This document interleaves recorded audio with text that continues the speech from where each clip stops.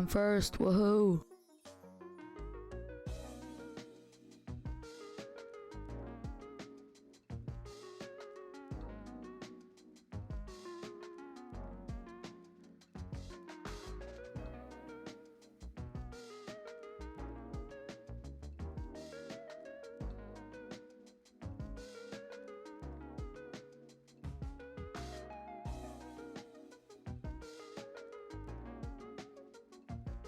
Ha, you got here second? Be quick next time, Pepega.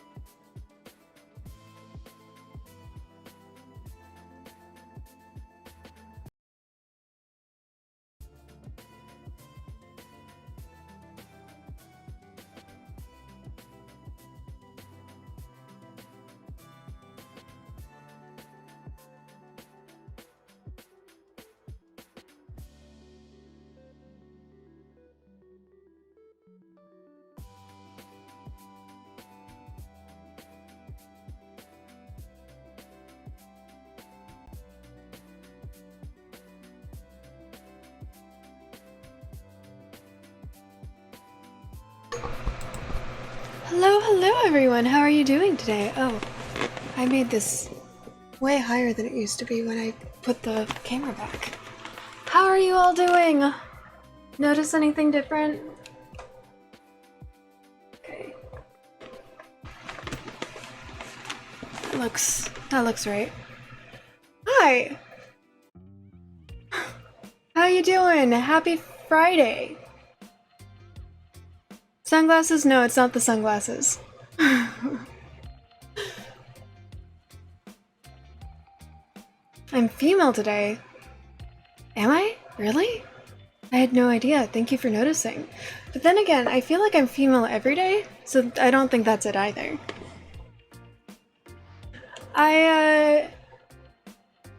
Thank you. Yeah, Molly and I dyed my hair black this morning. It, definitely, I feel like it's more like a very, very dark brown. There's definitely still red highlights, and it's temporary. It will go back. Yeah, my hair is significantly darker than usual today. I think it's very bizarre. Yeah, there's definitely still red. I feel like it's very bizarre looking. And I really need a better camera. One day. One day I'll get a better one. Thank you. But well, I'll live. Oh wow. Yeah, but I have this thing where whenever I change my appearance in some way, whether it's a piercing or a tattoo or dyeing my hair, which this is actually the first time I've dyed my hair anything but red, but it's still changing my appearance, I always want to like it on the first day and then think that I hate it afterwards. And so I always have to give myself 2 weeks to acclimate to it, which is about how long this is gonna last. Well, the dye was black. Now it's like, it's dark with red highlights. Yeah. But it'll wash out. So regardless of whether I like it or don't like it. My mom hasn't seen it yet. My mom cried when I dyed my hair red. She literally cried because she hated it so much. And then it grew on her, and when I wanted to go back to my natural color, she didn't want me to. She's gonna be so mad. Not mad. She's not gonna be mad, but she's definitely gonna be making some snide comments about it. Rask5, hello! Welcome in, how you doing? You're always terrified to do it, then as soon as you commit, you're entertained? Well, that's good. Yeah, I always hate whatever change I've made, and so I've given myself a 2-week adjustment period. And then if I hate it after those 2 weeks, I could think about what I'm gonna do to, like, fix it. Whether it's take the piercing out or begin mourning my skin, since I'm not gonna pay for getting a tattoo removed. But so far I've not regretted any of my... Well, I've taken out 2 piercings, but I've never regretted any of my tattoos. Your wife is working overtime at the hospital, you're lonely? Oh, I'm sorry to hear that. Well, hopefully hanging out here can help bring you some entertainment while you wait. You've dyed your hair pink, flaming orange / red, whatever. You've had hair down to your ass. You've shaved your head a bunch of times, and every time for any of those you have to take a few deep breaths, and then afterwards you're like, woo, your hair is silly, yeah, nice. I don't think I would ever actually dye my hair because my hair is very temperamental. And I know to actually permanently dye your hair, you need to bleach it and damage it. And my hair is already so temperamental that it's like, if I use the wrong type of towel, it will let me know that it's pissed. Yeah. So. Your wife's hair is pink and black. That is badass. That's super cool. Yeah, I always wanted to get like pastel purple hair. I don't know if I could pull it off or not. That's what I wanted.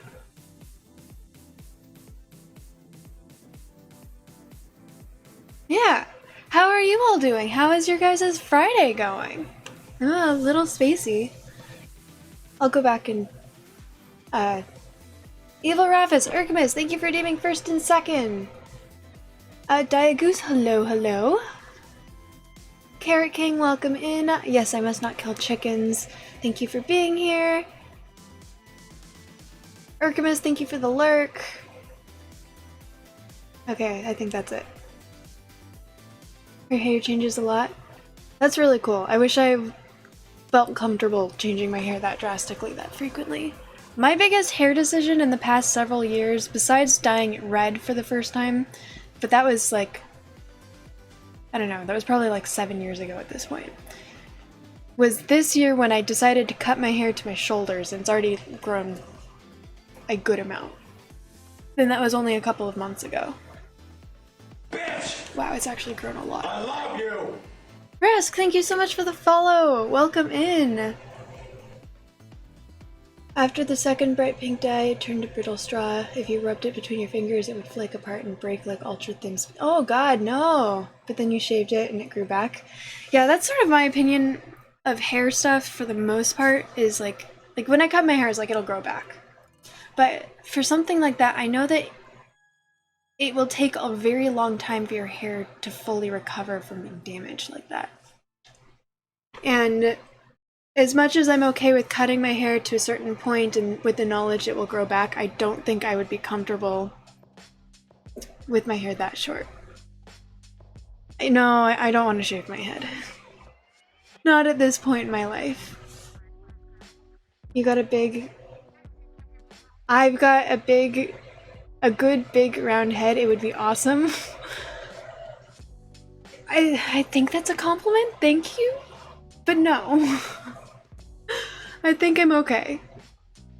My hair, I use it as like a nervous... When I'm anxious, I use it to cover my face or like flip it around. I think that it would be sort of like removing a tool for my anxiety if I were to cut it too short. You're giggling? I'm glad. Only listened to you if you like being silly. Pretty much describes your aesthetic, all your aesthetic choices. I mean, I respect it. No worries. Feel free to make silly suggestions. I might accept it at some point. I mean, I think I still have my first nose. I pierced my septum myself when I was 18, I think. And the piercing that I got, I think I might still have it. It was literally just, it was a clicker with a mustache on it. And it was so much bigger than the one I have right now. I don't know if I still have it though. Like, I know the drawer where I used to keep it, but that also might not be the right one. It might be like the replacement. Yeah, I used to do that, and then you just played with your scalp. It was fine.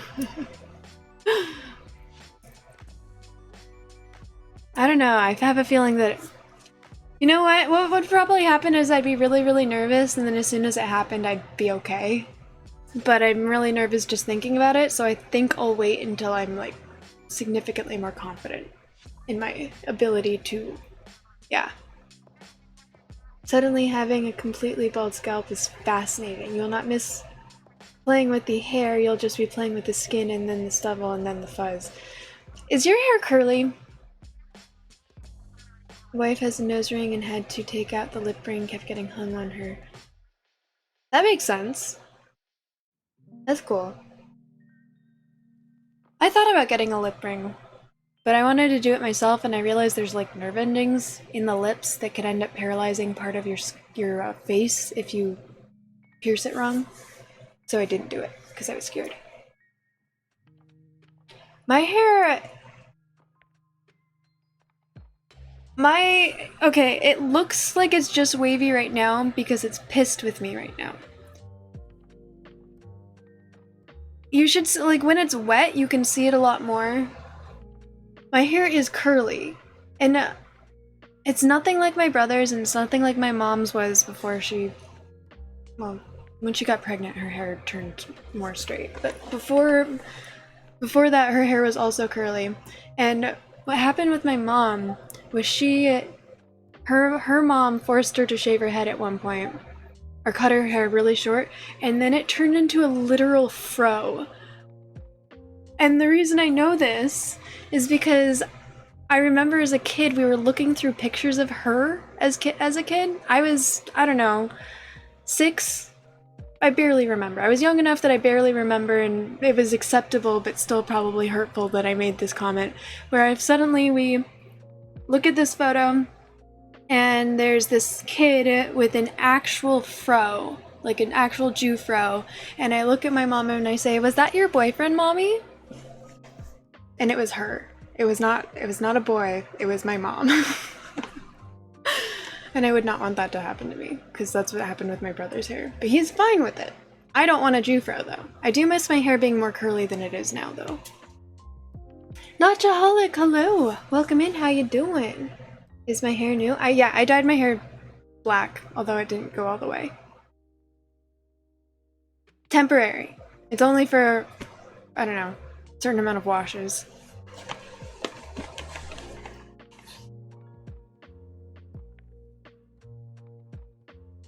My mom was not happy with that comment. I remember thinking it was funny, and also seeing, like, as an adult, I sort of recognized that she was a little hurt by that.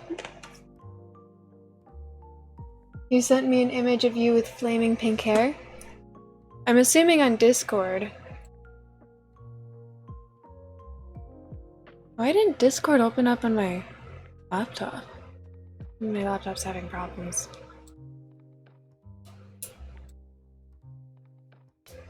Hair looks awesome. Looks really good.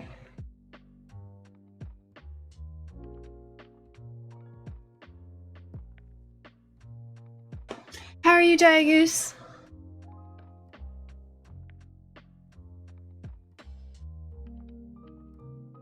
You're okay, about to get on too? Okay, well, have a good stream. This is so strange to me. It's very strange to me. I'm gonna get distracted every single time I see the way I look today. Like my reflection?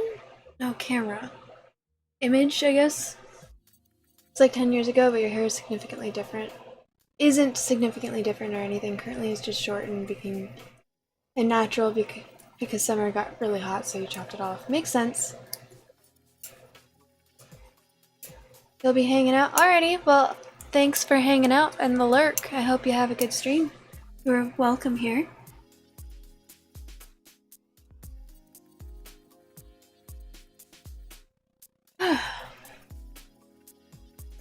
Should probably get to the game at some point. While I'm still okay with this. Because I know the more I look at it, the more the, like, oh god, no, feeling is starting to set in a little bit. I did have this amazing opportunity, though, because, I don't know, it was probably like 10 years ago when I was like, I'm gonna be angsty. I bought this thing because it's like, I don't know, strappy and goth, and I thought that I'd totally wear it, and this is literally the first time I've ever worn it, and I figured that this is perfect, because this is the only time I could possibly come close to pulling off something that's sort of goth aesthetic. I'm wearing black eyeliner as well. I know, I'm so angsty. Can't you just see it?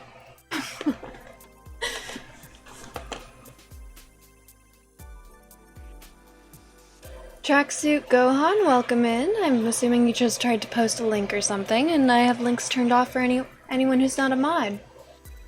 You noticed the eyeliner first? Oh, cool! I am Jewish, yes. Genetically Jewish. We don't really practice. Hello, yeah. How are you doing, Tracksuit Gohan? I was kind of worried that you were a bot, based on the fact that you started with a link. It's contrasty. Well, that's a good thing. Thank you.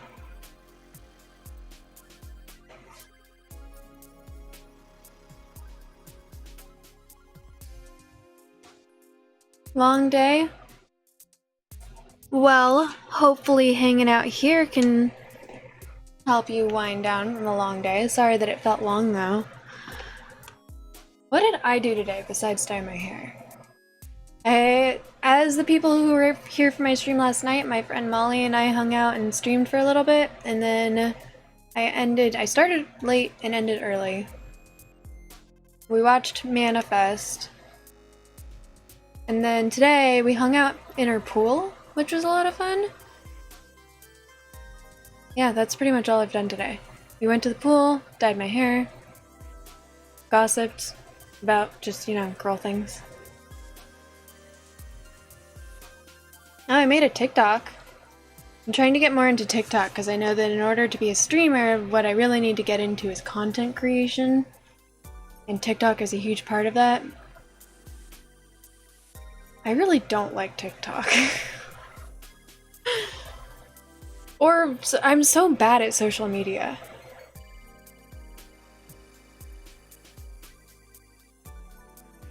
Taught some marching band this morning, getting ready for a parade. New baby things and went to Costco. Oh, did you just have a baby?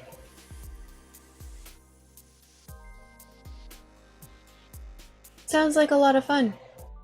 So it sounds like a good day, even though it was long. Like you were productive and you did stuff that sounds like you enjoy. Oh, well, congratulations.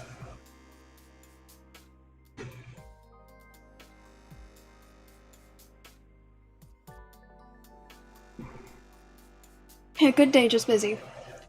Alright. Well, I'm glad that it was a good day. And I hope that you're able to wind down.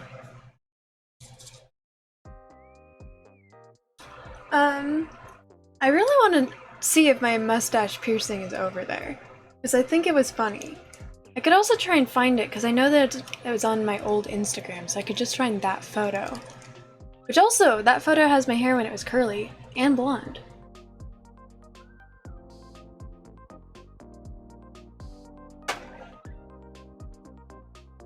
Maybe I should just find that photo and show it to you guys. That might be easier.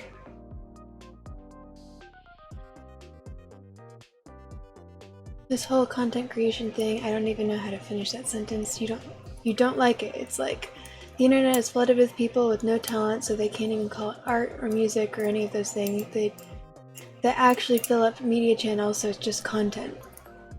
Fuck influencers is all you're saying. Well, do you think that what I'm doing right now is just flooding the internet with, I don't know. When I think of content creation, I think of just like people who make memes and stuff, and it's like people who make other people laugh or feel good about themselves. Because that's what I enjoy doing, is creating a community and making you guys laugh, giving you guys some place to, I don't know, decompress from your day or take your mind off things. Talking about mental health and stuff and trying to help people feel more comfortable and confident with themselves. That's sort of the community and the vibe that I like going for.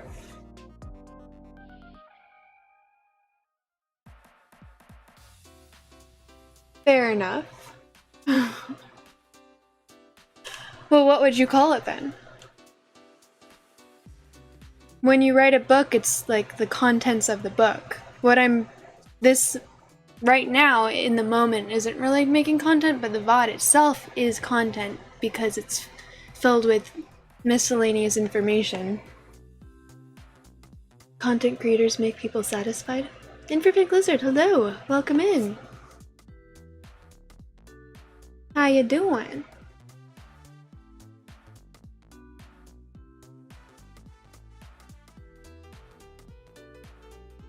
I honestly don't even really know what an influencer is.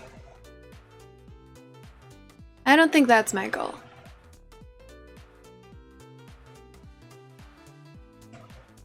Make the people satisfied because they're content. I was watching the streamer the other day, and I don't remember what the context was as he was talking, but he was like, I'm glad that you guys are, or I hope that you guys are content. Or I'm glad that you, like, as my viewers, you guys are content, and as a streamer, I am content. And I was like, oh my gosh, I love the pun. It's great.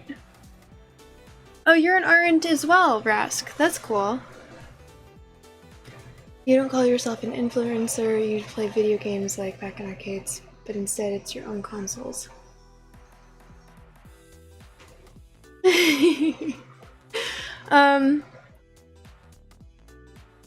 I feel like being an influencer is more than our level. I think an influencer is once you have deals already, like you're being, I don't know.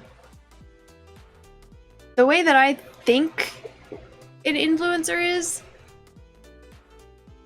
is someone who influences things, like someone who has a deal with a certain brand and has a following, so they influence their following to spend money on that brand. That's sort of how I don't know, that's just sort of how I've thought about influencers. I don't actually know what an influencer is.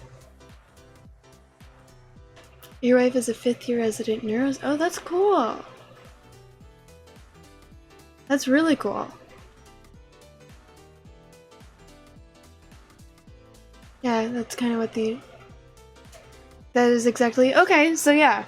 I would not say that I am an influencer or that being an influencer is my goal at all. But content creation, just making people laugh and feel, I don't know, better about themselves. I think that's something that I would really enjoy doing.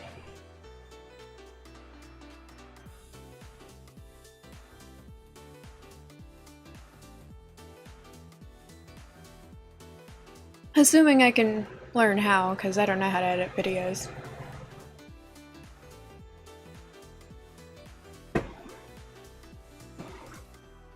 Every follower feels the pressure to collect sunglasses, free sunglasses. Have you been aware of the free sunglasses you've come across and felt like you need to collect them? Because I'm gonna count that as a win. Oh my gosh! Is this how I'm becoming an influencer? By convincing you guys to collect, like influencing you guys to collect free sunglasses. I'm okay with that. Don't take anything you say as a sort of judgment or insult. Like my stream, you're just real quick to wander off in philosophical semantics. Mostly musing on words. No worries! I feel like everyone is entitled to their own judgment, especially on something that's not clear-cut. And I know, I mean, I was literally laughing at a meme earlier today making fun of influencers, so I'm not gonna take offense. Especially since I don't consider myself an influencer. And I don't think I would consider myself a content creator yet, because I don't really know how to make content besides what I'm doing right now. You've never run across free sunglasses? Really? Like, you've never been to an event or where they have merch, where they're giving out like those wristbands or something? Like Comic-Con, there would be free sunglasses at Comic-Con. Which is going on right now. There was a lot of traffic driving home because of Comic-Con.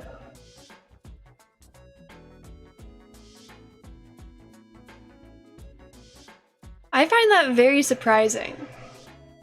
Because where there's wristbands, there's normally sunglasses and stickers. Even before I started working as a brand ambassador, going to liquor events, I was able to... I think the first pair of free sunglasses I remember specifically collecting was at Comic-Con, because they went really well with the outfit that I wore. A redundant rebel, hello! Welcome in, thank you for the first time chat. How you doing?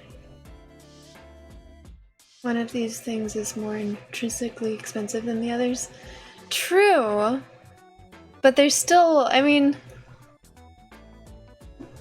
These were free.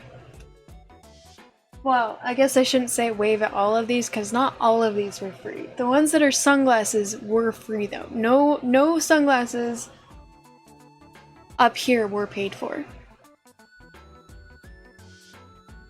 The fake glasses and the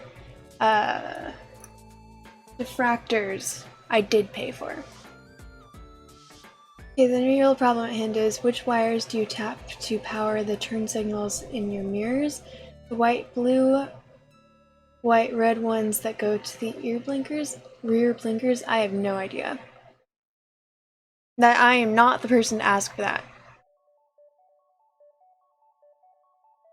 I used to really enjoy working on my car, but I never got down to the super technical stuff like that. And Redundant Rebel, I'm glad you're doing splendid. I am also doing well. I dyed my hair black today. It was supposed to be black. I don't really think this is like very dark brown. Or, I don't know, black with some very strong red highlights. You got the red wire or the blue one? The blue one. Red. Yeah, they used to be red. BRB wife phone call. Alright, Rask. See you in a bit.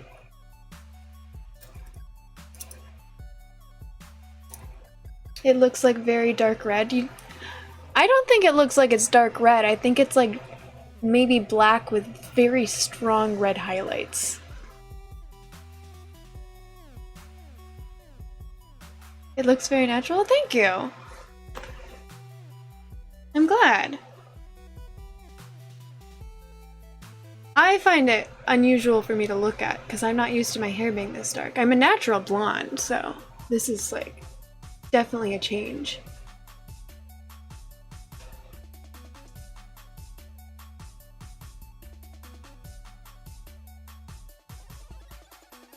I don't think I'll hate it once I get used to it. Right now it's a little... I got some interesting necklaces. Thank you. Well, I think thank you? Yeah. I got 3 on right now. This one I have intentionally short. But it changes length. Supposed to. It was a compliment? Okay, cool.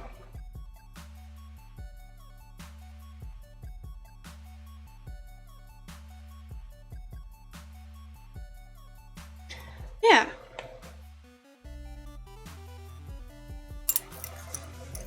It makes you look more pale. The clothes are helping with that, so yes. You're doing the...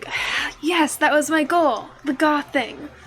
I considered trying to make black lipstick, because I know how to make lipstick colors, but I don't even know if I have black eyeshadow anymore.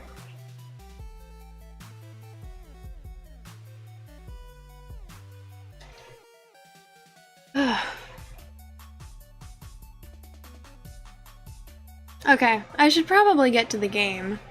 Eventually, one day.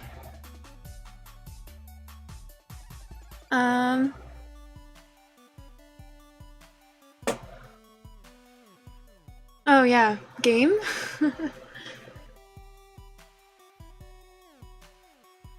Maybe. Welcome in. A new hand touches the beacon. Is that a Skyrim reference?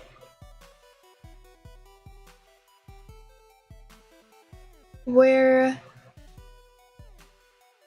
am I? What do you mean? Where are you, N?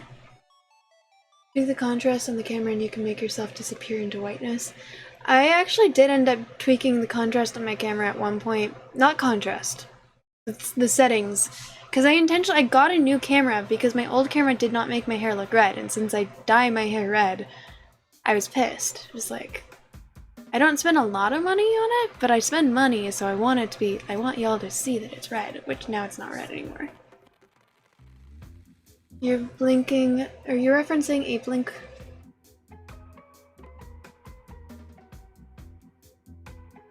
182 song because you were saying you're trying to do the goth thing.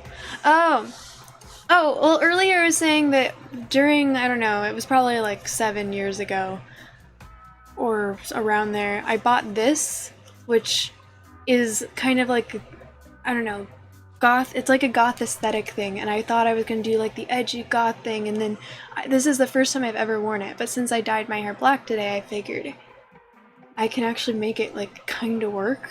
So I put on a little bit of black eyeliner and this thing, and you know, it's finally getting purpose after 7 or so years. Maybe I'll wear it again before this washes out. I don't even know why I still have it, since I've literally never worn it. But now I've worn it! It's had purpose. My money, I don't even remember how much I spent on it, probably wasn't a lot, but my money was not wasted. We all got that shirt that we haven't worn.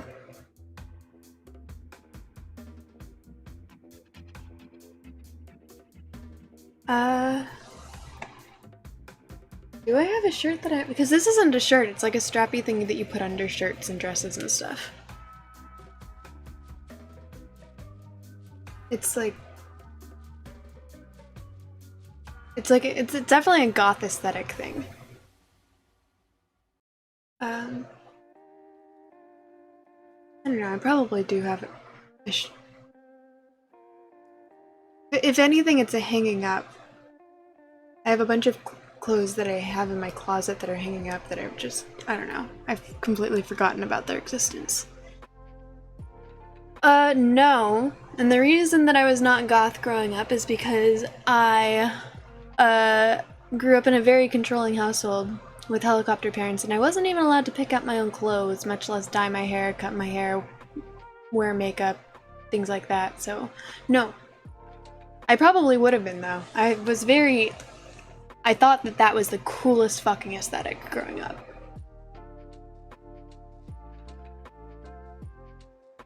I remember I tried cutting my hair once and I was in so much trouble. It didn't look good, so, I mean, I was punished for that anyways, on my own.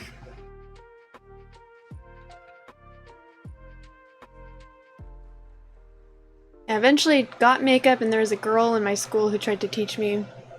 Oh, okay. No worries. Streaming.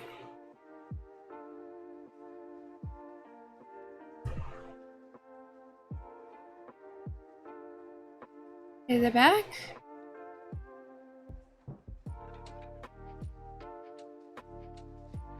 I see that. It did a thing. Wow, that looks like there's a pretty hefty delay.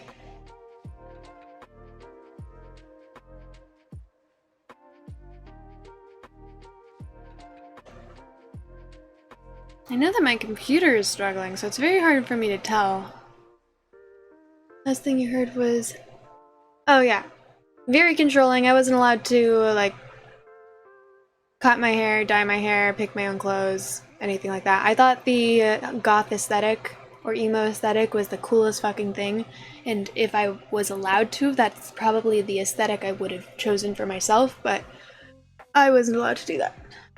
That's the reason that I wasn't allowed to play video games growing up either.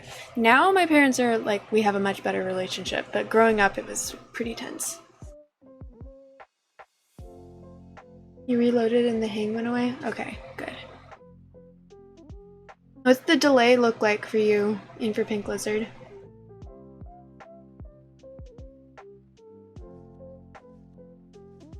I mean, I see that on my dropped frames it went up from 0.0% to 1.5%. It doesn't look like I've dropped any more frames since that happened, so it was probably like a couple of seconds and then it went away. Yeah, it's still at 298 dropped frames. Or 2,098 dropped frames out of a lot. It's going up, so I'm not gonna try and read out that number. Jay Porog, hello! Welcome in! It's good to see you! I'm glad you were finally able to catch one of my streams. How you doing?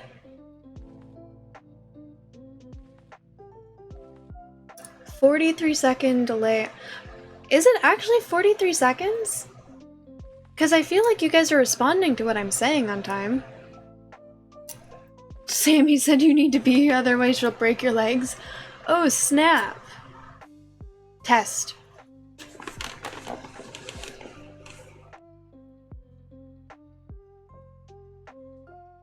How long was that? Yeah. I feel like you guys are responding to what I'm saying pretty quickly, so it's possible it's not actually saying, like it says it's 48 seconds, but it's not actually. I'm doing good. I'm also doing good. I'm glad that you're doing well. Tell Sammy I say thank you. Test.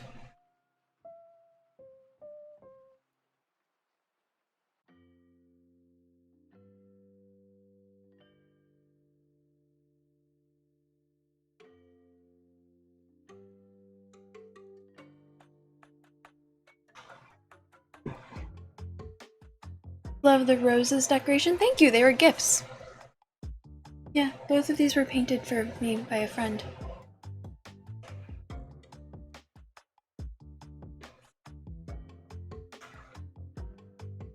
Can't believe they... So I complain about this a lot, but in hindsight, I think they may have made the right call. Not for the right reasons, but I was a very obsessive child. I don't think that I would have done anything if I had gotten into video games, because I would literally just read. I'd find a book I liked and I'd read for 19 hours at a time, and I wouldn't eat, and I wouldn't do homework, and I wouldn't do anything. Like, I would just read until I finished my book in one sitting and be miserable and cranky because I hadn't eaten in 19 hours. And I'd be exhausted, and that's not why they didn't let me play video games. They didn't let me play video games because video games rot your brain. I mean, that's what they were told. I'm diagnosed with ADD and OCD. So I think that in a way it was the right call. So I'm not going to like talk shit about them for it. Video games rot your brain. Yeah, I'm ADD. I'm not ADHD. I've never been hyperactive, but I can't focus for shit. But then every now and then there's something that I actually interests me, and then I hyper focus on it. Or more. I've read for longer periods of time, where I'm not even moving, I'm not getting up to go to the bathroom, I'm not eating, I'm not sleeping, I'm not doing anything because I'm focusing on reading. Until I used to have the book that I remember doing that in one sitting, and like just going to school the next day and being absolutely fucking miserable. It's called Skin Hunger, and it was about this thick, and I read it in one sitting. I have a massive shelf of books. I think I may have gotten rid of that one because I never picked it up again. It had a sequel that my school library didn't have, so I wasn't able to read the sequel.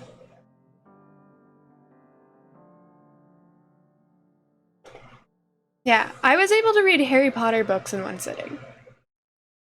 Starting when I was in like 3rd or 4th grade. Which that's an 8th, yeah. I was a very obsessive child in a lot of ways. So I'm not going to say that they made the right decision about a lot of things, but I think it was probably for the best that I wasn't allowed to play video games until I was an adult and had a little more self-awareness of what self-control is. The H in ADHD doesn't necessarily mean you act hyper. It's a neurological thing, it means your brain is jumping around. Well, I'm diagnosed with ADD, not ADHD. I'm not hyperactive. I'm able to control my movements for the most part. I have attention deficit disorder, not attention deficit hyperactivity disorder. Your boss says he's ADD, but every time you tell him he's ADHD, attention deficit high definition, he never remembers you've said that before. That's funny. Your brain is rotted because of the games you play. Most of the fear-mongering of the news nowadays doesn't bother me like most people. Your brain is rotten. We are artists. Why are artists so good at self-control? Because they always know where to draw. Hey! I mean, does that what counts as an artist to you? Because I am a poet, sort of. I mean, I am a poet. So I don't draw lines unless you count writing, but my lines are not straight. My handwriting is terrible. Oh, fun fact, I got my handwriting. I'm a poet and I didn't even know it.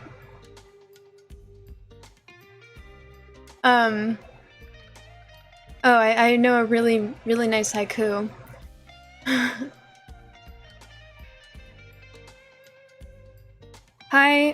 Haikus can be fun, but sometimes they don't make sense. Refrigerator.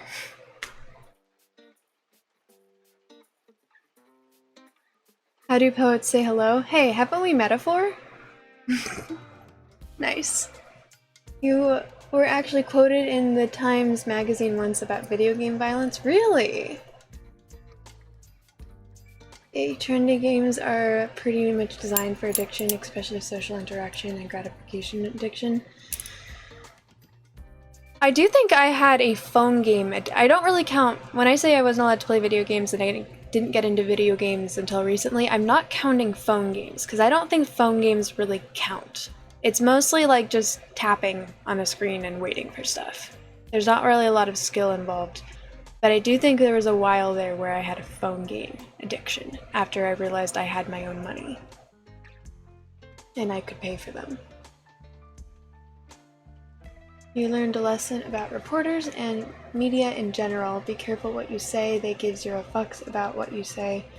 They're just looking for sound bites that fit their angle. That makes sense, yeah.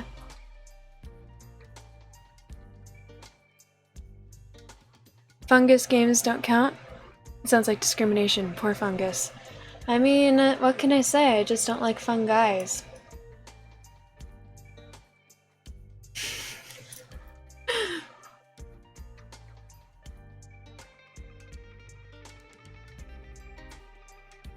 I mean, the first several video games that I played didn't even have violence. Thank you, thank you. Yeah, the first several games that I played, well, I guess the second game I played was Little Nightmares, and that does have violence. But I started with Myst, and Myst has no violence whatsoever. Why was the poet teaching at a prison so happy? She had a captive audience. Oh, that's good. That's a good one. So what do you guys think of video game violence? I think that humans are naturally violent, so video games just hold interest because we find violence fascinating on a instinctive level. That is the reason that people crowd around to watch when there's a car crash or an accident or something. It's because we find, on an instinctive level, we find things interesting even when we also find them disturbing, which is why violence in video games is as popular as it is. You spent almost an hour talking to the guy about video game violence. It turned into one line that was basically that this crazy freak with a pink mohawk says violence is good. If humans have always wanted to kill things. I mean, that's how we survived. Way back when. Crime rates went down precipitously as video games became more prevalent. Also makes sense. Not to mention, most sane humans know it's illegal to kill someone, so they just act it out while playing violent video games. Yeah, here, want to see realistic video game violence, realistic combat violence. As a little kid, like 4 years old, I would pull goldfish apart and crush ants with your thumb, and you felt nothing. That is a little dark and disturbing.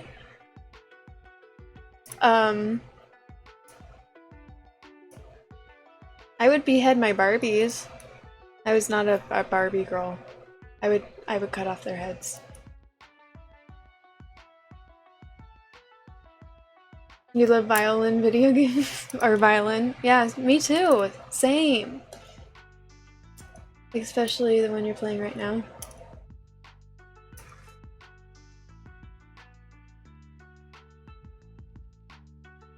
Violin.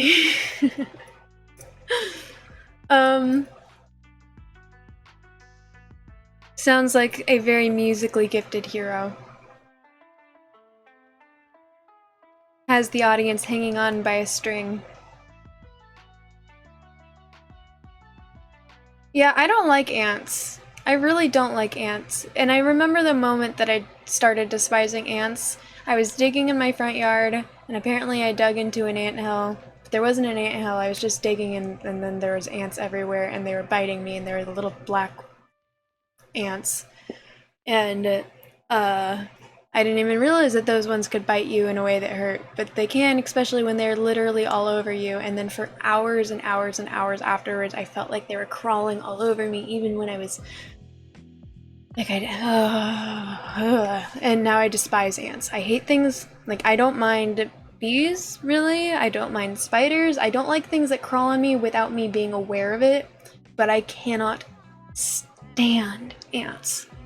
I hate ants so much. Today I offered to carry in groceries for my friend Molly's mom, because she's afraid of spiders and she was complaining that she didn't want to go, like, if she was going to help carry the groceries in, they were going to have to go the long way because she parked right by this tree that had spiders, and I was like, I'm not afraid of spiders. I can help. Last night, Teddy, one of the people you brought in, horror junkie. Oh. I know, I'm a psycho. I think tarantulas are the coolest things. Okay, you're drunk enough to get into bed and pass out without thinking about the mistakes. Oh no! May include war crimes, oh wow. Well, good luck with those tomorrow. Sweet dreams, thank you so much for hanging out, J Porog. And I appreciate you stopping by. I will let my wife know that you stopped by so she doesn't need to break your legs. I'm pretty indifferent about ants, they're annoying. I also hate mosquitoes. I have sweet blood. I have so many bug bites right now because we have a pool. And fleas. Oh my god, fuck fleas. Ants who don't bite. Yay. I mean, that's great. Yeah, that would fuck with you hard. Honeybees are great. I don't mind. I like bees, but I have a weird allergy to them, so once I found out I had a weird allergy to them, I don't like them close to me. I used to be that person that people would call over to scare bees away, and now I don't like being close to them. I don't like ants, yeah.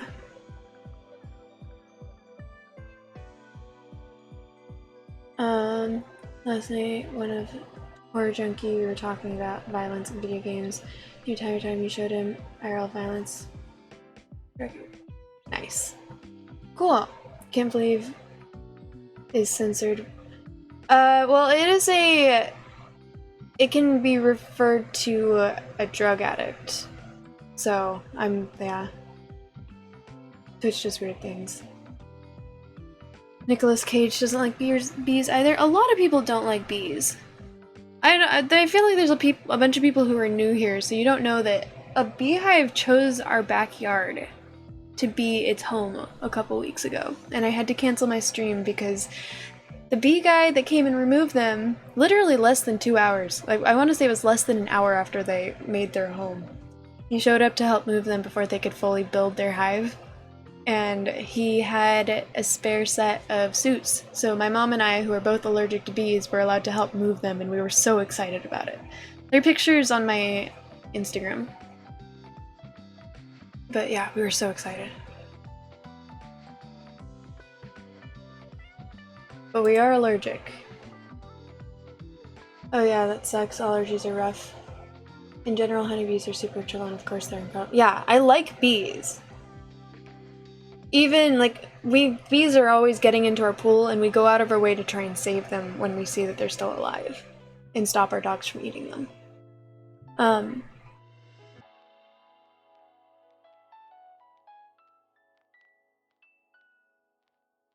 The bee is home. Yeah, I like bees. So when I say a weird allergy, we have this allergy, I got it from my mom, where every time we get stung, it's worse. And it's not like anaphylactic shock. It's like, or maybe it's not anaphylactic shock. It's like a autoimmune response where we get really, really sick. Like, it gets swollen, but we also get really, really sick. For me, The first time I got stung, it just hurt. And the next time I got stung, my entire hands got swollen. And the next time I got stung, I stepped on a bee and my entire foot was swollen. I had to miss school the next day. Like, up until my kneecap. My mom is at the point where they say that every time she gets stung, she needs to go to the hospital because it could be fatal. So now that I know that every time I get stung, like, I could probably get stung 4 or 5 more times before it's actually dangerous for me. But now that I know that that is a risk that's on the table, I'm a lot more careful around them than I used to be. Fun fact, some scorpions and bees have a very similar type of venom. And, yeah, venom. The reason that my mom gets as sick as she does now is because she was stung by a scorpion, and the venom in a scorpion is more potent than a honeybee, and there's more of it, or maybe it's just more potent. Regardless, that is the one that put her into the danger zone. Before that, she was okay. Like, she'd get more increasingly sick every time, but now it's like she needs to go to the hospital if she's stung. He kept honeybees, but they were bad for his health. He broke out in hives. Hey! Yeah, the danger zone. Okay, very danger. Oh my gosh, I love that. Whose is that? I really like that emote. That's awesome. Alright. I'm gonna go see if I can find that piercing because I'm still thinking about it. I'm gonna be right back. It's just gonna keep bothering me. I don't think it's still there, but it might still be there, and because it might still be there, I want to know if it's there. Y'all know what I'm talking about? So I'm gonna be right back, and while I'm gone, I will leave y'all with tic-tac-toe and clips. Let me know if there are any that are good and if there's any that I should delete.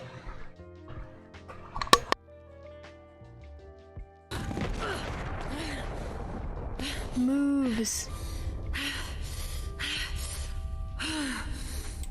I'm glad you're entertained, Cloud. Yeah, that one's, I'm getting used to that one. Unfortunately.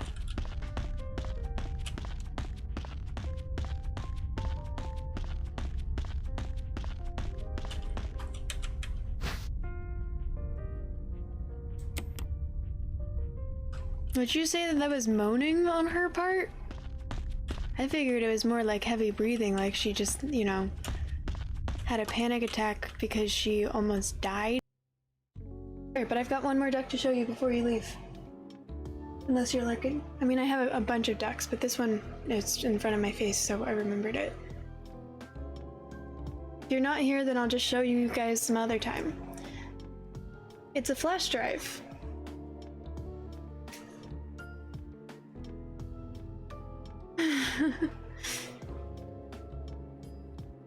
Isn't that cool? I don't think I'm gonna be able to do it. Let's try.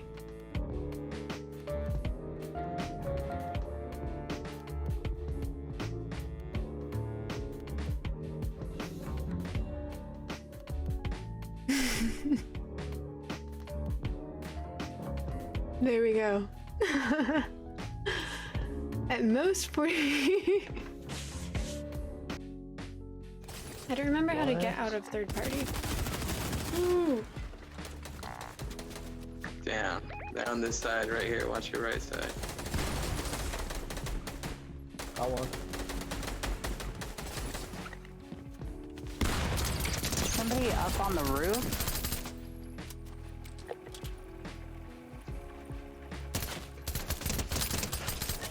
Hey, got a kill! Oh, nice. Oh, You got yay! somebody.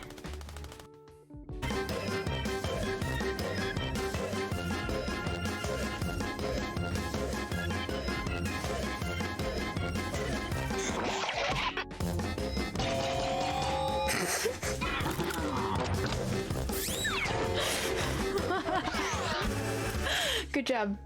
That is it. Well, except for this last part.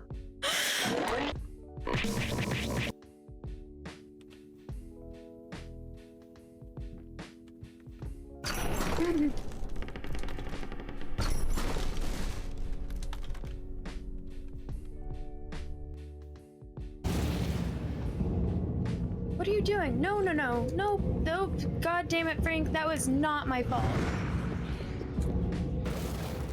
There have been a lot of things here that are due to my shitty gameplay. That was, You are fighting for your life. Don't look at the fucking lever that you can't even reach.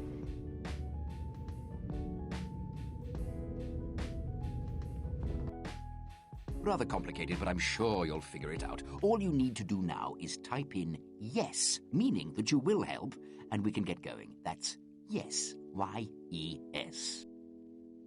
An odd way to spell it, but that will do fine. You won't regret it. Well, maybe you will, but let's get you on board anyway. Anything else you want to say or ask, just type. Not now, not now. We've got to get you on board. Oh, look. A nice picture of the sky above your house. Okay, I'm back. So, it wasn't where I thought it was, but I remembered where it is. It is in this box that I cannot open. Yeah, OnlyFans. There's a space in the middle. There's OnlyFans. It's not OnlyFans like OF with no space in the middle. Only space fans.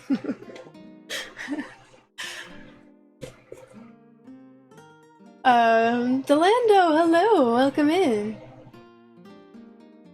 Danger's your middle name. That's badass. Redundant danger rebel. Schmidt, thank you so much for the lurk, the stash clip.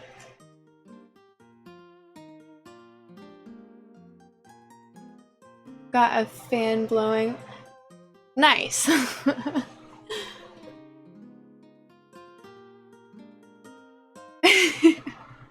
It makes me laugh too. Fun story about that is when I first set it up, I didn't tell anyone because I wanted to see people's reactions, but no one clicked on it or commented for a very long time. So eventually I wanted to show my mom because I knew she'd laugh even though she'd be uncomfortable at first.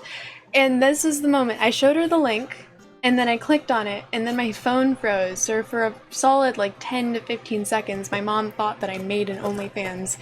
And the look on her face, I thought she was going to throw up. She looked so uncomfortable.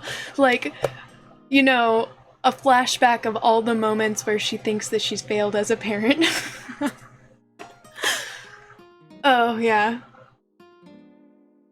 And then it loaded and she was like, the gasp of relief when this happened was something special. You know about Korean fan death? No, I don't. And you're about to show her. She's like, maybe we should have let her play video games. So, before this is now here, it's in my way, so I have to show you guys. It's in this box that I can't open, because it's a pain in the ass to open. But this box was in this box.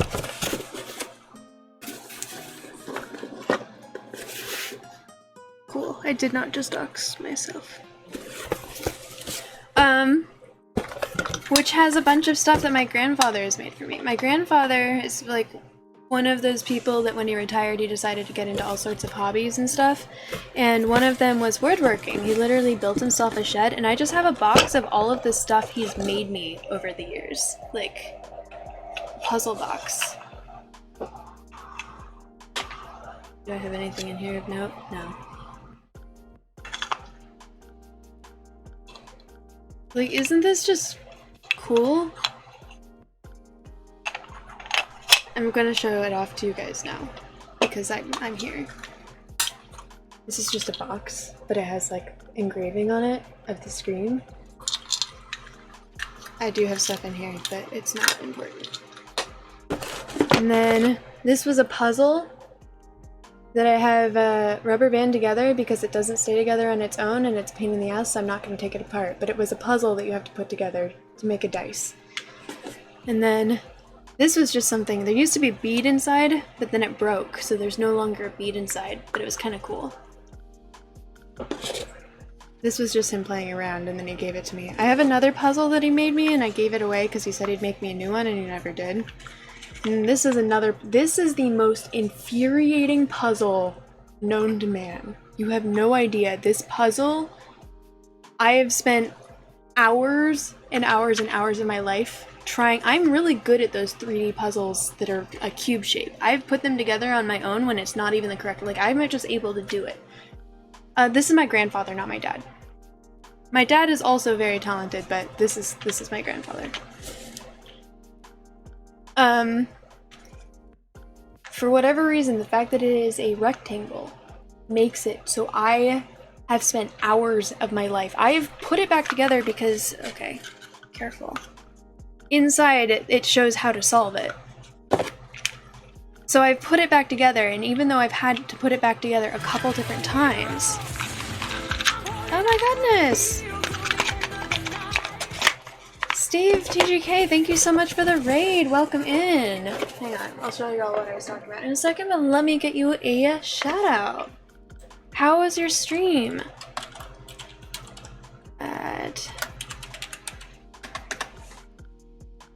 You were playing Tomeball 2, the Evil Swine Return.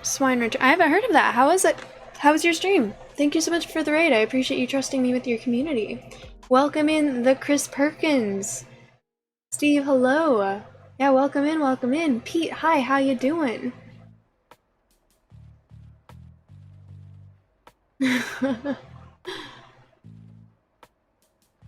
It's a PlayStation 1 game. Oh, so it's been around for a while. That's awesome. You had a good, I'm glad you had a really good stream. Right now, we are talking about my very talented grandfather who made me a bunch of puzzles that I'm now showing you guys. Like, he made me this box. And this box.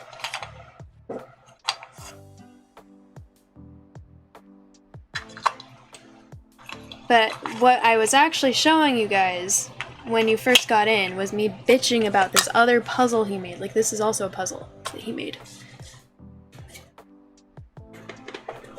But it's this puzzle that is the bane of my existence. Whenever I think of Toomba, I think of that really awkward speedrun video. That's awesome, thank you! He made these, yeah, he made these himself. My grandfather is he's one of those people who once he retired, he just started taking up hobbies and getting really, really good at them.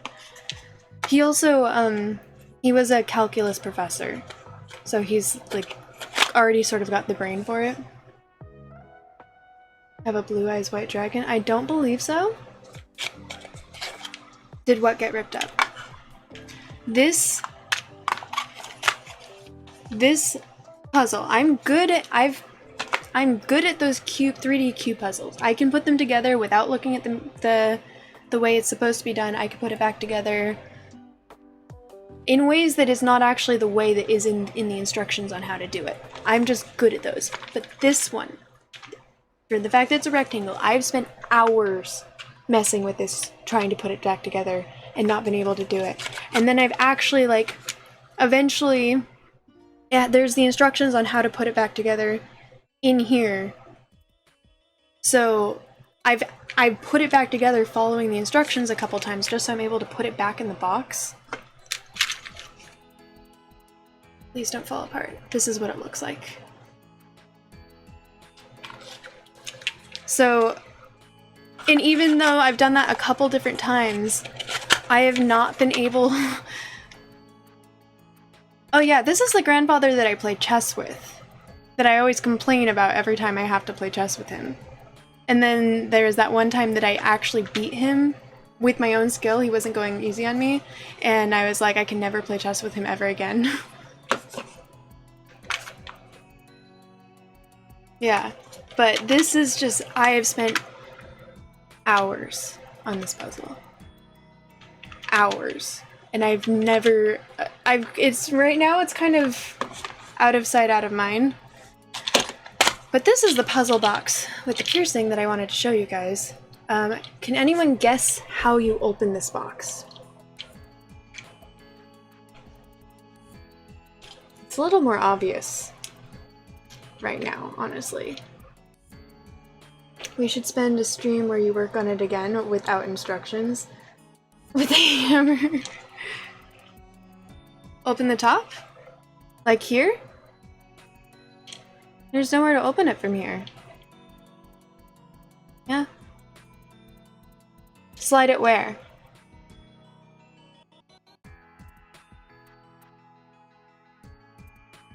So this... I pierced my septum myself when I was in... when I was 18, my senior year of high school. And the piercing that I did was awful, and it was designed specifically to piss off my parents.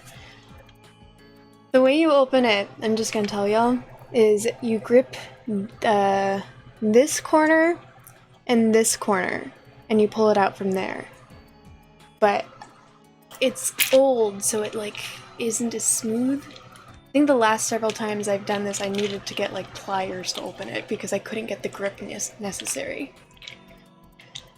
Oh, it's sliding out a little bit, I think. Come on, buddy. I believe in you. I know that piercing that I wanted to show you guys, I'm 90% sure that it's in this box. And at this point, I just want to know if I'm right. I could do a stream where I just try and solve this fucking puzzle if y'all want. I might end up breaking something. Like my brain. Can you imagine you just getting obsessed with trying to open those? Bitch! I love you! Gaming Sailor, hello! Welcome in, how you doing? Thank you so much for the follow, I appreciate you. You're serious about that? Me just messing with this? Your parents got... That is badass! Do you have pictures of them? That's so cool.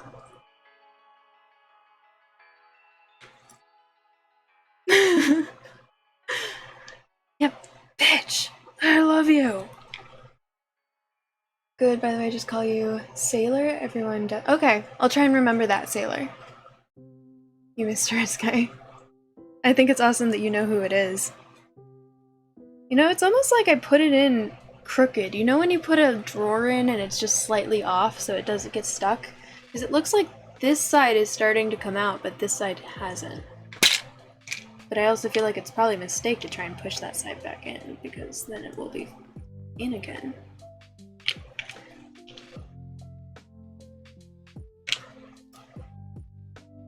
My best friend showed me that video. My best friend used to send me YouTube videos that he thought was funny. He sent me a number of very strange videos.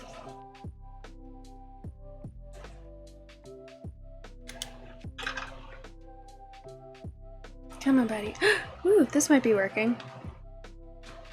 Yeah, that looks like it's doing something. I'm using attack. Hey!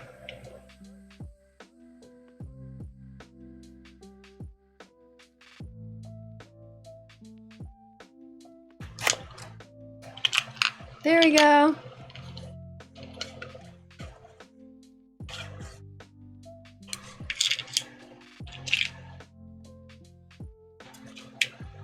What? No, it's not in here. Wow, this, there's other...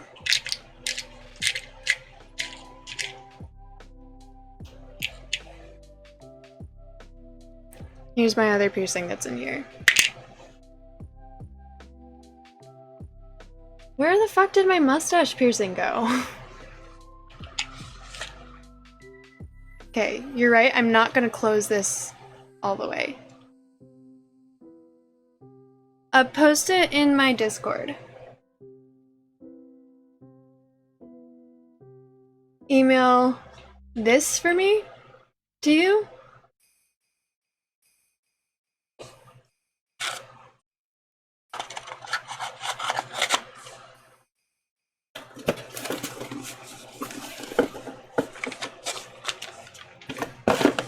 Okay, I'm putting all of this stuff back in the box.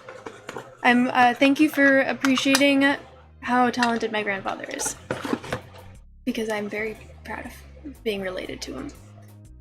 This is the other puzzle that people may have missed. It's a rubber band together because it doesn't stay together very well on its own. But it's a cube. It's a dice.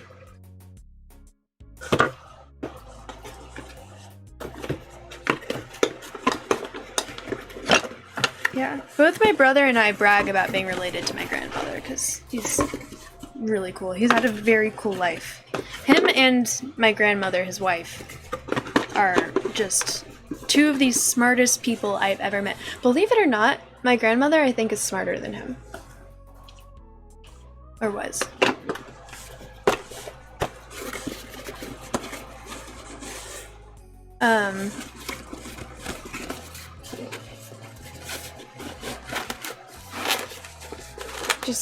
And they've, like, traveled all over the world. They're constantly showing artifacts and souvenirs from all of the places that they've gone.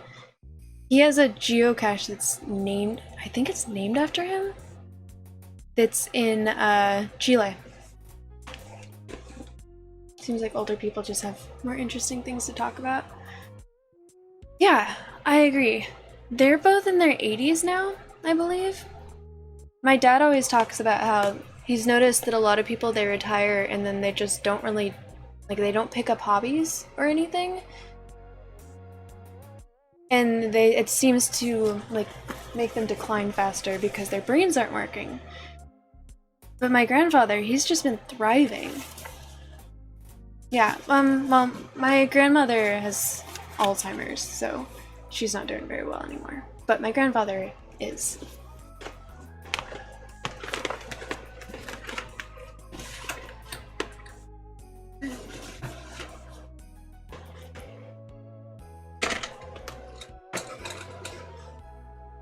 Let me put all of the stuff back that I moved so I could get into that box, and then I will be back. Thank y'all for being interested in random stuff. Okay, BRB again. Yay! Oh, thank you so much for the bid, Seeking. Also, go to sleep.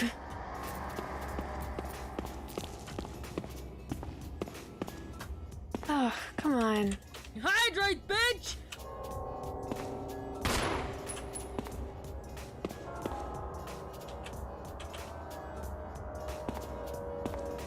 Bitch!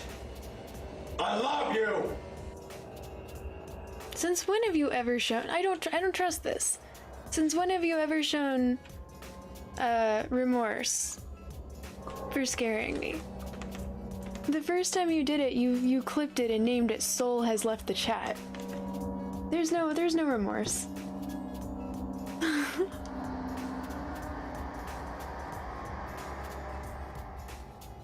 This just makes me more suspicious.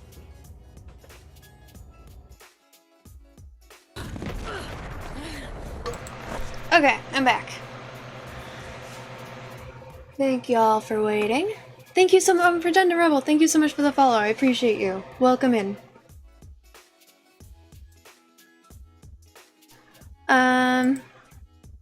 Okay. What do I need to do right now? I can tell that my volume is louder than I will be able to stand once I go into a game. I think 30 has been okay. Mr. Kennedy, hello! Welcome in, how you doing? How's it going? Thank you so much for joining. Seems like a chill place here. Well, I'm glad. That is the vibe I'm going for. Silly and chill. And now we will go to Skyrim. Thank you.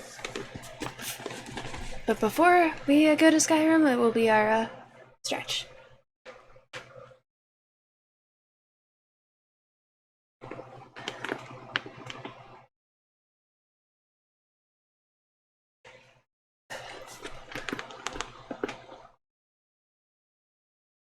That was a good one.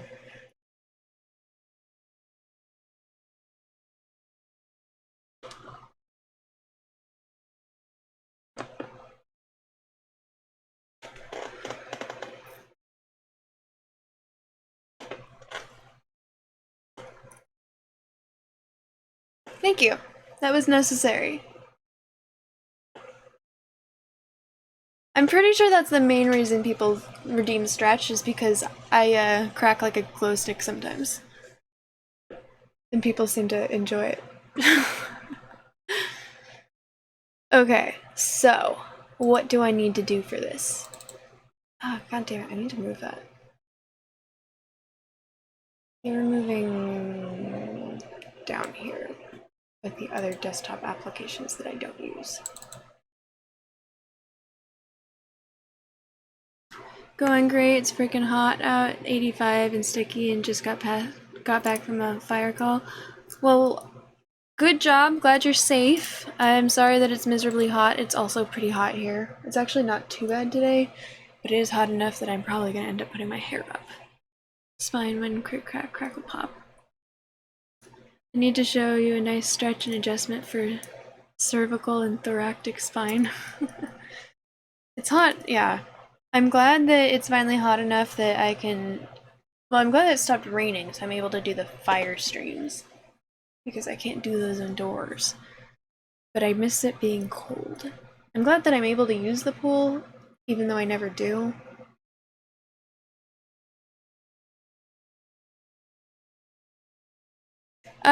Yeah, Redundant Rebel. If you check out my channel point redeems, you'll see that the most expensive one is called Get Lit. I am well, from age 17 to 19, I was a professional fire eater, where I would go to events and be paid to eat fire. And so if you guys redeem Get Lit, I will eat fire for y'all. We've done 4.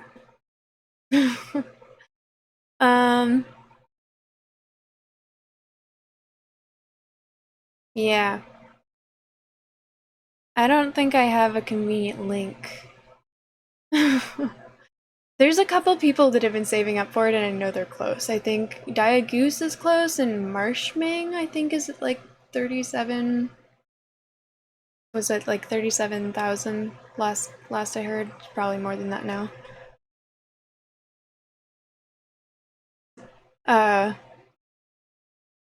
I think Infrapink Lizard could redeem it like 3 times in a row if they wanted to. Game? This is a Skyrim stream, ma'am. I know! We've done an hour and a half of chatting. Can't even pay for 2.5.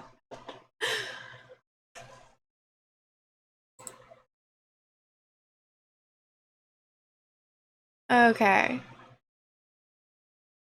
So sad.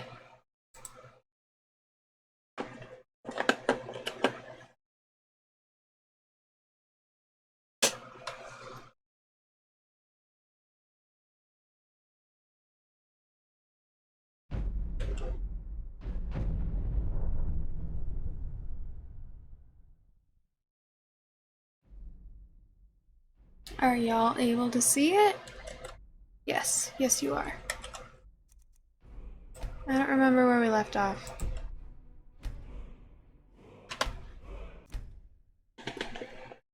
Oh, I left my journal over there. Hang on.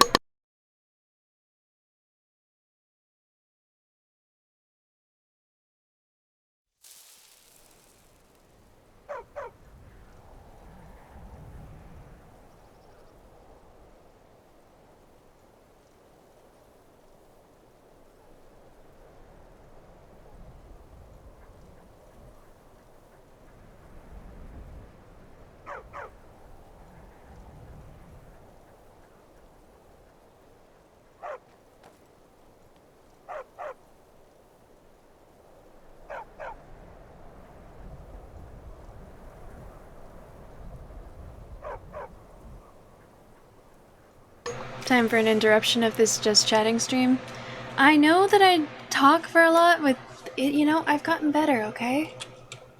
Okay, I think my goal was I was about to go in there. Yeah, that seems right. Or I was trying to decide if I wanted to go in there or go back and do something else. Betty's journal? Oh yeah, I have journals for games so I could take notes and stuff because I'm a nerd.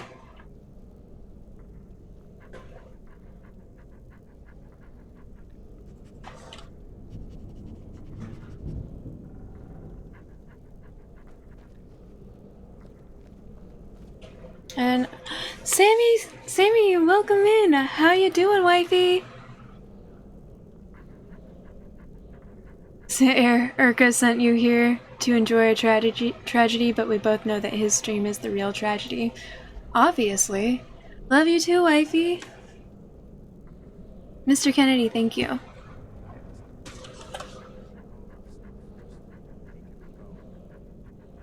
No rush by any means. You suggested a blurb. Okay, cool. Yeah, thank you for letting me know. I forget to check blurb frequently. How was your stream? What didn't work, Mr. Kennedy?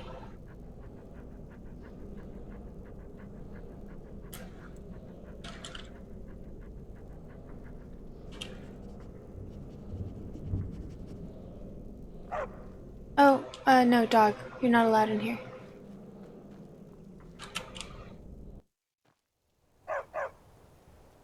The shadow? No, it did. I saw it. It did the thing at the top saying it let's join. No, I see it. There's the shout out right there. Last seen playing Resident Evil 4. Oh, Sammy, you switched over to Resident Evil 4? Did you finish Red Dead Redemption 2? Great evening, grabbing some food and ready to eat and wind down for a bit. It's late for you. You're normally asleep by now. Okay, doggo. Wait here.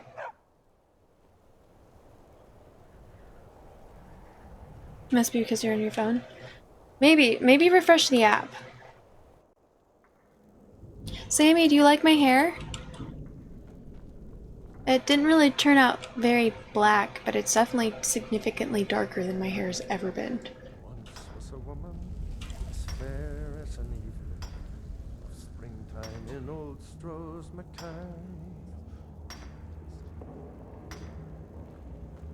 You picked a bad time to get lost, friend. Looky here. Die here so I can take your stuff. Oh, I'm stuck.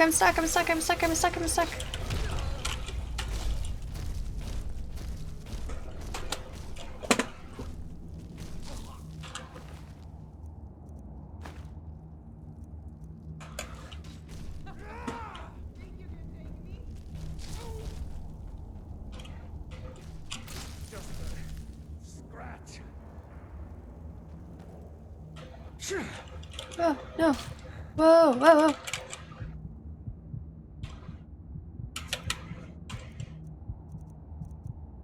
I keep getting stuck.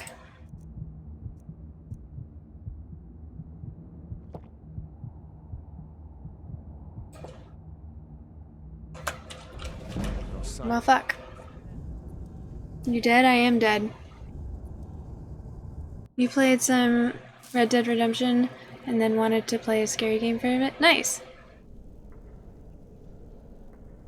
Maybe don't fall in holes. I'll keep that in mind next time. Thank you, Pink Lizard. Just so hard to remember that that's something I shouldn't do.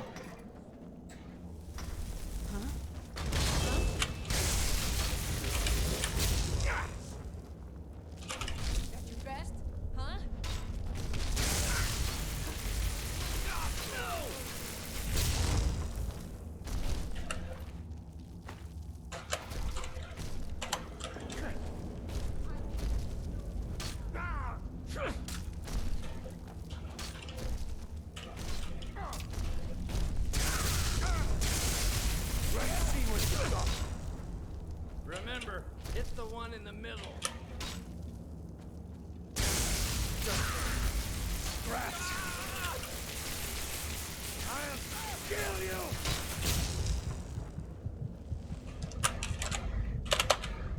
Okay. Time for some actual.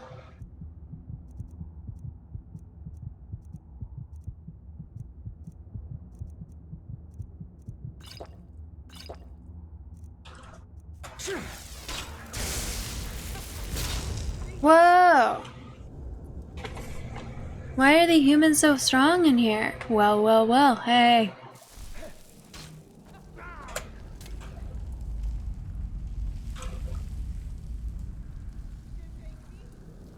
I'll rip your heart out!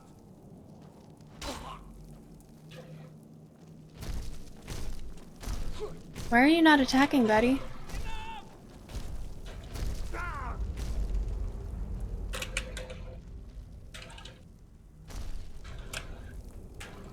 Skyrim belongs to the Lord.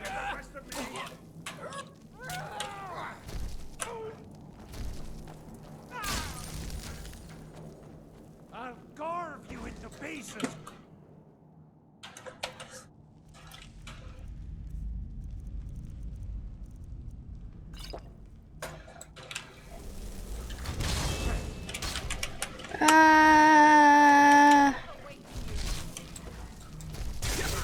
Oh shit.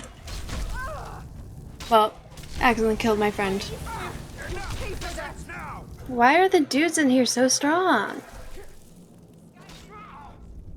Did my follower just kill my own frost I don't think so. I don't think that was them.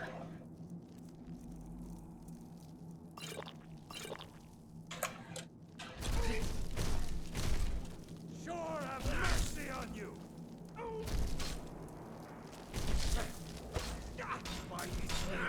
You'll pay for that? I'll live to drink another day. That's it? That's all you've got?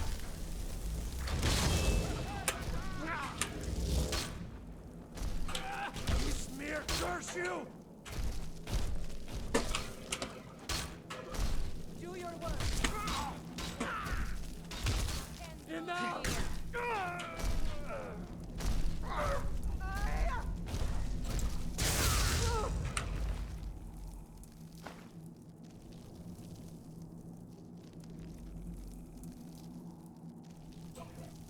Well, I'm here.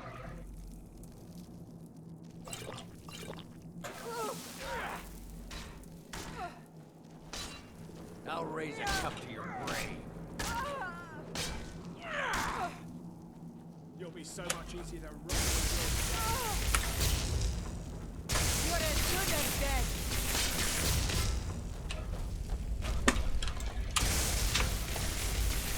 Give up while you still can.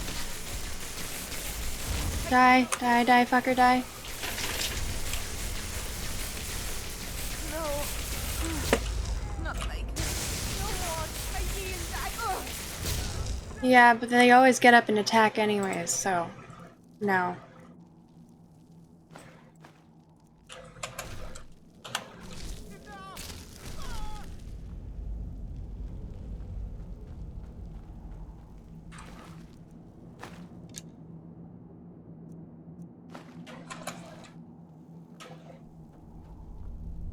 Is that everyone?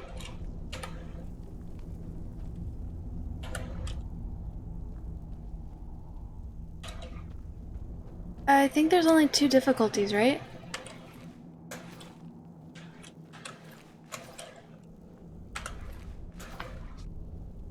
Wait, Redundant Rebel, thank you for being here!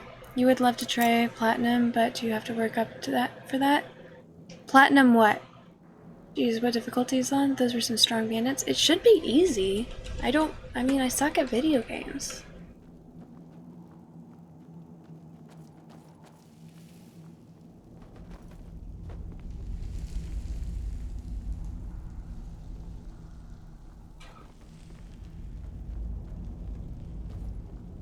No, that was unusually strong.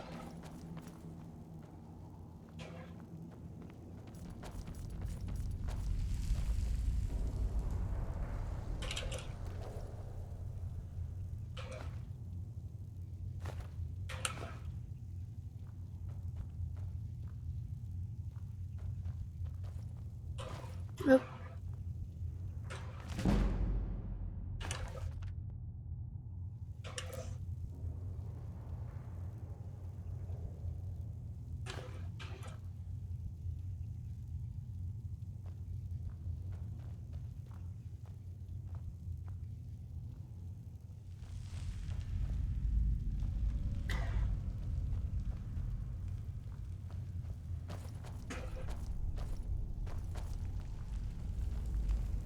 Okay.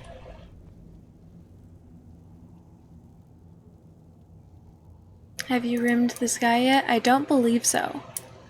Oh, welcome in, Ivy. How you doing? I gotta level up. I'm doing my best, okay? That's why I haven't done any main quests yet. I want to level up first. The last time I fought humans, they were super easy, so this is weird.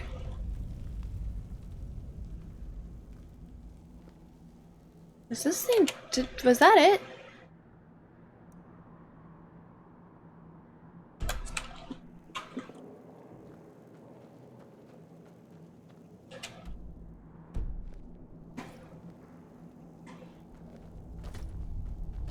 It said that I could go move over there, but then it didn't let me, so...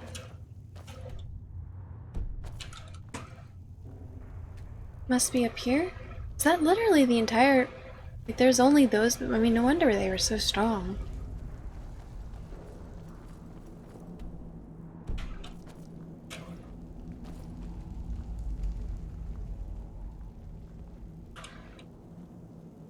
I would like to jump down here, please. I have a feeling...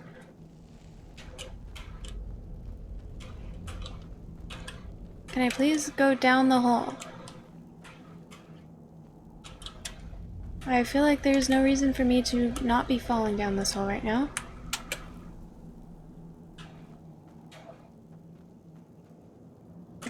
There we go.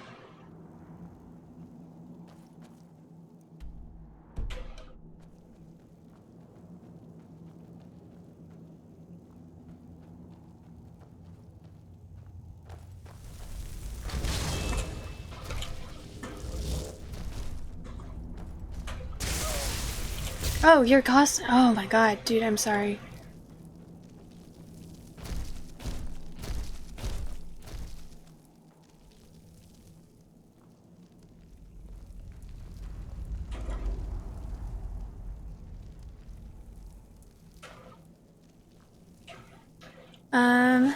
Just got off work, decided to stop and watch me kill a chicken or two. Well, good luck with that, because I'm not going to. I made that mistake once. It says cleared. Oh, it does say cleared. Where am I now, then? Kill a chicken? I mean, it's happened twice. I fell the whole way down. True, I did.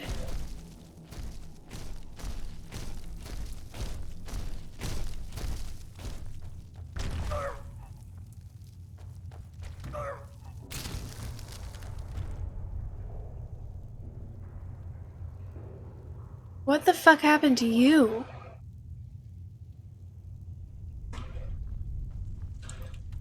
Oh, this is literally just where I was. What the fuck? What's over here?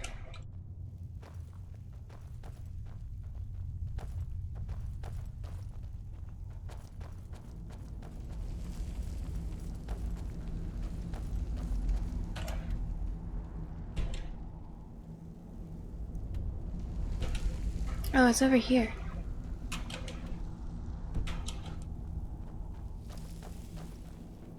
Oh, it just wants me to run around to make the map do the thing.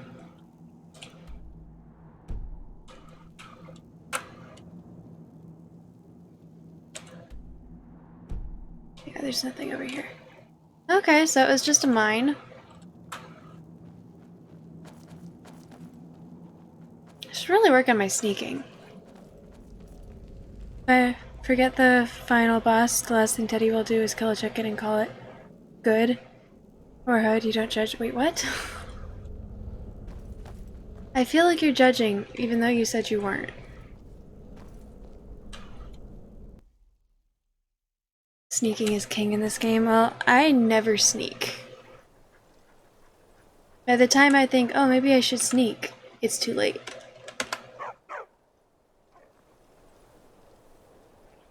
Okay, so for this quest...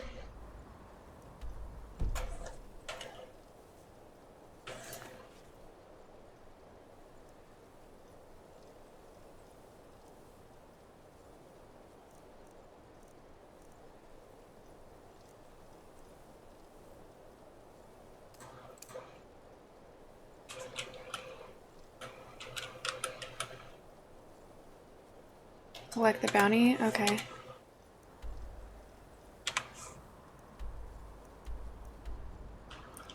Oh, I just have to go back there?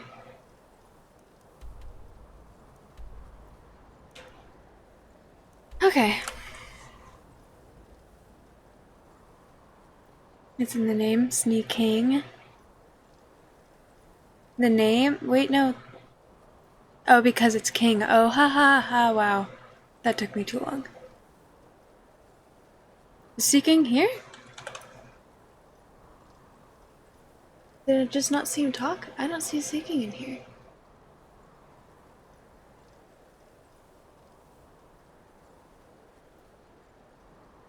When you oh, so you just added him. Okay. When I sneak, you kill a whole group of bandits. I mean, I was super good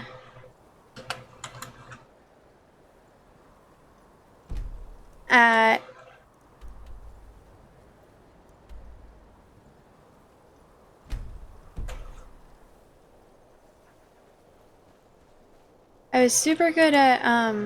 wow, words are hard. At sneaking in Hogwarts Legacy. Like as a petty thing almost. Oh, where's my horse? There's my horse.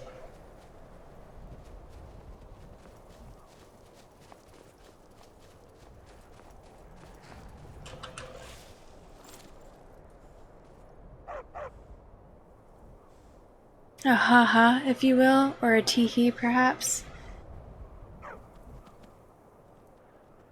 I'm sorry that I was too slow to get your genius. My deepest and sincerest apologies. Okay. There is somewhere that did I actually clear it? Okay, I want to clear this place. Screw it. I normally don't fast travel, but I'm getting a little lazy.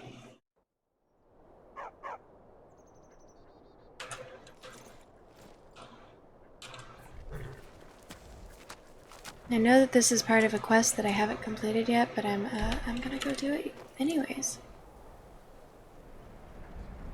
Doggo, wait with the horse, please.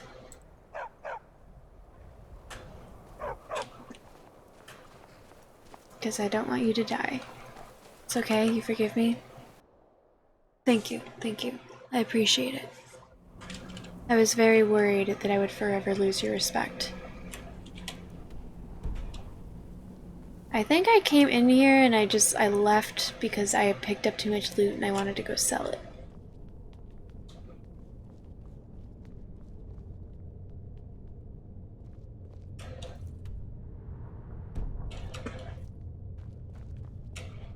Yeah, I've already explored part of this place. I don't think I went this way.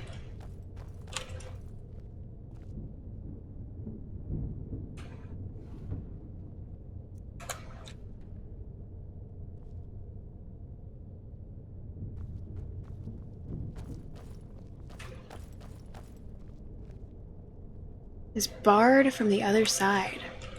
Interesting. You're so sweaty, too damn hot. You know what I do? I've literally done this, like to go to sleep when it's too hot out, I will spoon ice packs. And I highly recommend it, it's effective.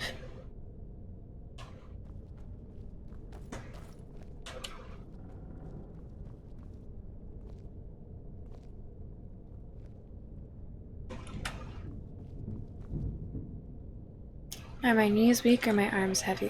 What do you mean? Did I say something that implied that? I would say my knees are weak, but I want to know why you're asking. Because I have bad knees.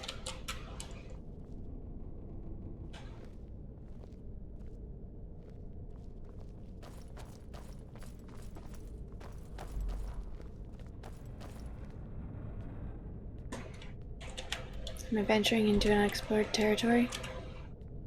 No, I don't think so. It looks like I at least started to explore up here. I want all of the books, because one day I will do I don't know if I'll stream it because I have a feeling people will get bored, but I'm going to at least record myself reading all of the books in this game.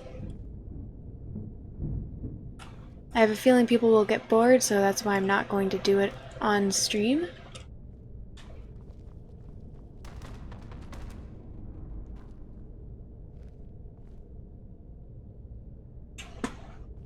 But I want to collect them all. You did in fact have mom's spaghetti? You wouldn't get bored? Am I nervous or am I on the surface? Or on the surface do you look calm and steady? Are you singing under pressure from that one book or movie, Encanto? Quality movie. I should watch it again.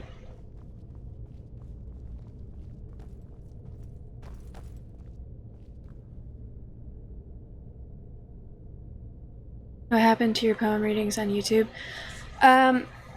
So I ran out of ones that were just about my depression and anxiety. And then the remaining poems that I have are, I feel, a little too personal, detail-wise. It's been a while since I've written a current one. I've got a lot of unfinished ones that I feel like I should finish. And then the ones that are finished, I feel like I need to edit because they're a little too personal about my, bad relationship. And so I started to go through them to like edit out the parts that were just too much and got sad, so I stopped.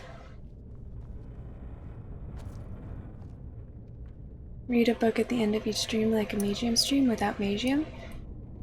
It wouldn't be boring if you do voice acting while reading it and wear a costume. For each book? I mean, I've read a couple of the books on here. I enjoy it, but I like Magium. Okay, I've already been through here. Let's go. I think that this is new area. Yeah. Let's try sneaking.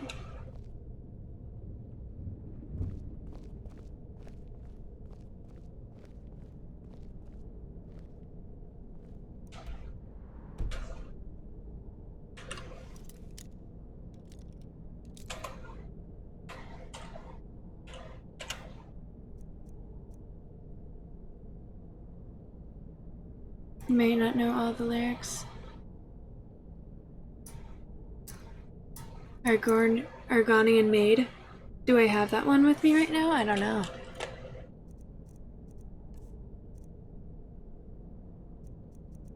I don't think so, because you said it starts with an A. Are you able to build your own house? See, the way you play this game, most would find boring. You like crafting and house building. I don't know if I would find that boring. I might find it frustrating, though, because this game doesn't explain how to do jack shit. And I find it frustrating. Peril.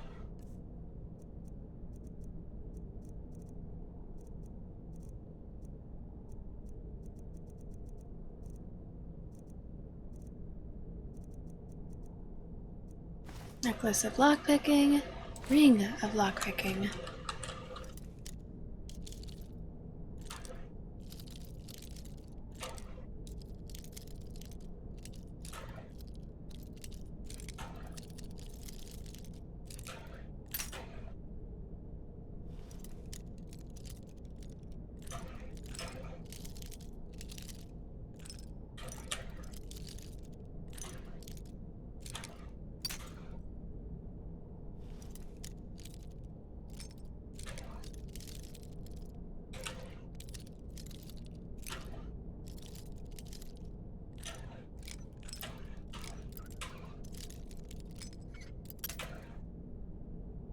Damn.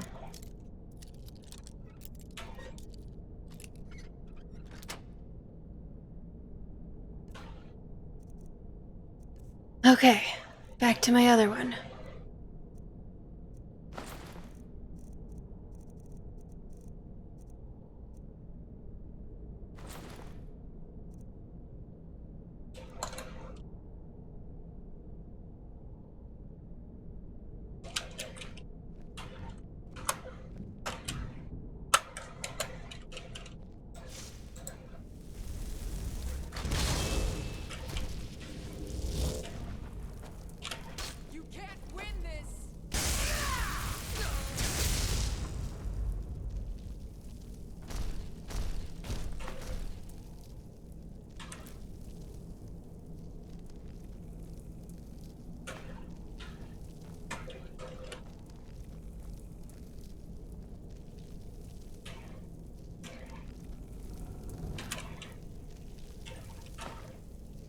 Is there anything else of interest on this shelf? I don't think so.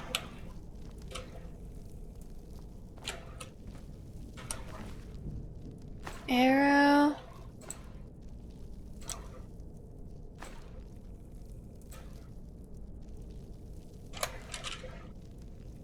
Thanks for your stuff, man.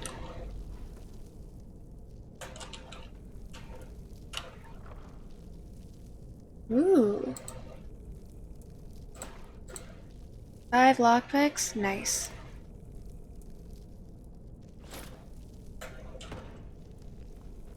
Alright, that was worth the time. If you have the DLCs, you can house. Oh, cool. It's beyond fun. Build a nice big mansion or a little cottage by lake. Nice! You can favorite weapons and armor so you don't need to go all the way into the inventory.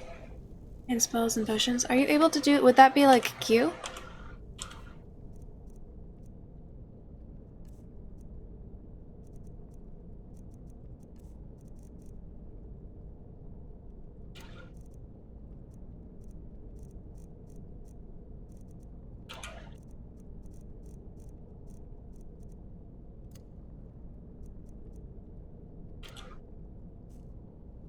Oh, thank you.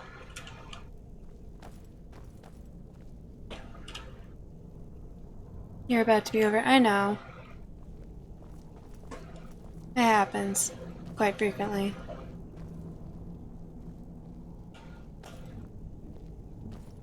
Is someone there?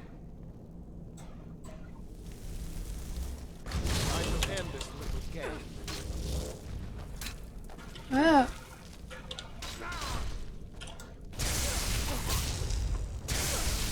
Just a scratch. I'll rip your heart out. We are routed. Fall back.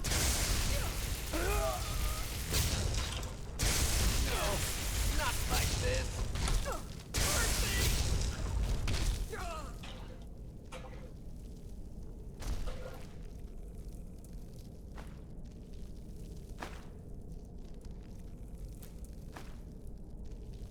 Physicality of werewolves. That seems like an interesting read.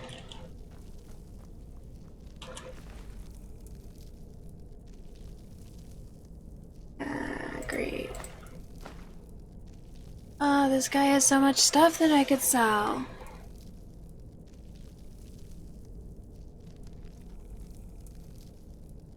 Over cucumbered. Also, a nice thing about a house is you can store all your loot. Yeah, I'm storing all of my stuff at the Mage Academy right now.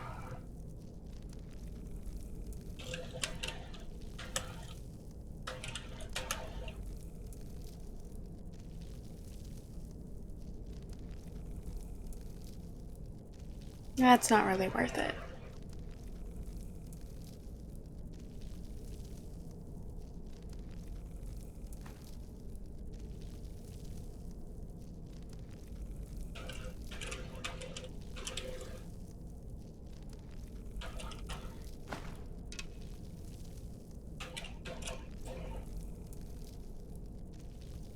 Yeah, that's better. Lame.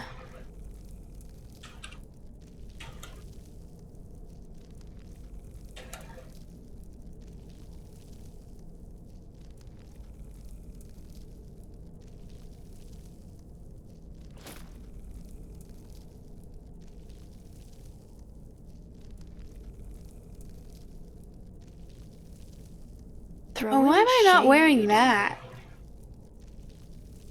That's better.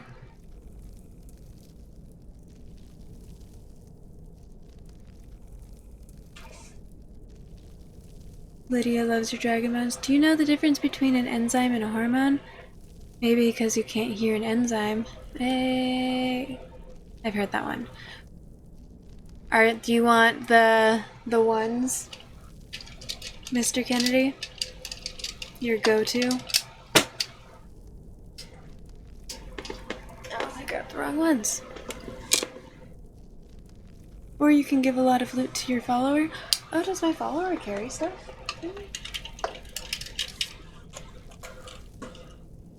Follower, where are you? Come over here. I'm still here.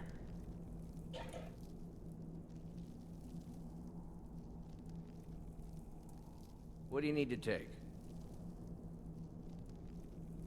Oh, and I'm able to take his stuff.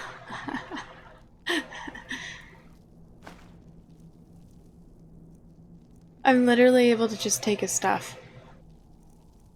Ah, that's so funny. Okay, can you take... I think the heavy stuff is,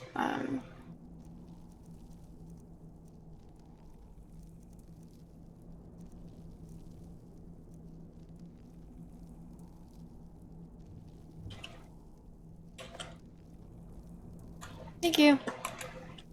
Let's go.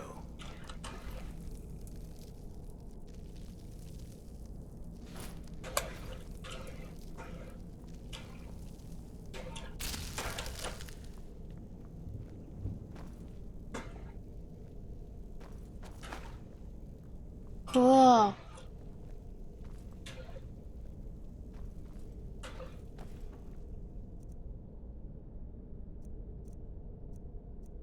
Creepy doll. Doc the Major, hello! Welcome in. Tired but happy? That's good. What have I missed in chat? I feel like I've missed things. He is sworn to carry my burdens? Lydia loves your dragon bones? Oh, she is. You want Diddy to join the dark side and kill chickens? No. I will not kill the damn chickens. Do you, tired as normal. What did you say about yuppers? Okay.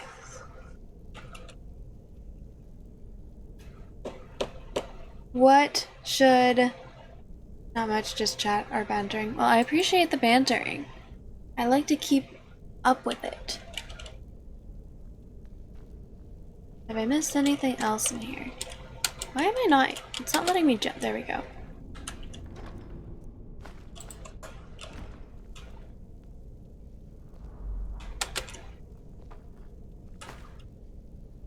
Nice, nice.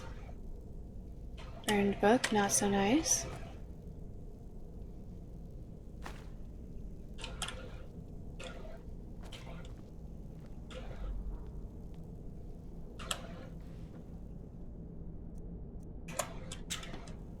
Okay. Where have I not gone? Looks like I've gone that way.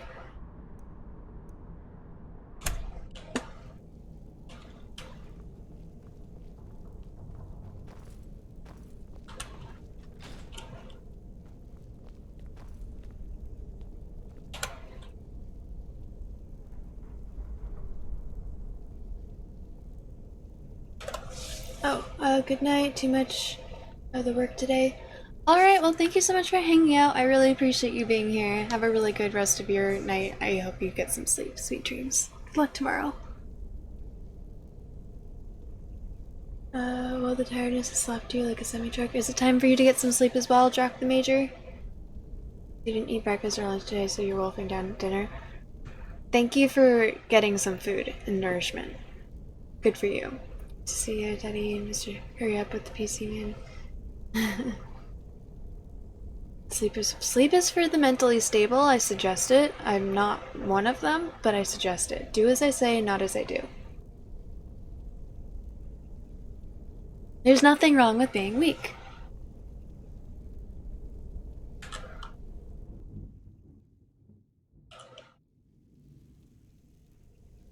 If you make song references, I will almost always not get the reference, just so y'all know.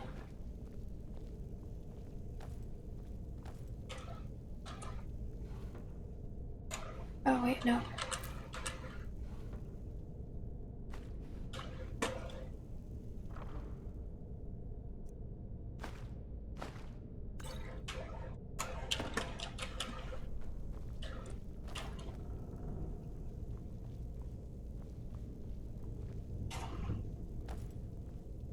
Imagine being mentally stable. I'm getting there. Sorry. No song requests. It will meet my stream. Also, I don't know music well enough to be able to be like, hey, that's an inappropriate song. No.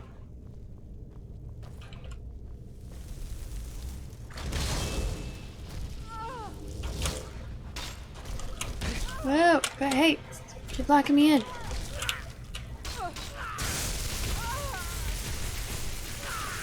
The white hates you.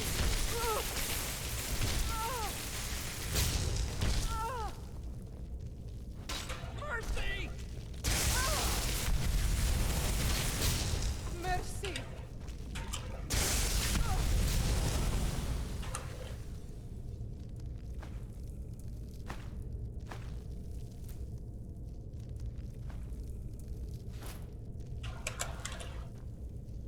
Alright, come on, man. Let's get going. What do you need to take?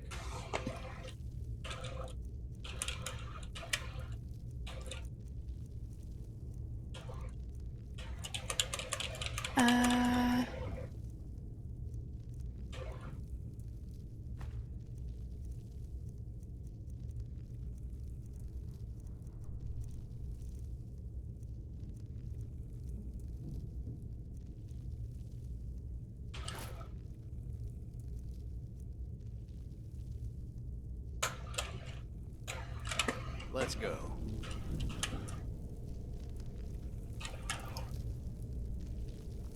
Cool, cool, cool, cool.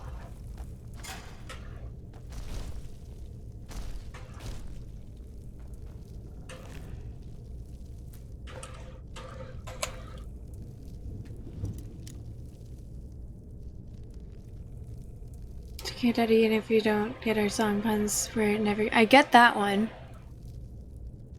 Never gonna give you up. Never gonna let you down. I rickrolled everyone during Jackbox last night.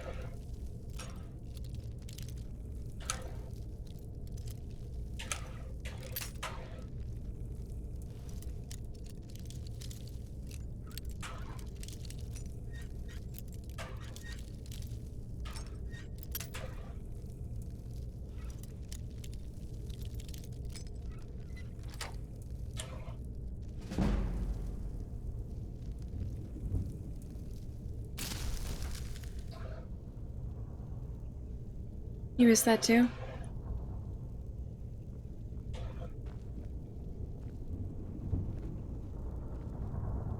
Yeah, I don't think there's a purpose in me coming in here. But, you know, lockpicking experience is always nice.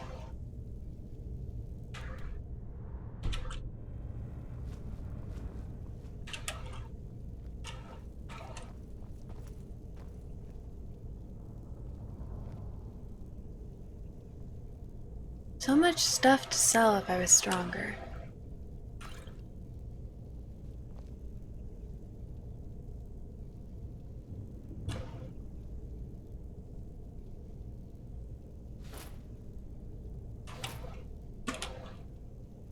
I'm still here. What do you need to take?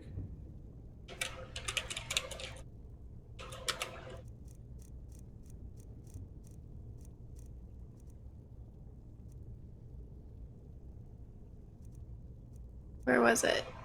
It was... It's leather, so maybe... No, that's not the thing that was super heavy.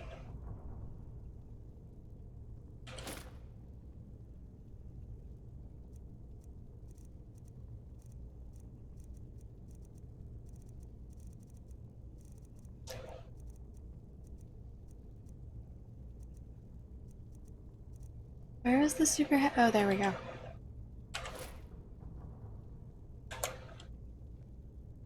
Let's go. Thanks, man.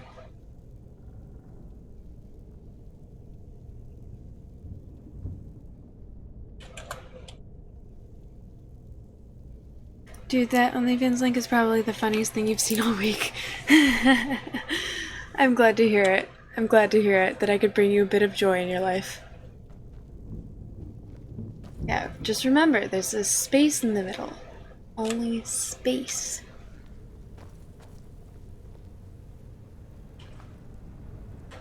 Oh, I didn't mean to pick that up, but I did anyways. I'll just drop it later.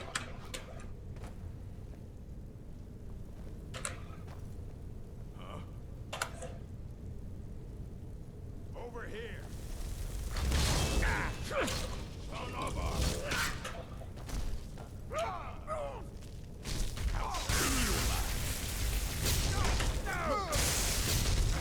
Hide from me.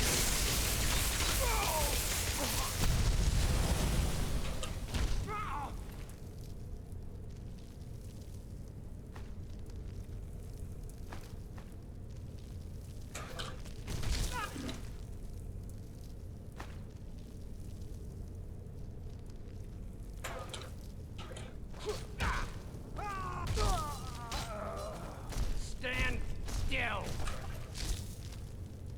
Hydrate, bitch!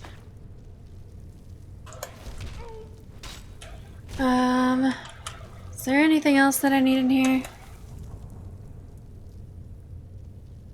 The wheels on the bus go round and round. Round and round, round and round. Wheels on the bus go round and round.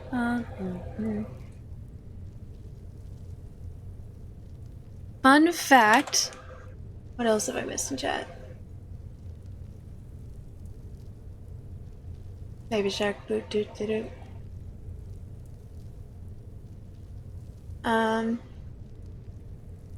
Royal Fade, hello, thank you for being here and thank you for the hydrate. How you doing today?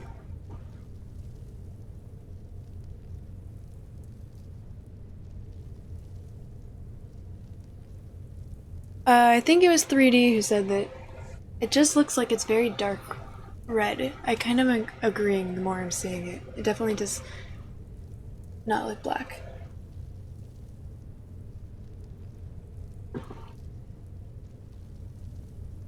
Fun fact.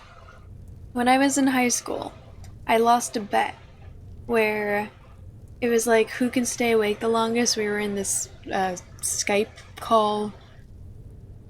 I think the person who won stayed awake for like 37 hours or something, and if you lost, you had to do something that was embarrassing that was decided at the beginning of the call. It may have been longer than 37 hours, because I was awake for at least 2 days. And the thing that I did was if I lost, I would have to sing at the school talent show. And so I was gonna try and come up procrastinating so hard. Oh, well, I'm sorry to help you with this procrastination, but you are welcome to hang out here. I'm glad you're here. Be productive if you can. If you can't, how's it going? Procrastinating. If only we could get paid to procrastinate. I mean, if we could get paid to procrastinate, we'd stop procrastinating. Oh yeah, I did sing. And at first I was like, okay, I'm gonna try and sing something, like learn how to sing something that's actually good. And I tried, and I couldn't because I'm tone deaf, because I have auditory processing disorder. So eventually, what I ended up doing was I got on stage, and it was probably the most confident that I've ever been. I got up and I was like, I lost a bet, so I'm gonna have to sing for y'all, and everyone cheered. And then I like took a moment, and everyone was on edge, and started just twinkle, twinkle, little star, how I wonder what you are. And everyone started laughing, and then by the end of the song, everyone was singing with me, and it was awesome. I feel like I won the bet.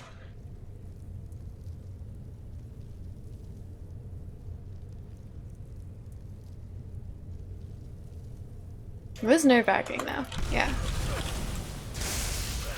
Oh, you're not... Damn it, I keep attacking the wrong person.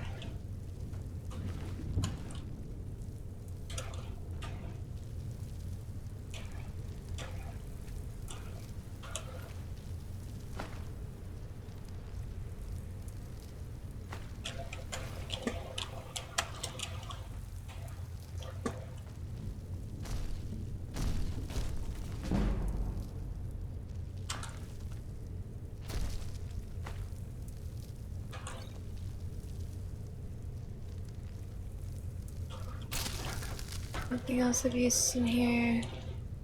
A carpet.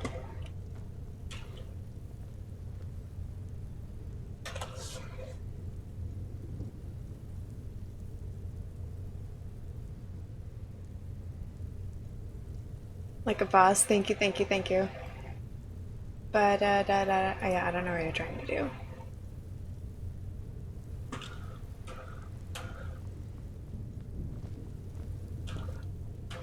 Okay, did I, have I thoroughly ransacked this room? I believe. Am I able to do anything with this? I don't think so. Oops. Well, now I feel like I should wait until my magicka comes back.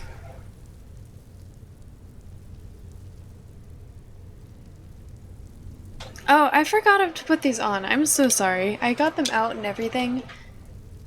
You never specifically said that these are the ones that you want, but I know that these are the ones you want, so I'm just assuming.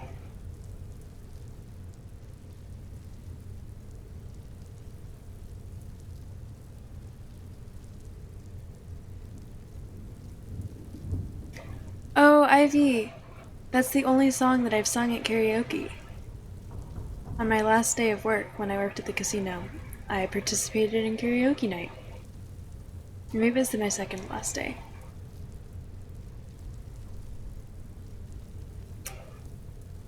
What am I looking? I'm looking for the timer.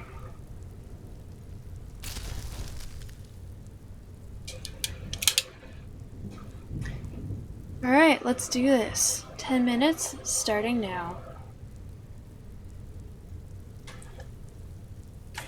I knew about that guy before he went on America's Got Talent, and I felt super cool. Like, that dude was my inspiration. So funny. And he even made Simon like vote say yes. Which is just an accomplishment and a half.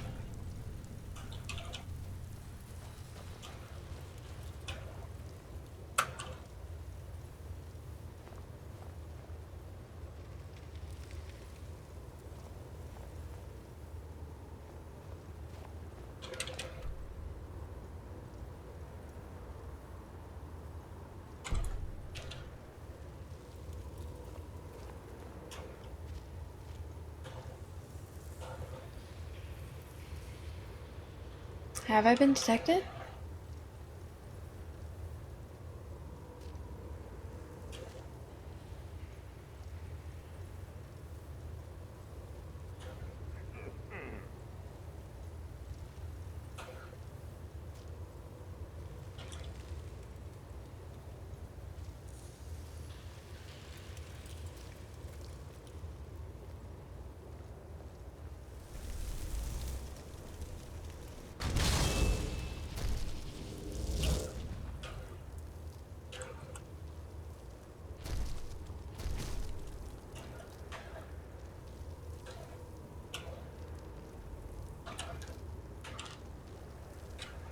It's not letting me. Okay, fine.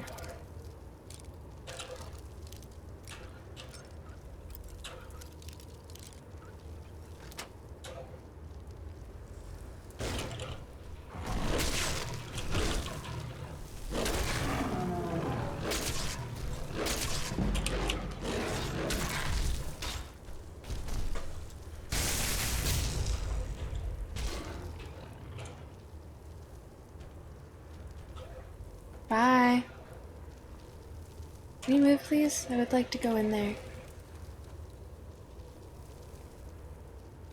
Why wouldn't it let me talk? It gave me the option to talk to him.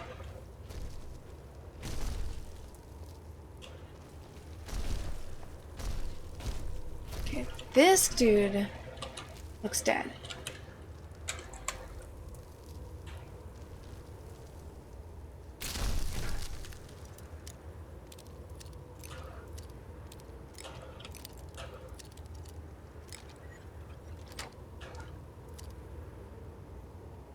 At this point, it's really more about practicing.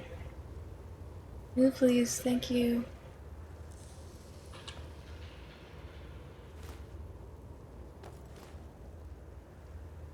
I don't even know why I'm picking these up. I don't need it.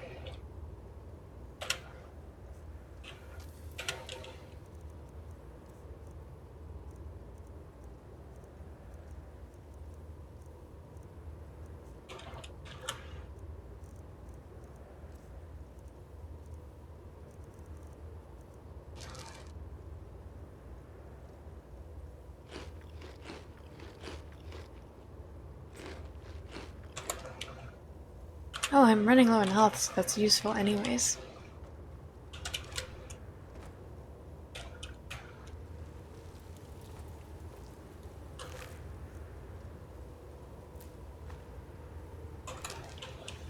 Well, I feel like I put him out of his misery. I'm a good person. Most people laughed, some got pissed. Why would you get pissed? Oh, because Titanic, that's hilarious. Drunk singing is the best singing. To you it sounds flawless, but in reality it couldn't be more fucked up. I have a video of me when I was in college trying to sing the campfire song at like a group hangout. Like it was a Snapchat where I was recording the guy who was singing and playing it on the banjo, and you could hear me singing along, and when I was singing, I thought that I was fucking nailing it. And in the video, it's like just one long slur. Like mesh of words that you know what I'm trying to say, but they're not actual words.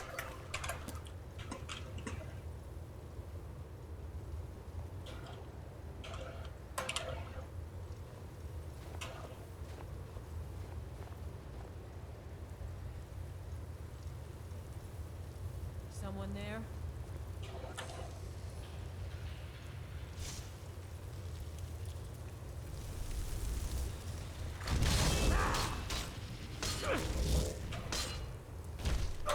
Damn you!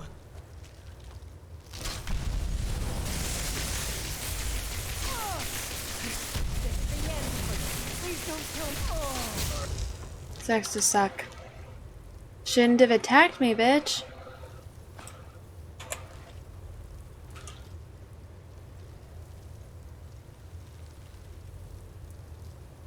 The MPFAIRESONG song. Oh, I have auditory processing disorder, so I literally just can't. I was gonna become a werewolf. Like, if I would like to do that at some point, and I feel a little bad right now. Looting these werewolves.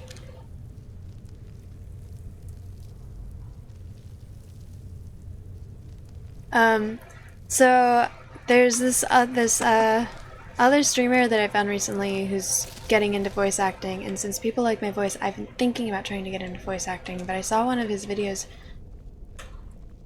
where he was talking about how... Is someone there?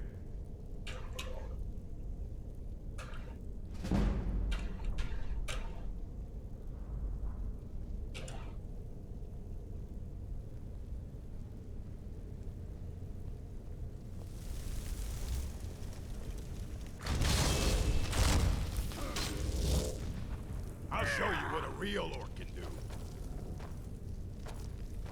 No!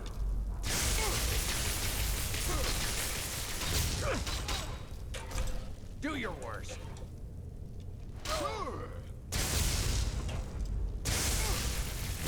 You puny enough. Where'd he go?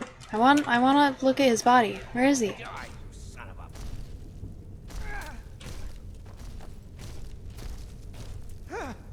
Stand still.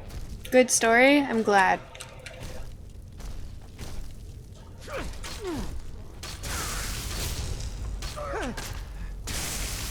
get you.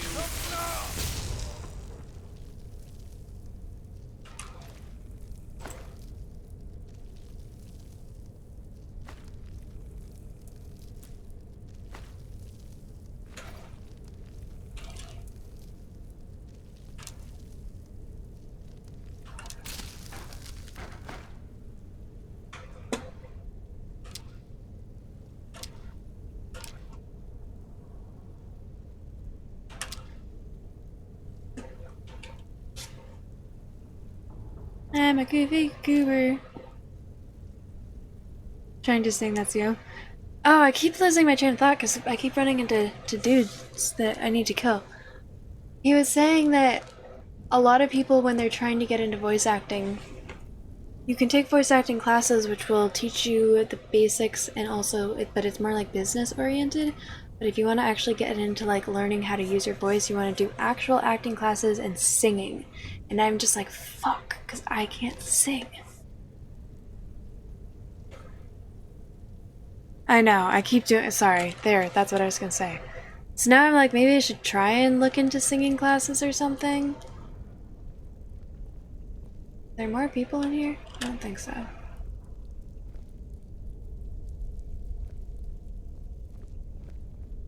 Did I loot everyone's body? That's the most important thing here. There was more than one.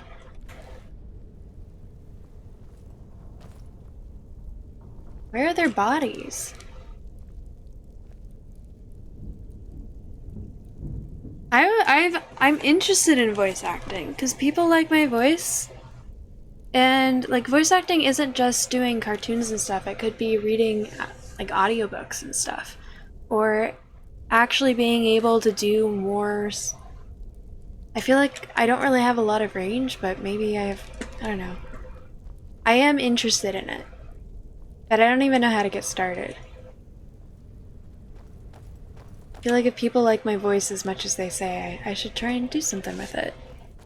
You practice voices constantly. Scooby and Shaggy are your best. Your Joe Swanson is meh. They probably bodies at the flow of bodies. Yeah. Ah, time. Thank God. This was so. These are so annoying.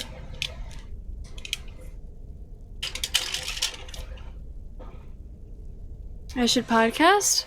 What would I podcast? It's the final countdown. It's the final countdown. You're so- No, don't be sorry. The only, like, those wouldn't bother me if I wasn't trying to look for very small things. But your job as a viewer is to make things more entertaining, and that means doing things that frustrate me in game. So thank you. Thank you for participating. That is the reason that those are there.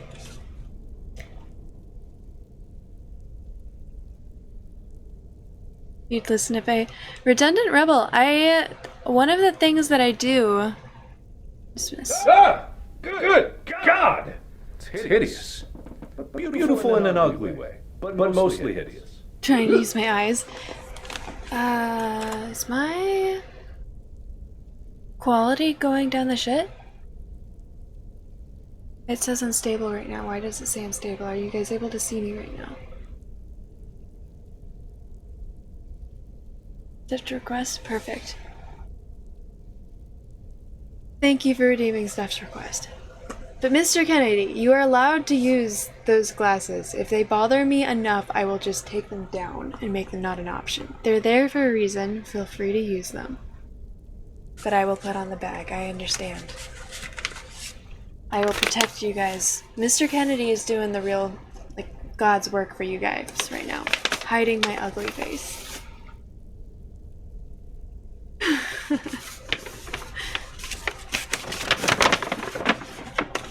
You can see in here? Okay, so why is it saying okay, let me refresh this page then.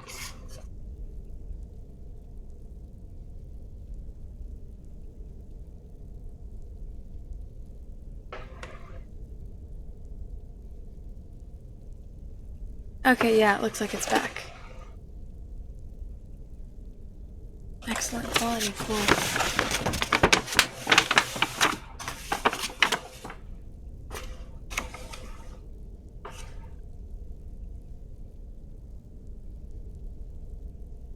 You're the unstable ones? Doing the Lord's work. Exactly. Wearing the bag. Happy to help.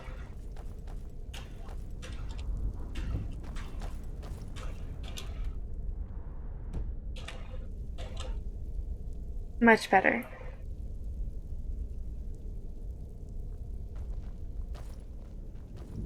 I'm glad you guys are more comfortable with my stream now. Y'all can thank Steph next time they're in here.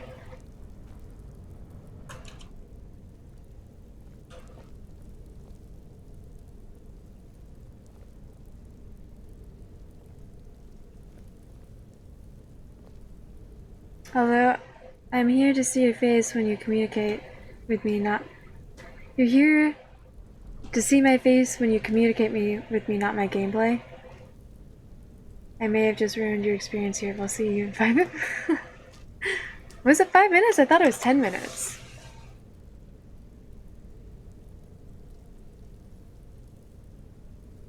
Are you saying you don't like the bag? I put real work into making this bag, putting ears and stuff on it.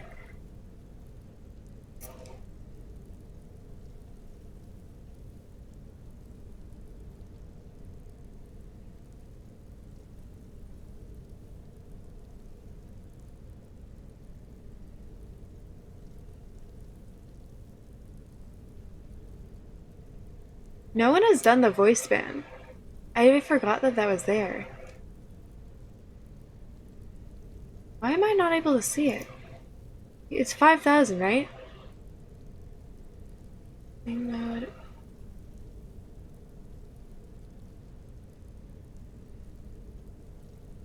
Get lit. Okay.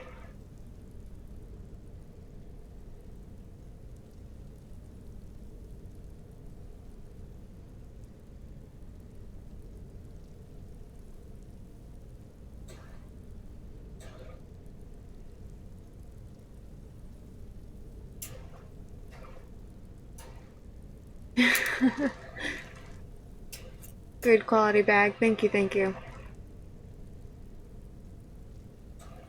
Oh, it's 10K. Wow, I made it expensive for you guys. For whatever reason, I'm not. Oh, there. No, it's 5K.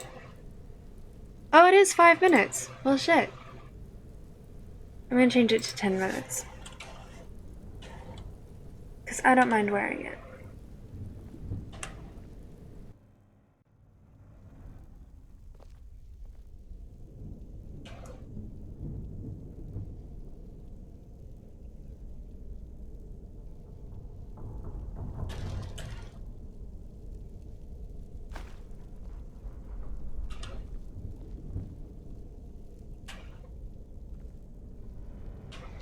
Alright, I don't think there's anything in here.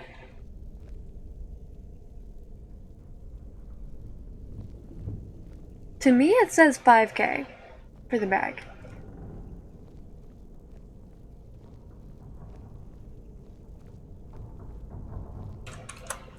What was that? Did you hear something?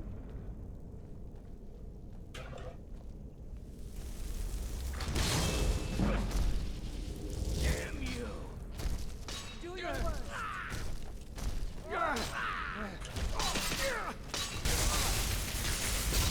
Oh, shit. You're as good as there. Got your best, huh?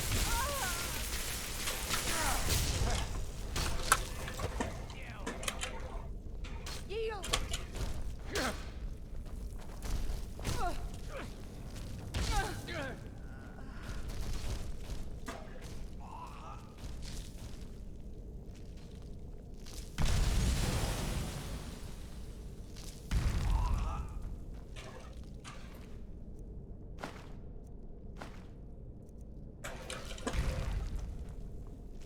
Okay, guys. Just do it! Don't let your dreams be dreams! Yesterday, I said tomorrow. What did I say? Huh? Wait, you weren't here yesterday.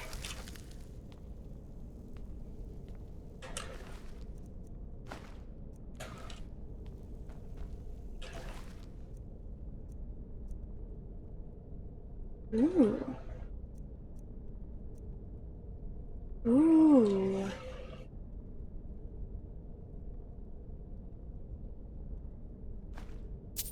Wow. This guy was kind of loaded. Whoa. Why did he have 2 shields?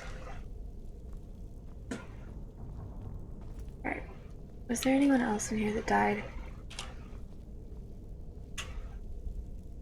Let's get going. What do you need to take?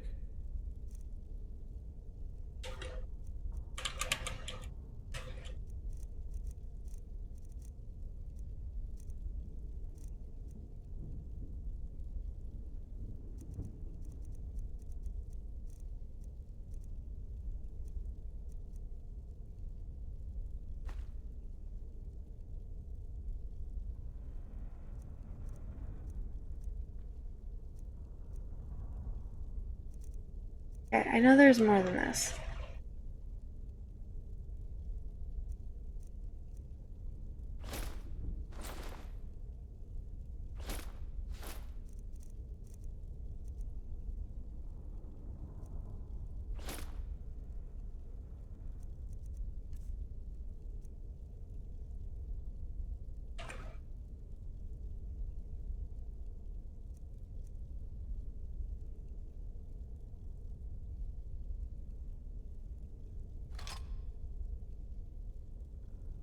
I kind of want this. This might be my new weapon when I run out of ammo, because I accidentally sold my last one.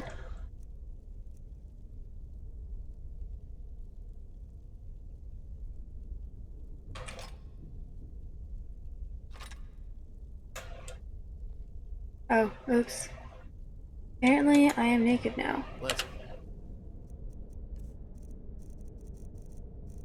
Gotta hate when that happens, huh?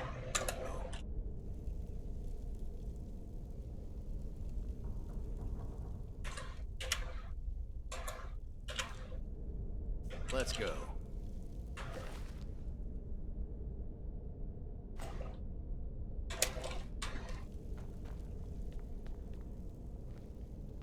Harriet?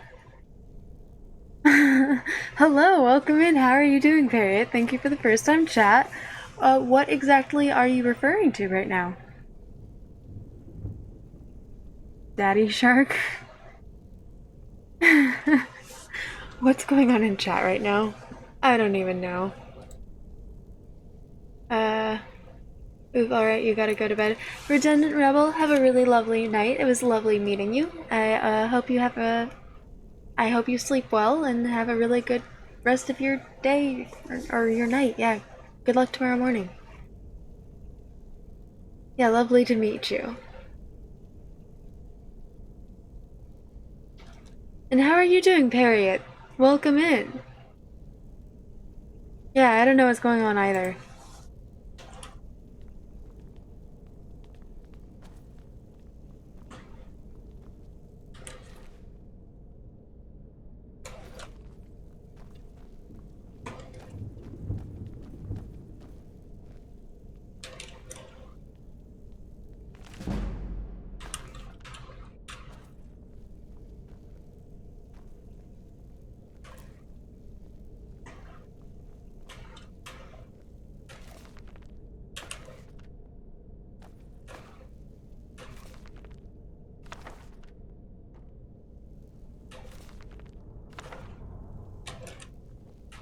Okay.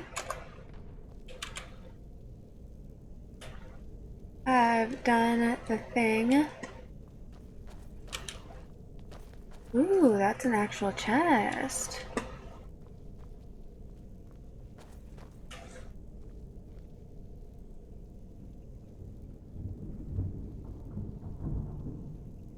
KS is going on in chat. Yeah, that's true. So the woman with the bag on her head. Whose fault is that? I'm protecting you guys. Mr. Kennedy is protecting you guys from my face. Advice to live on instead of saying one day make it. Day one, There's only 7 seconds left of the bag anyways.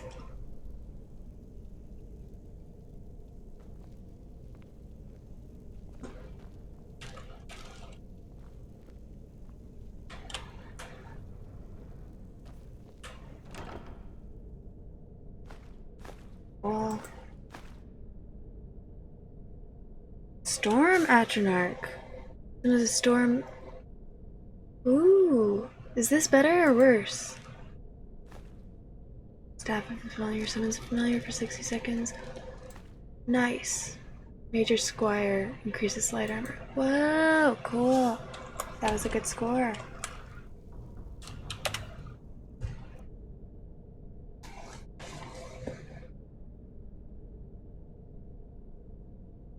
Oh, there we go. Yeah, it's been 10 minutes. Actually, I went on for 10 minutes and 46 seconds.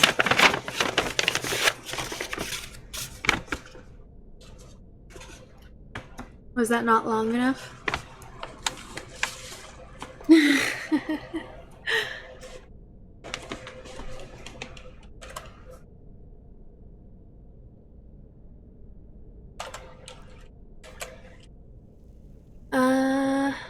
What else? Was there anything else in here for me to look at?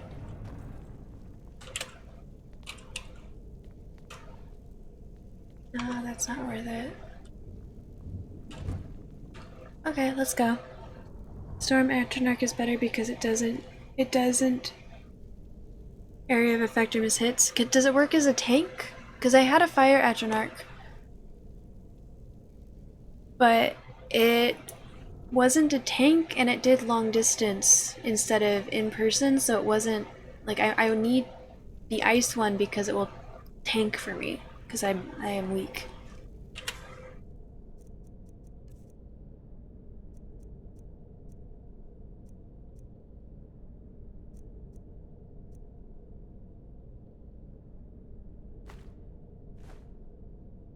Oh, it's a scroll.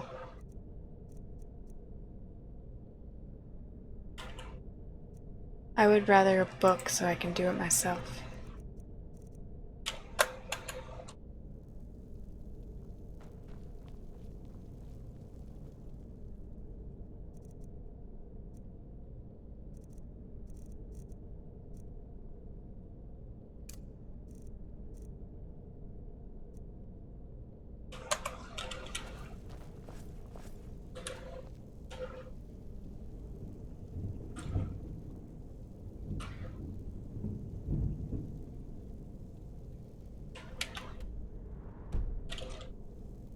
Cleared. There's nothing else in here? I have a feeling that my job at one point, if I had taken the right quest, I would have been saving those werewolves instead of killing them. Huh? Now I've just killed everyone, but I did, you know, kill everyone, so we're good. I'll see if I can find a Storm Atronach scroll. I think I have enough gold for it.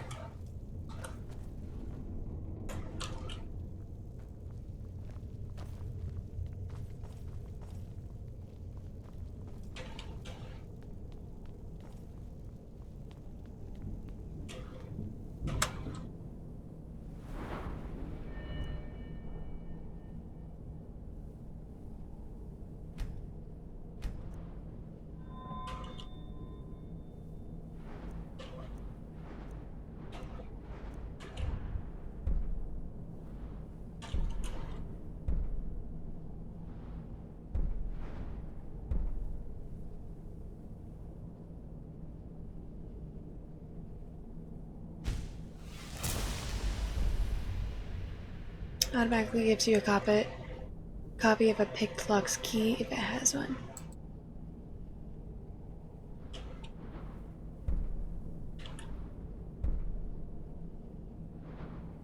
Alright, well that's something at least. Is there anything else that is useful to me right now that I should take a look at?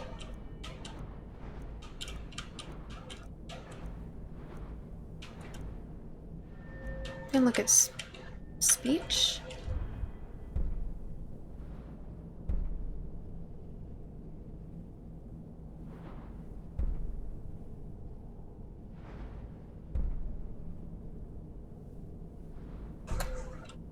Oops, I keep hitting the wrong button and just getting straight up out of it.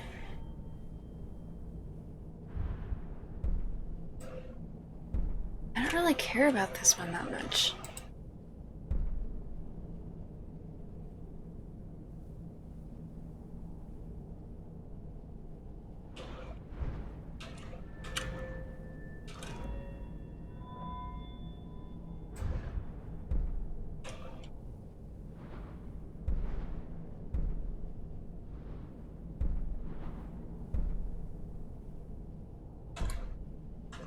Shit.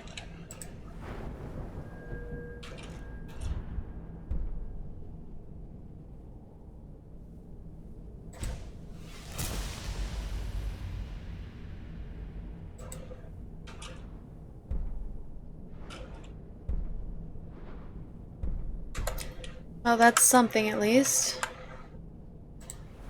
I can sneak better now. Okay, let's go see if there's anything from Conjuration that I can do.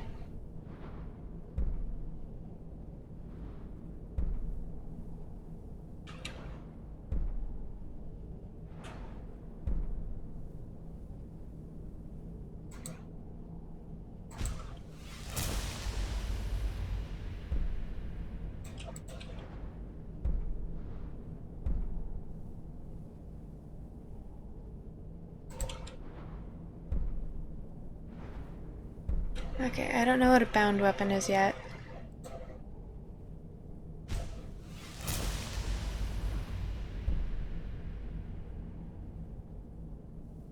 I haven't learned how to raise the dead yet.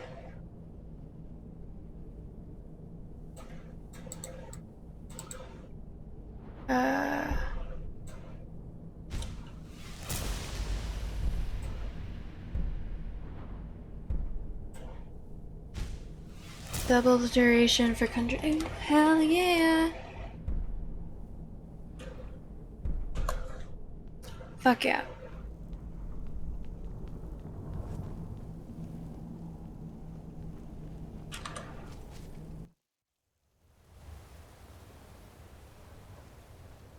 Okay, so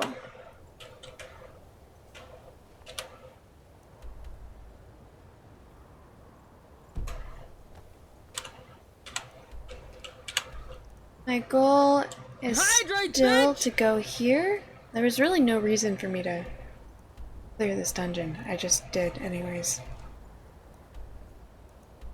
Because that's just how I do. Thank you for the hydrate. Sweet dreams, Ivy. Thank you for hanging out. It's good having you here.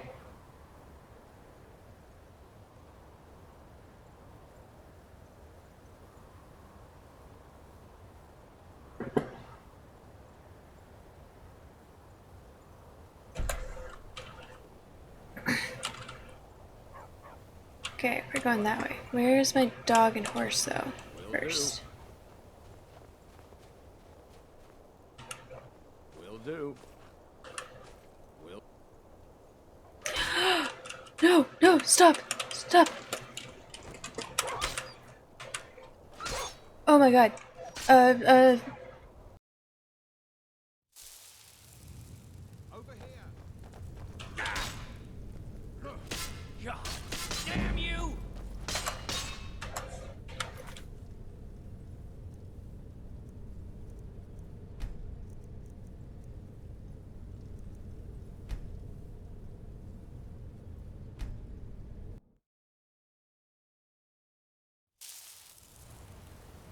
Huh?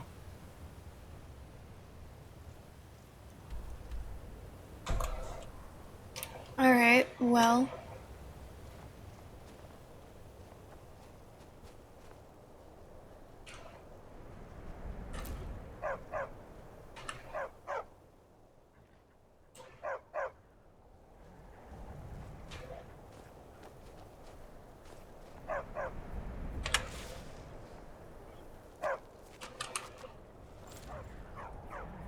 You get off work at midnight, aka right when you start most of the time, so you will unfortunately see. I will right when I start, so I will see you. That's a wait, what? That's a good thing. See, yeah. Is this new? I mean, I used to see you a lot, and then you said that you stopped getting notifications. But if you're gonna be here a lot again, that's cool.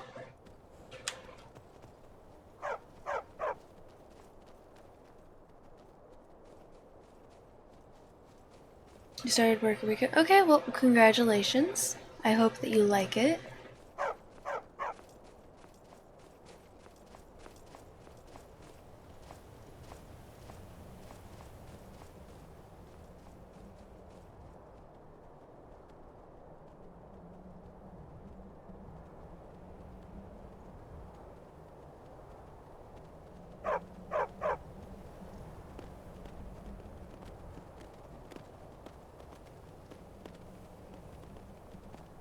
It's a job, you don't hate it, but you don't like it.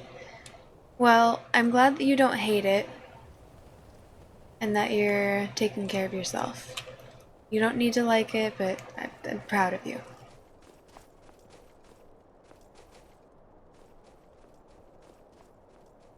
Time for bed, Urkamus? Have a really good rest of your night. Thank you for the lurk, sweet dreams.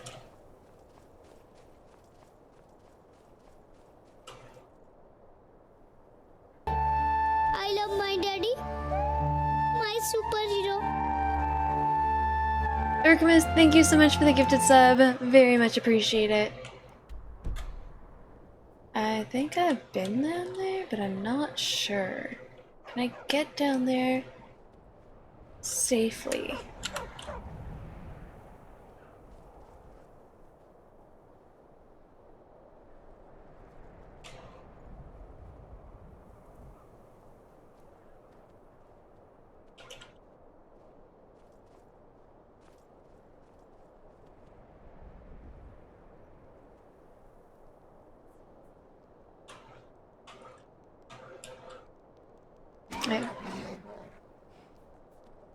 I've mastered the controlled fall. How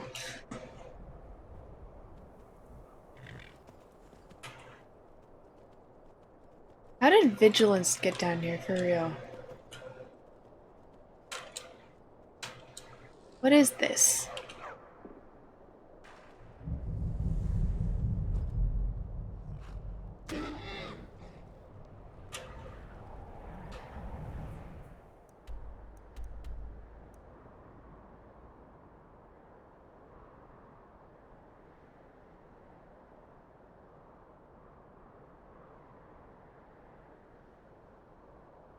Oh, that's so sweet.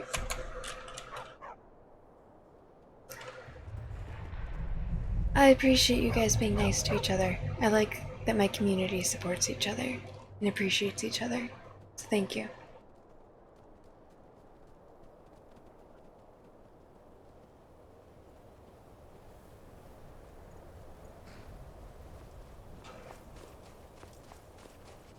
God, this landscape is so cool. Get it?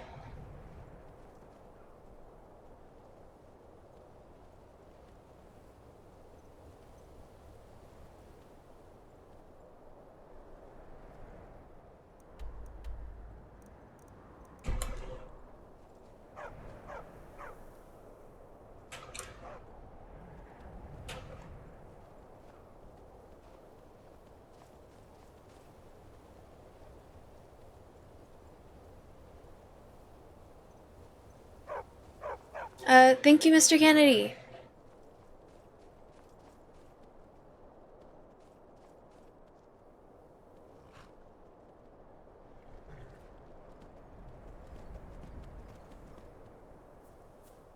Okay, I've already been down there, so I'll go this way.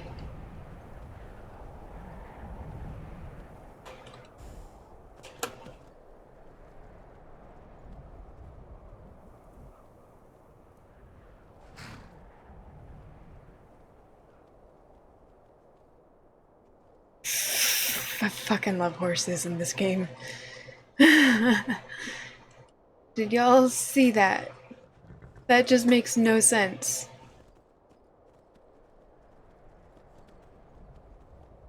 Horses make the impossible possible.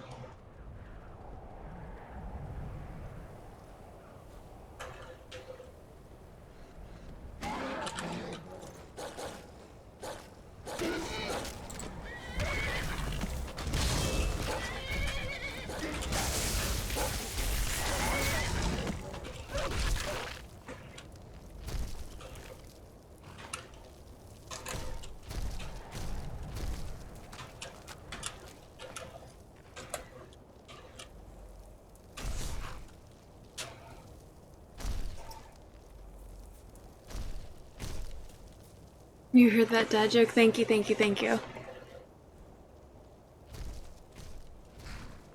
The best ending, no death run. Hell yeah! Oh.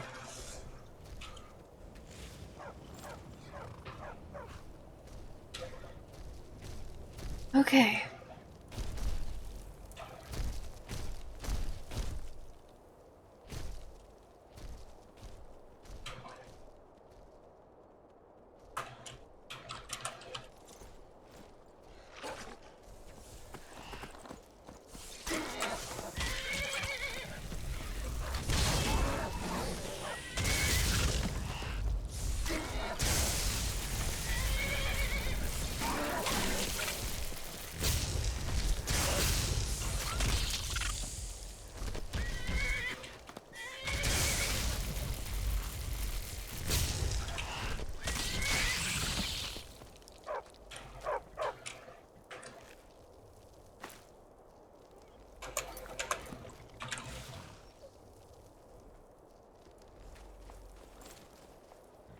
GG's, guys.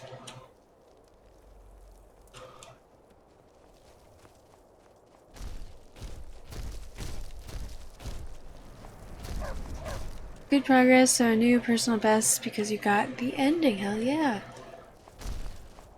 This is Code Veronica? I didn't see what it was.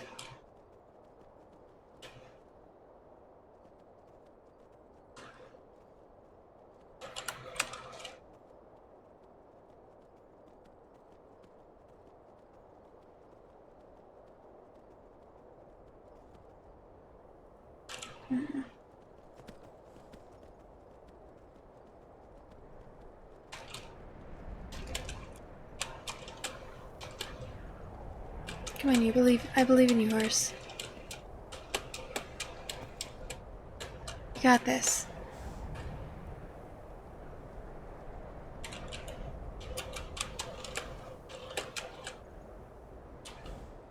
Got this, come on. Come on, buddy.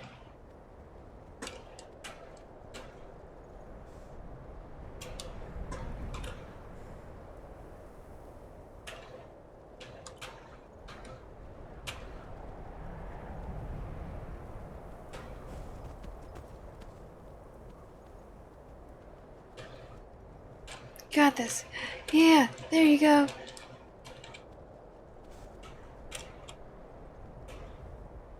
I did it.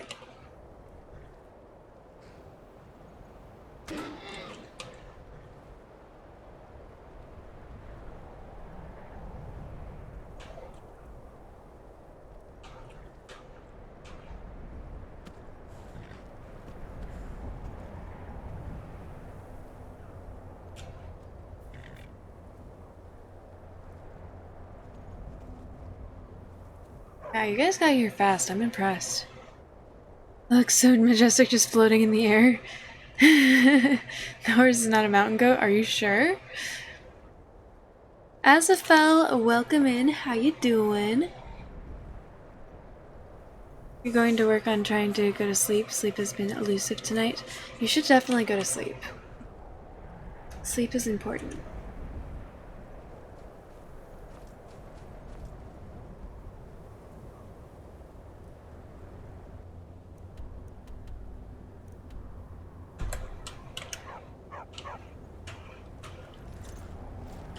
Okay, I'm gonna finish this quest, and then... Forming the Dawn Guard.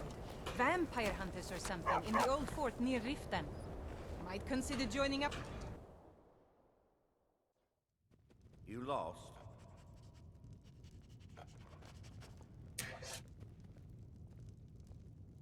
Get some naps. Need to try and sleep as well. Yeah, definitely get some sleep. Sleep is important.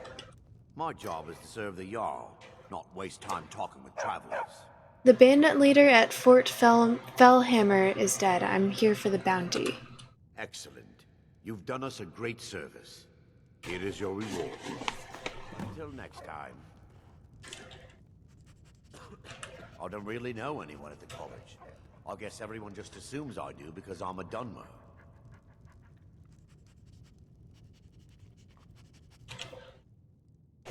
The best part about being at the firehouse tomorrow morning is working out in that gym and taking a shower at the station and hanging out there all day. Sounds like fun. Right? Okay. So now that I've done this quest, I can go and sell all of the shit that I have. Is there somewhere I could sell shit in here?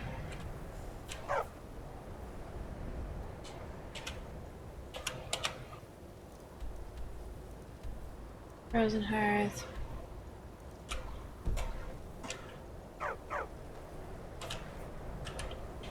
I don't know if I ever figured out who, like, the armor person is here.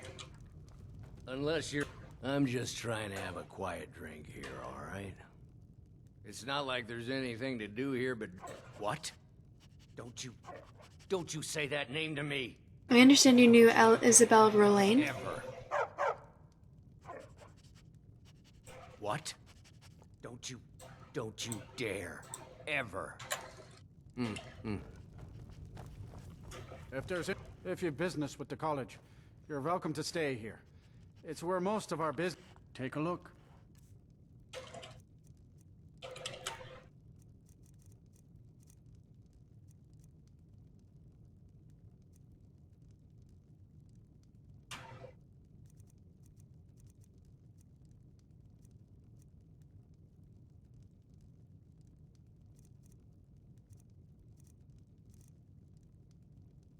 I don't think there's anything that I like to... Oh, I don't want the wine.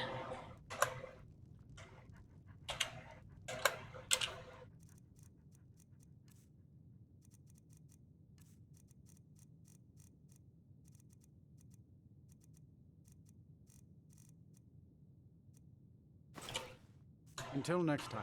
Unlike some folks here in town, drink for the thirsty, food for the hungry.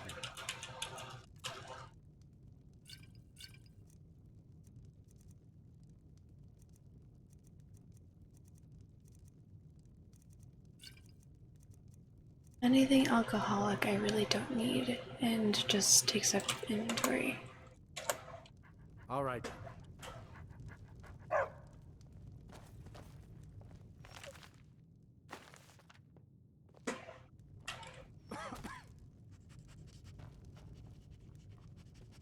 Whoa, these are... I could just take these? No.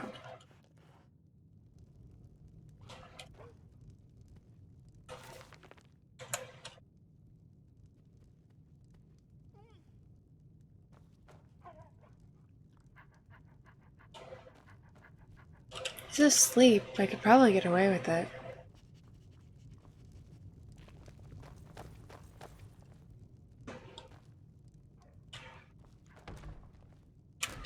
Don't worry about Nellikar.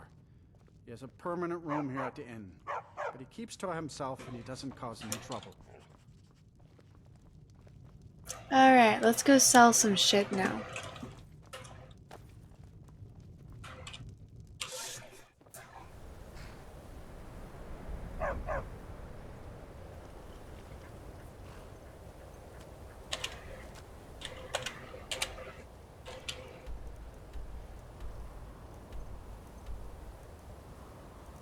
Why does it look like there's two?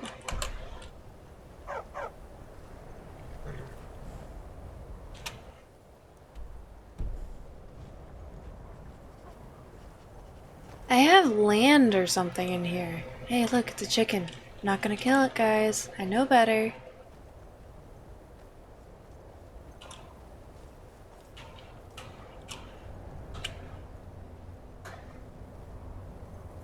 Oh, like they might be available for sale.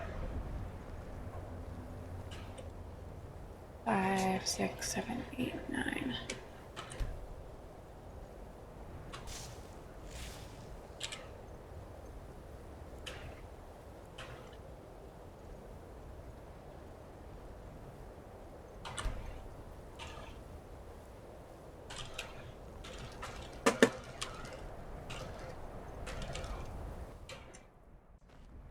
Thinks you need to get back in shape and you can start pushing hard. I'll sell just about any. I do what's necessary so we trinkets, odds and ends, that sort of thing.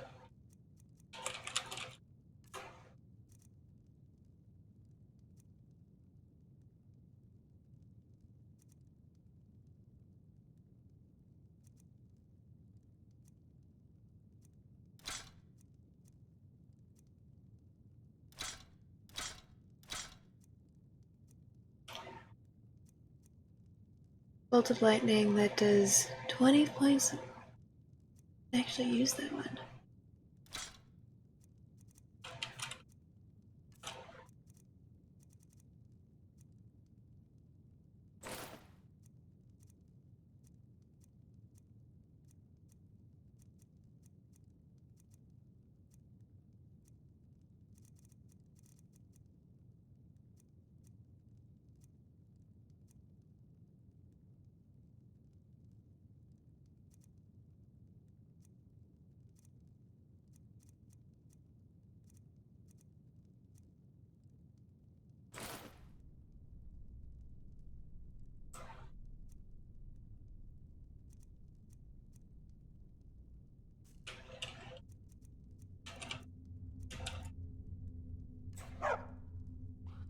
Trinkets, odds and ends, that sort of thing.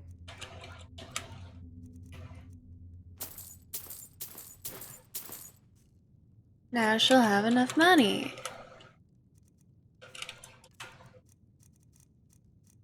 At least one of these.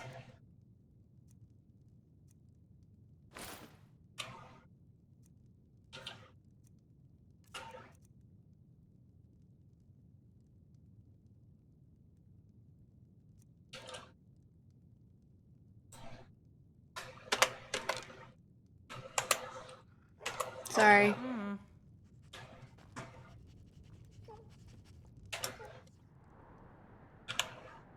Okay, so now that we've done that, we're gonna go to Whitehall and sell more stuff. Okay, we're going to leave this building and then we're going to do that. We're just gonna go back and forth and sell all of the stuff that I've collected from this specific area, and then I'm going to end now that I've finished a quest. At some point I should probably, this is my 16th stream of Skyrim, I should probably one day get back to the main quests. I feel like I may have leveled up enough for them. But I've also accepted so many side quests that you should probably do those too. I think I might go back to the companions. I think being a companion is a cool idea. Best defense is a good defense, am I right? Got some good pieces out here if you're looking to buy. More inside.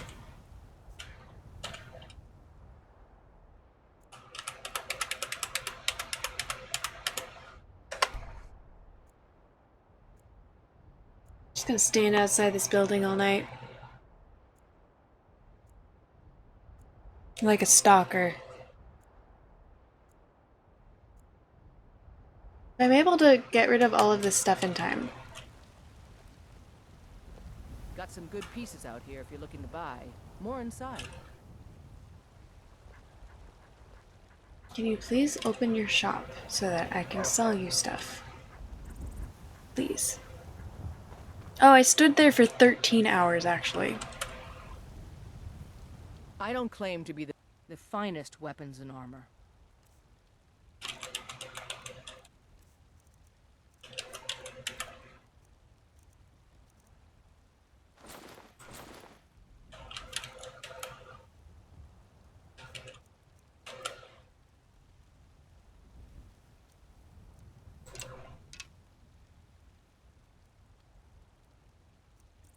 Zero.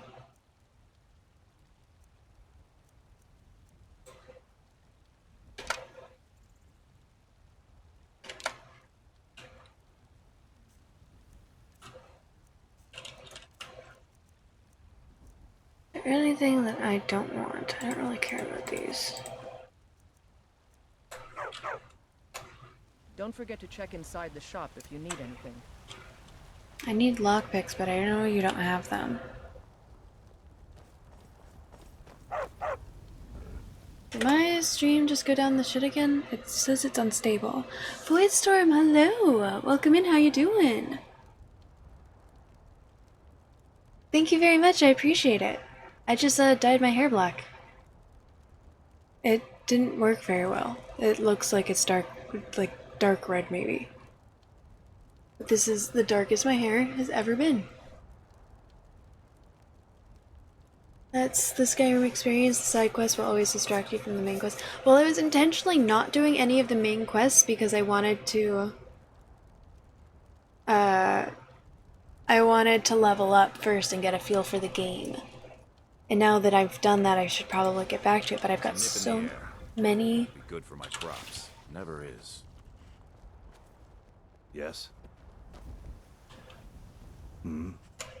I've got so many side quests that I feel like I should do those first. All you know about Skyrim is the inventory boss. Is that there's an inventory boss? Wait, what? What's that mean? Why are you not open?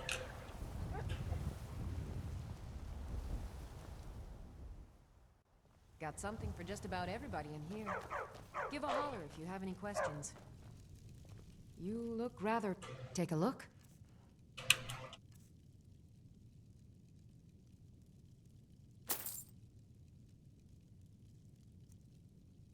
Ooh, I've got some cool. Oh shit. Damn.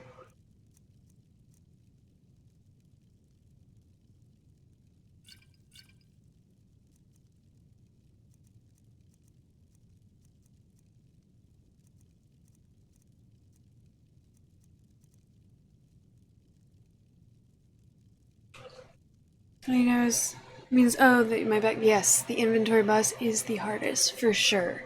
Absolutely, it's a bitch and a half.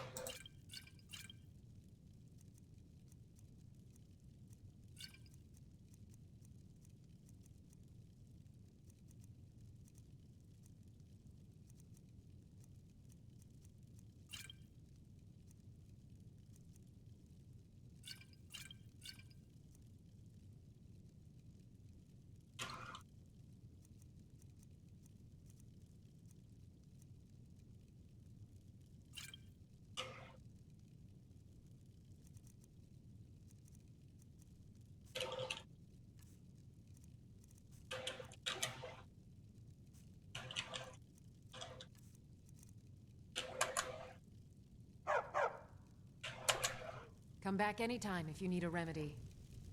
Is it still unstable? I don't think it is.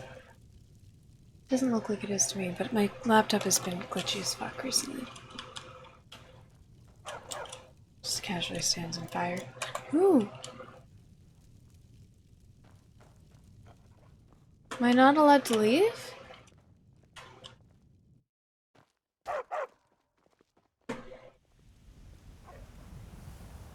Why did it make me leave through the back? Heard they're reforming the Dawn Guard. Vampire hunters or something. In the old fort near Riften. Might consider joining up myself. Take a good look around. I'm sure you'll find what you're looking for. If not, let me know. How are you doing today, Voidstorm? Everything's for sale, my friend. Everything. If I had a a bit of this and a bit of that. This guy makes, like, I don't like him.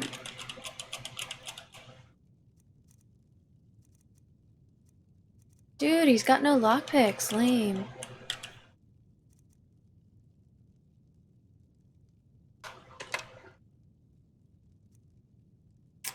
I don't think I'm gonna use this even though I use this spell.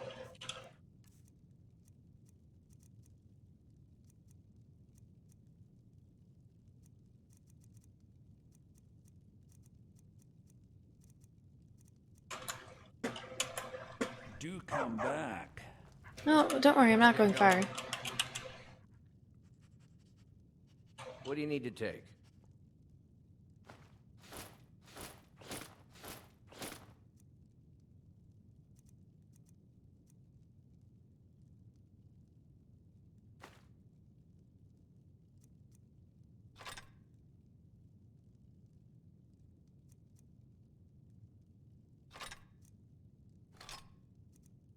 I'm just gonna take all the things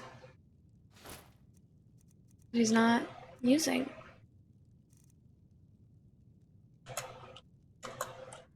Let's go. It's gonna be very annoying. You just let me know what you need. I take a look.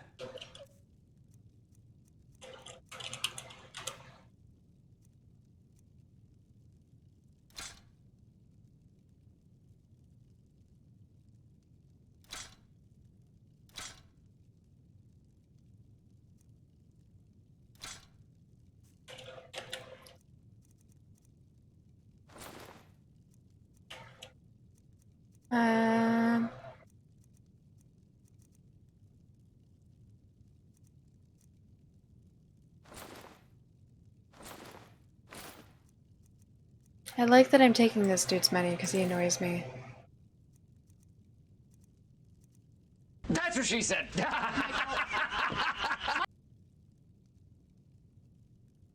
Damn. What was the that's what she said? What did I say? Royal Fade. I did miss OBS. Streaming on my PC is so much better than my laptop. I don't know how I was ever able to rely on my laptop, because this is so much better. Take all of his money? Is that perverted somehow?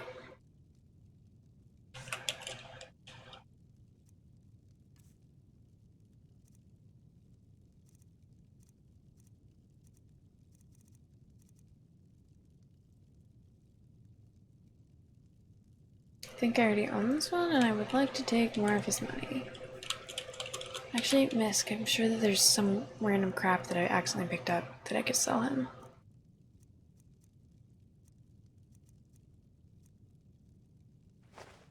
Like a wooden bowl.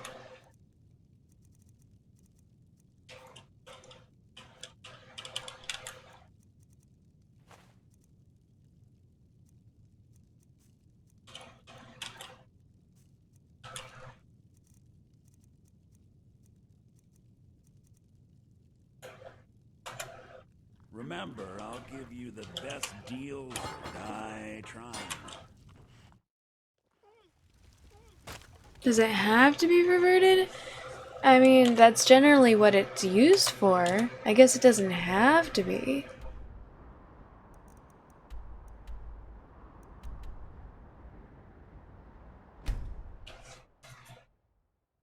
Woman be taking all men's money.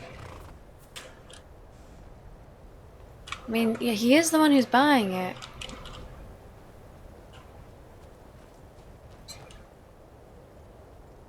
Okay, so once I'm done selling all of this...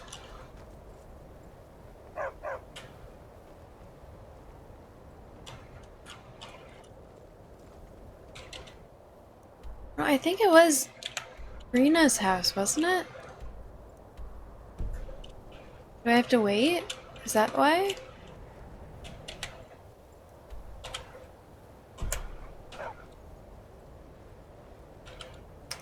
Lovely.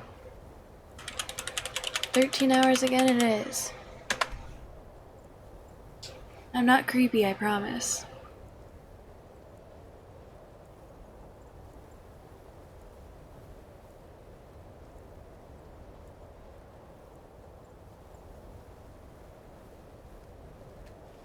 No, stop.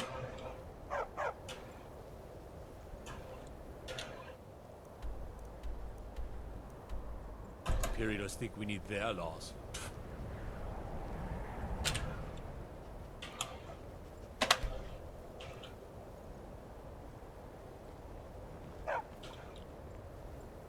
Was it not her house? You lost? Kraldar's family was once very powerful in Winterhold. It's my honor to assist him even now. Winterhold was once the capital of Skyrim, you know. Quite an honor. Until next time. Kraldar's family was once very powerful in Winterhold. It's my honor to assist him even now. Will you be needing anything special today? I mean, I was hoping to sell my stuff. I don't think that's good for a view of the world. The emotes were supposed to indicate sad sarcasm.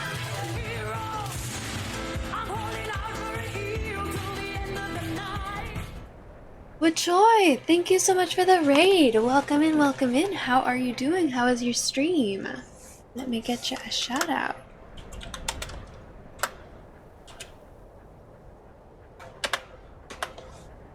Looks like you were streaming Super Mario World 2 Yoshi's Island. How was that? I haven't played that yet. Was it a good stream? Did you have fun? Thank you so much for the raid.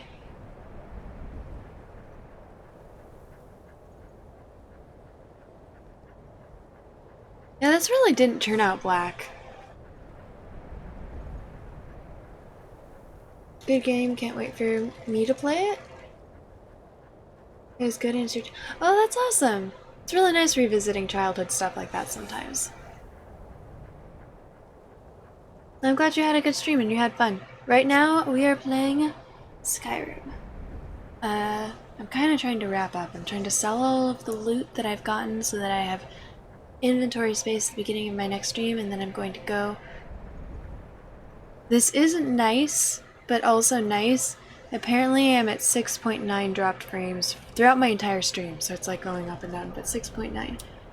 Nice.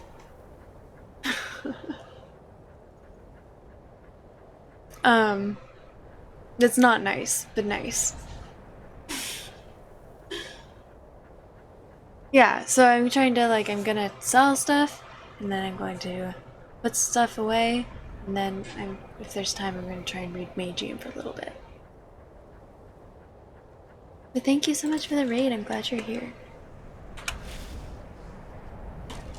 I think that this is the house where I would be selling stuff. Yeah, there we go.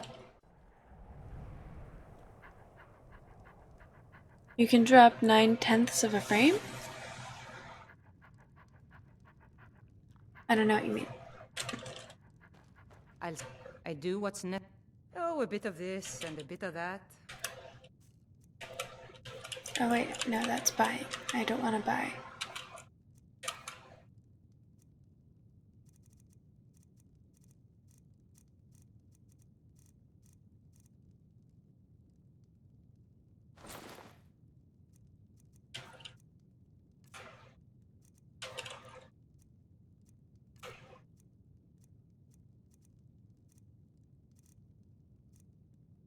I really don't think I need to look through these at one point and just sell the stuff that I don't think I'm ever going to use. Oh, do you have lockpicks? I will buy your lockpicks if you have lockpicks. We do have lockpicks.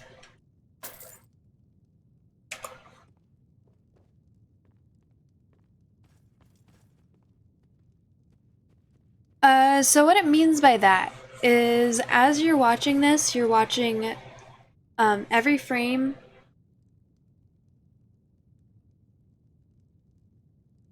A video is just a series of pictures that are moving very, very quickly, and every frame, every picture is called a frame. So I think most games are set to 60, I think mine is 30, but it's 30 frames per second. 60 is higher quality, you get more movement, but I think mine's at 30 frames per second. So when it drops a frame, it means that you're only seeing you're not seeing some of the frames of what the video is.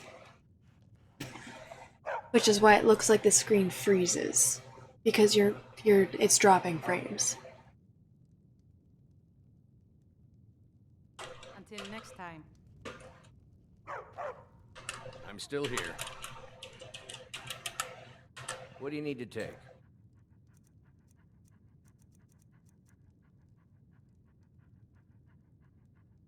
You know what? You're not using this. Or this. You will use these though, so I won't take those, even though I want to. Lead on then. If you're looking for ran meat, my brother's a good-for-nothing drunk. We'd have lost the house by now if it were up. Take a look.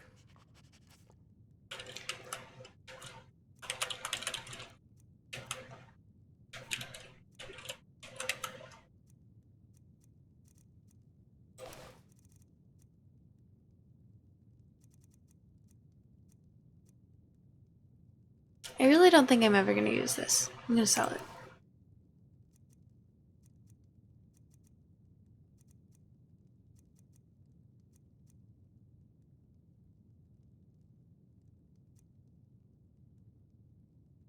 Ah, I should have sold this earlier. But I'm trying to get rid of the heavy stuff anyways. Okay. Good day. Thank you.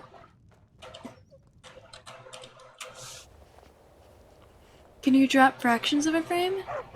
Oh wait, no, you already said that. It's not like you're dropping pixels. The entire frame is what it's dropping.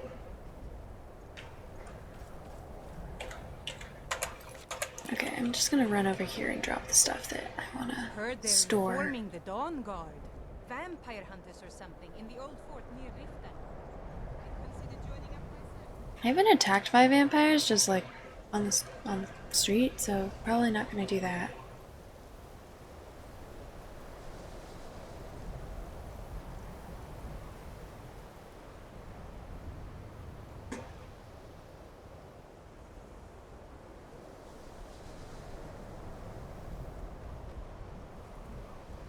Why does this guy look...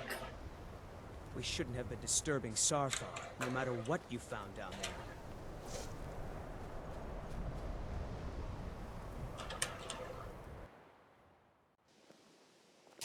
there. Okay. Gonna store all these books.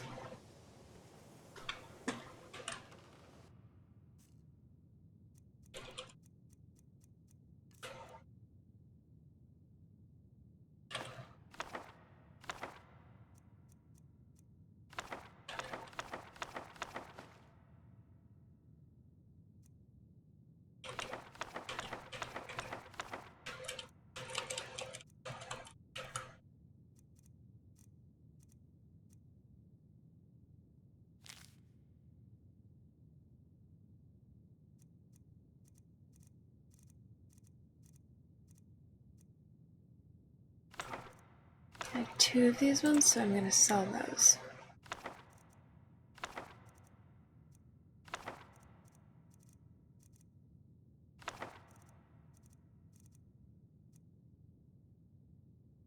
Oh, these are spell tomes.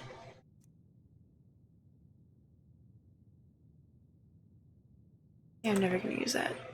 Hopefully.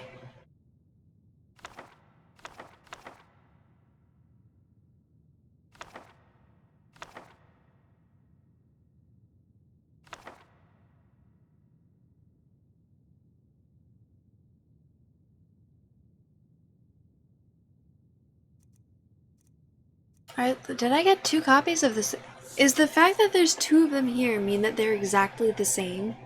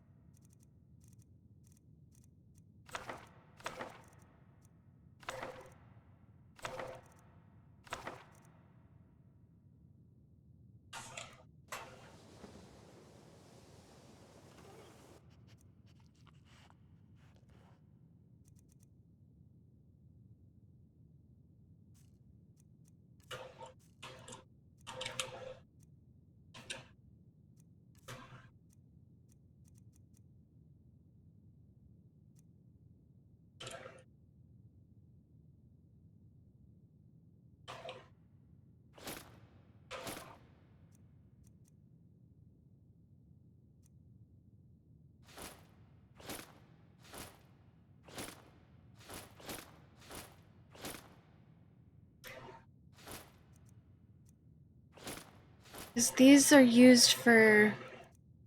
I'm gonna use those one day, right?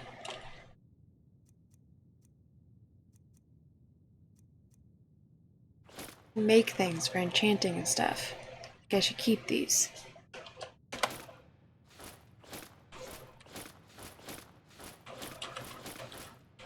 They have so many.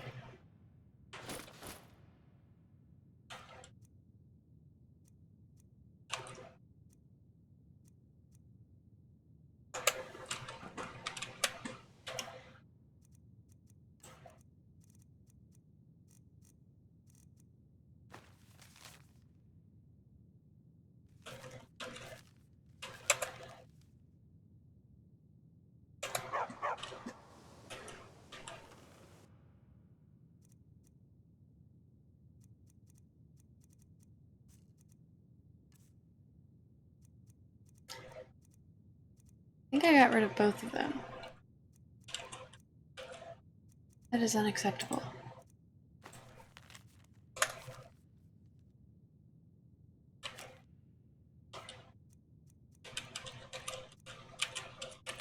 Gotta keep 1 copy of each.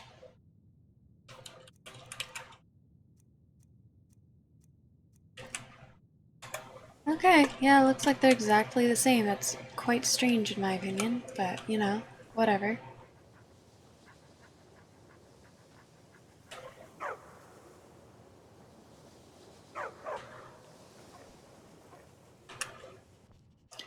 This, the dog that's following me around? Yeah, that's my dog.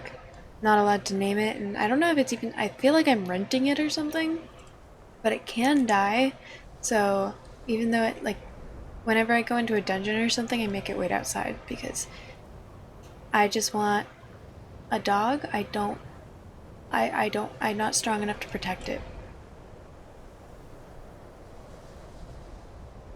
And if it dies, I will go back to my previous save, even if they end up like really screwing me over.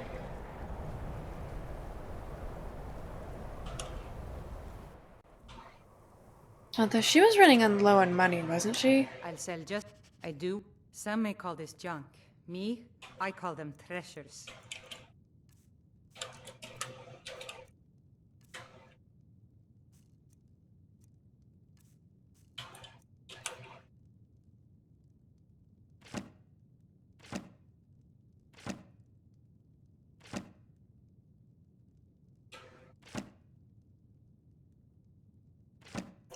These were the things that I had 2 of.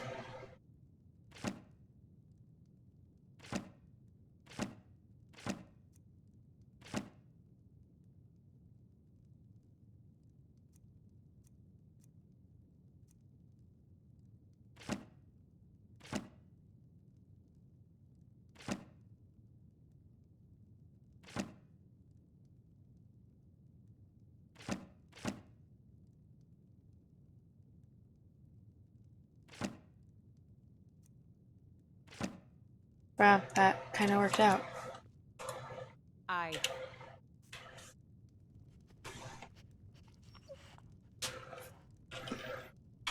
If you're looking for Ranmir, he's either passed out in bed We've stopped. or working What on is it? winding up that way.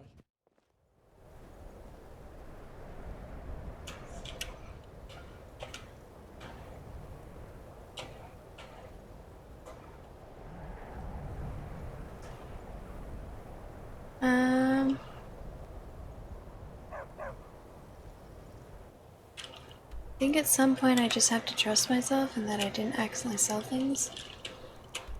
And that I'll probably pick up more of the same thing just because of who I am as a person.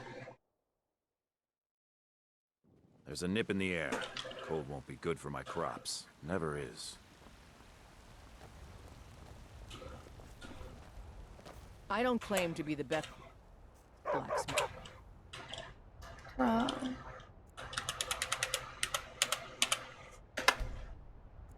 Let's wait until it is time.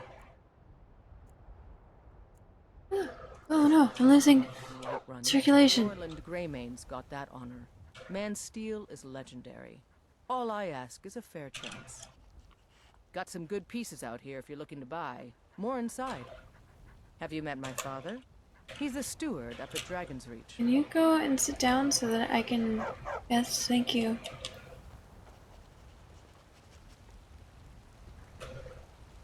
I helped my father. There we go.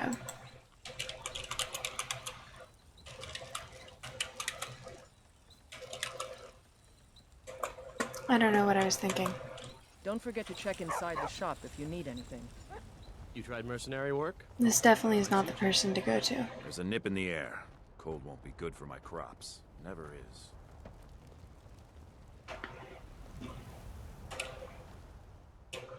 Let me know if you see anything you like. Everything's for sale, my friend. Everything. If I had a sister, some may call... If you had a sister, you'd sell her too? That's not something to brag about, man.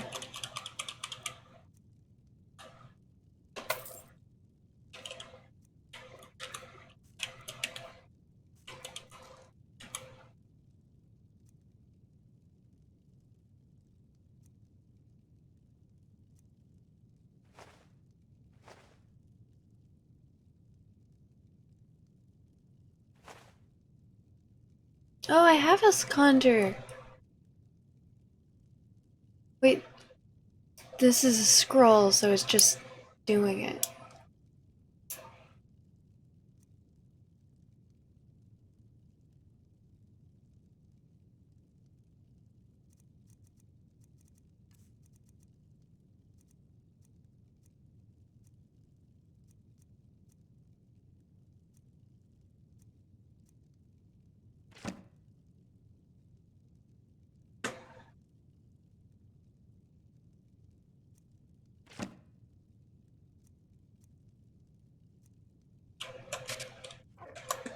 do come back.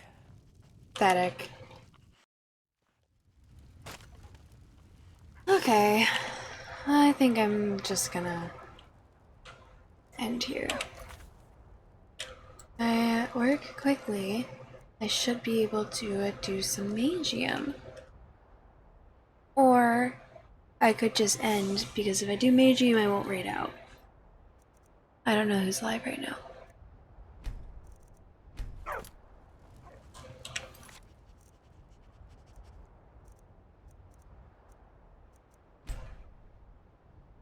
Because my computer is being dumb.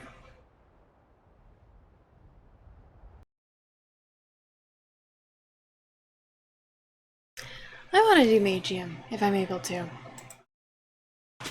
Although, if it's being glitchy, maybe I shouldn't, because I don't think that will be relaxing. It's supposed to be relaxing for you guys.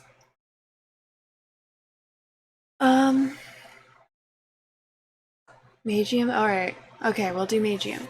So, this means that I'm going to go on break for a little bit to get everything set up, and then I will come back and I will read to you guys. I'll explain more when I get back. I will leave y'all with tic-tac-toe and clips. BRB. They wouldn't sit there. I just imagine that they're perched like this. You can't even see me perched properly. Let's see, can I get a little higher up? I just imagine that they're perched like this. And they stare down. And they... I am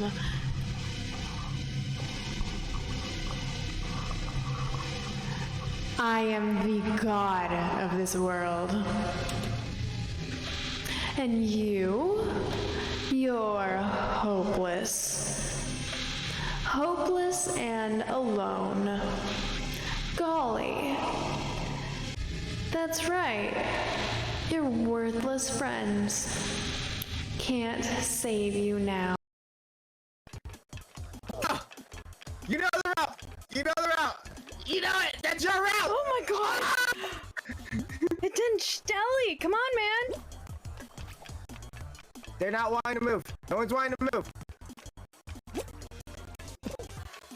It's your route. It's your route. Oh, jump! Are you serious? She's not jumping! I'm also not pressing forward right now. Okay, you have to press spacebar. Yes, thank you! Tell my computer that! I felt that rage there.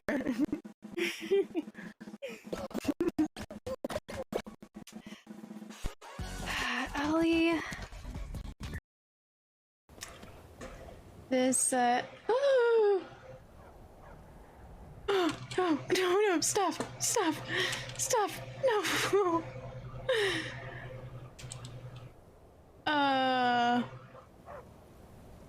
Holy shit! I can hear your keyboard. I know. Alright. Come on, dude, you got this. No, God. Okay. Oh my God.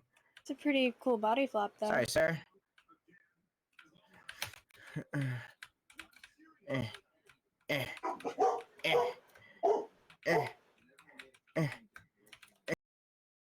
Oh, Huffy. Oh my god, no.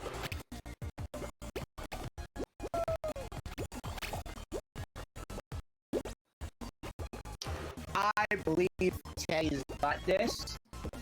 Yay, I did it! I made it! There she goes! What the fuck? Why? Why?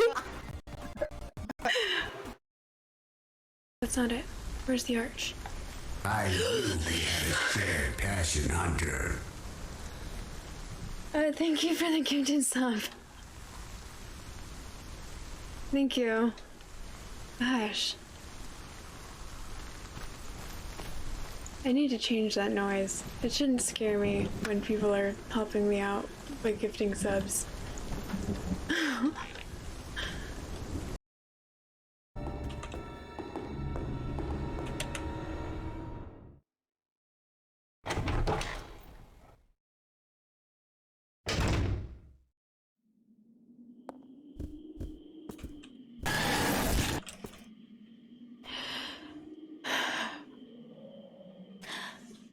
got me there.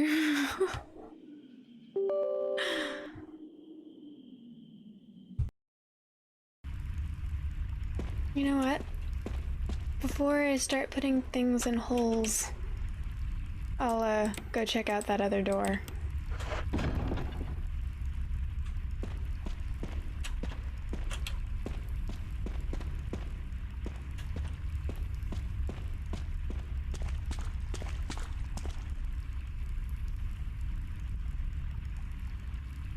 Yep. I was waiting for it. Nice try, Evil Rafus. You're using it too much. That's what she said.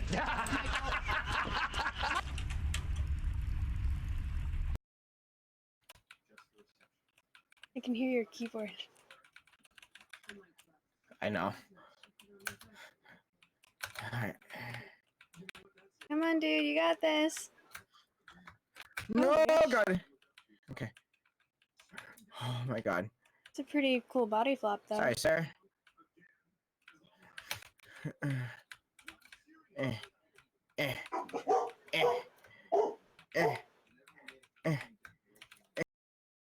Tired? No, I'd like to bone.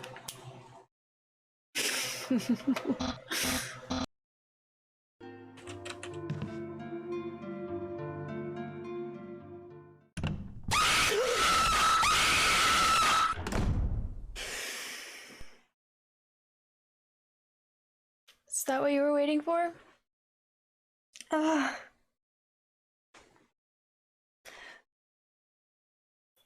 You go to bed.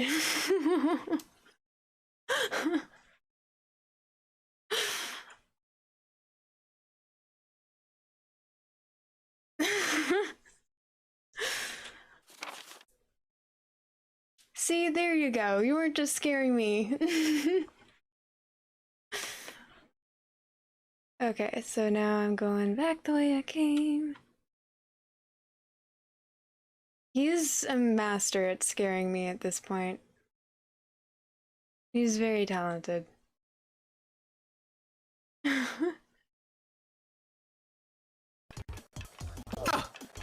know the route! You know the route! You know it! That's your route! Oh my God! It didn't Ellie! Come on, man! They're not wanting to move. No one's wanting to move. It's your route. It's your route. Jump! Are you serious? She's not jumping! I'm also not pressing forward right now. Okay, you have to press spacebar. Yes, thank you! Tell my computer that! I felt that rage there.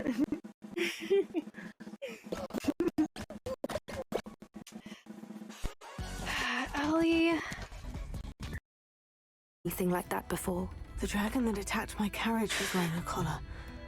And Professor Fig was genuinely baffled by its behavior. That attack always did strike me as a little strange, seemingly coming out of nowhere. Surely you weren't suggesting that the collars somehow control the poor creatures? Exactly. Merlin, I don't think the dragon we set free was wearing a collar, but we should check. And if we can find her, we can return her egg.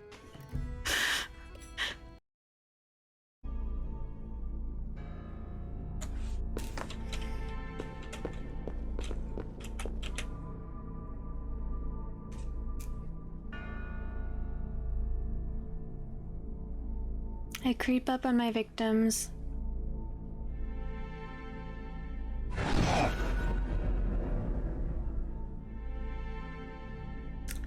Hi, Seeking. You should...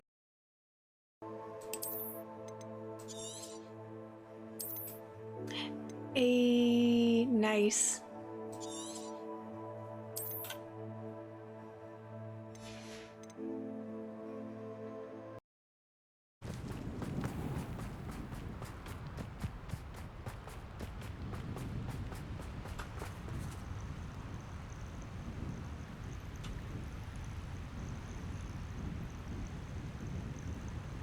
Revelio. don't think it's supposed to be doing that.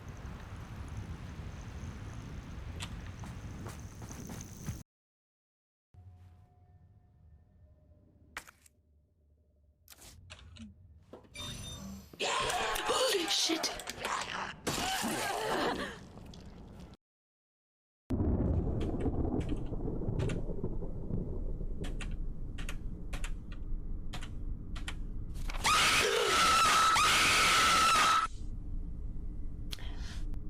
Go to sleep. Sorry, I'm sorry.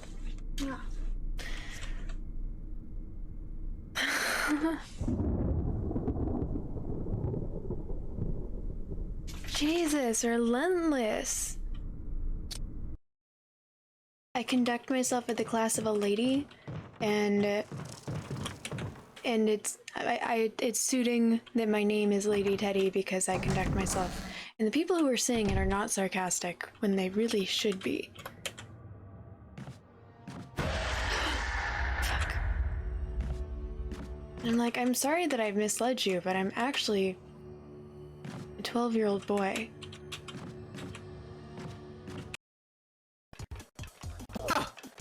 You know the route! You know the route! You know it! That's your route! Oh my god! It didn't Ellie! Come on, man! They're not wanting to move. No one's wanting to move. It's your route. It's your route. Jump! Are you serious? She's not jumping! I'm also not pressing forward right now. Okay, I'm back. Sorry that took so long. How are y'all doing? Okay, so. Oh my gosh, that took me so much longer than I thought. I needed to, yeah. Okay, so. Marshming, hello! How are you? It's good to see you. So, for the people who have been here before, you know that the way I like to do this is I like to record everything separately so I can upload it to YouTube separately. So I'm going to act as if I'm starting the stream over and introduce myself and everything, and then I will explain what's going on. So without further ado, let's begin. Hi everyone, I'm Lady Teddy. I'm going to be reading to you guys from Magium, which is a text-based choose-your-own-adventure story app game thing that is on it's free and it's on both Android and iOS, so you should go and download it for yourself and play it because there's a lot of different, it's a really cool story and there's a lot of different playthroughs that you can do and stuff, yeah. So the way that I do this is I read out loud to you guys. We're doing a smart, good playthrough right now, so if it's a smart or good decision, I will make the decision for us. But if it is just a conversational or directional type of decision, I will generally allow you guys to participate if you want. I know that there's a lot of people who like falling asleep or just relaxing and not participating, and that is totally okay. So what I'm going to do is I read out the options, and then I will give y'all about a minute. If no one says anything, I'll make a decision and move on with the story. If people do want to participate, I will go with whatever the majority of the audience chooses, of the viewers, you guys. We are in the middle of the story right now, so if anyone has any questions, feel free to ask. If you want to catch up on the story, all of my previous readings are in a Magium playlist on my YouTube, and I have finally made a link for it, so y'all can just go, yeah, there it is, if you want to find it for yourself. But feel free to ask questions if you want to know what's going on. Alright, and I have all sound alerts turned off, so I would not recommend redeeming any of them. Yeah, I have thought about maybe not changing to ASMR until I get back, that way the people don't join for ASMR and then see my screaming clips. Or even just turning those off. Okay. I should have popped my shoulders before. Hang on, I'll be right back.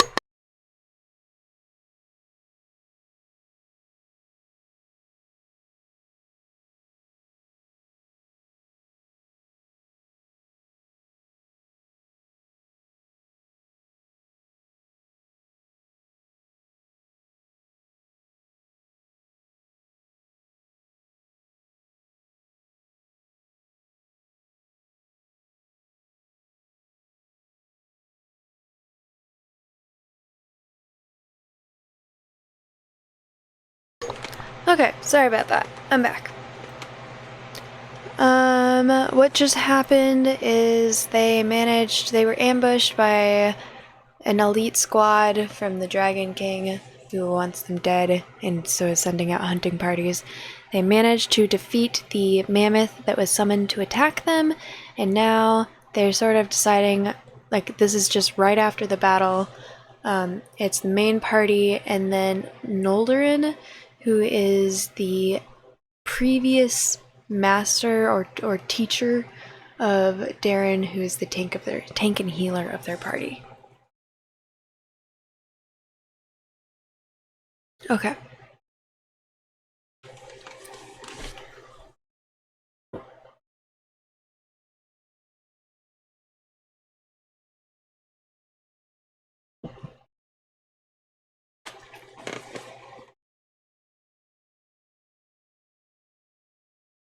Okay. They could have scouts scattered all around the continent. Actually, that would make a lot of sense, Darren says. The dragon has a huge army of orcs, so it's only natural that he'd have scouts all over the place. And if they're using transceivers to communicate, there would be no real way for us to kill them before they get to report our location. I suppose that we have no other choice than to keep mowing down their troops until...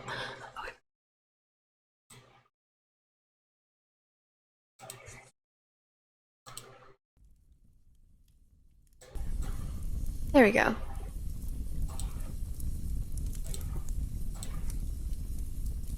Fire background.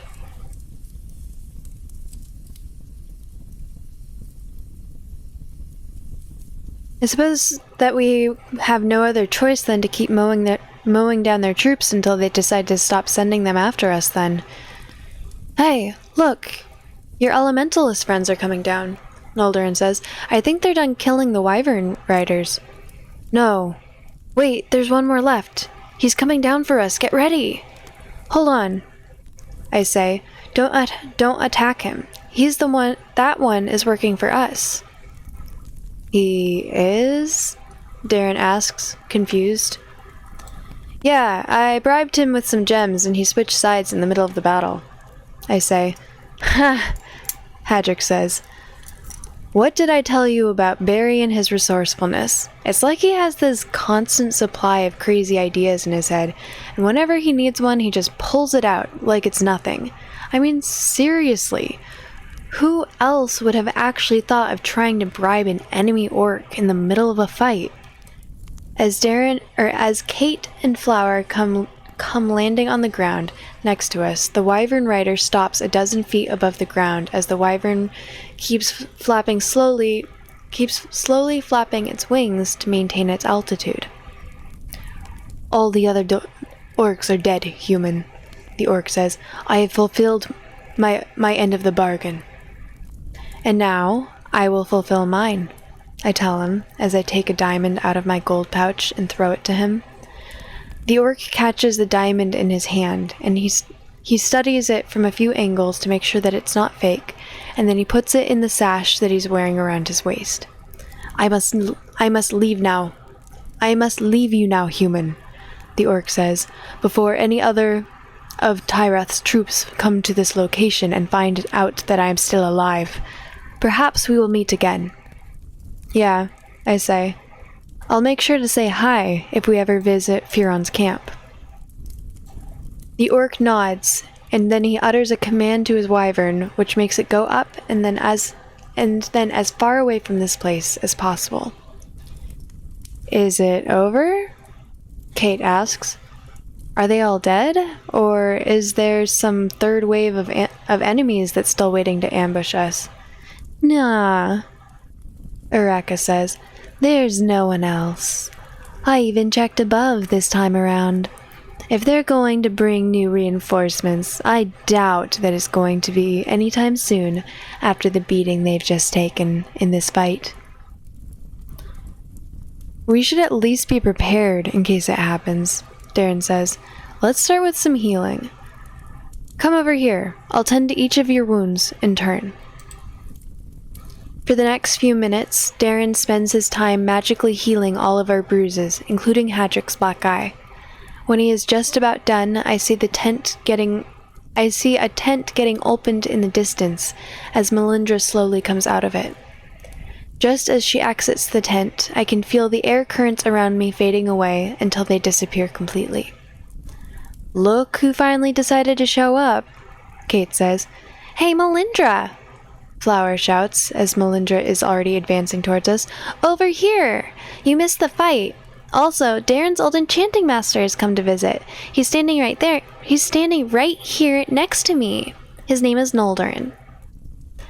"Is this another member of your team, or...?" Noldorin asks us. Melindra overhears Noldorin's question while she's still making our way towards us, and she answers it before any of us get the chance to say anything. "I am only a traveling maiden looking to go back home to her sickly father," Melindra says in a loud voice while smiling politely. "These brave warriors have offered to escort me to my hometown, and now I am traveling with them." When she reaches our position, she extends her hand towards Darren's old master, inviting him to kiss it. "Pleased to meet you," she says, still smiling.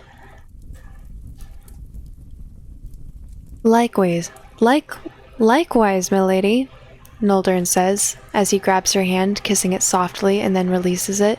"May I ask which way you are headed?" "Oh, it's just a small town," Melindra says. "You probably haven't heard of it." "We're taking her to a city called Allendor," Darren says. Melindra frowns at him when she sees how easily he's given away our destination, but it doesn't look like Darren noticed. "Allendor?" Noldorin says, surprised. "We've actually passed that city on our way here. And it just so happens that I have a mage in my team that can cast teleportation magic. If you would come with me to my camp, I'm sure that I can convince him to teleport you to your destination, and you could save a few days from your journey. What do you say, Darren? Would you like to meet my teammates?" "I suppose so," Darren says, "but I'm not sure what the others would have to say about this. Would everyone else be okay with asking one of Noldorin's friends to teleport us to Allendor?" "Hey, if it gets us faster, then why not?" Hadrick says. "I don't have a problem with it." Layla writes, "I don't have a problem either." Kate says, "I also want to apologize for being so suspicious of you earlier, Noldorin. You helped us a great deal in that fight against the orcs and the mammoth, and you've most definitely earned my trust." "Think nothing of it," Noldorin says. "Well, if nobody else has any objections, I would personally suggest that we get ready to leave soon. I wouldn't really want to spend too much time in this place when new monsters could teleport and attack us at a moment's notice."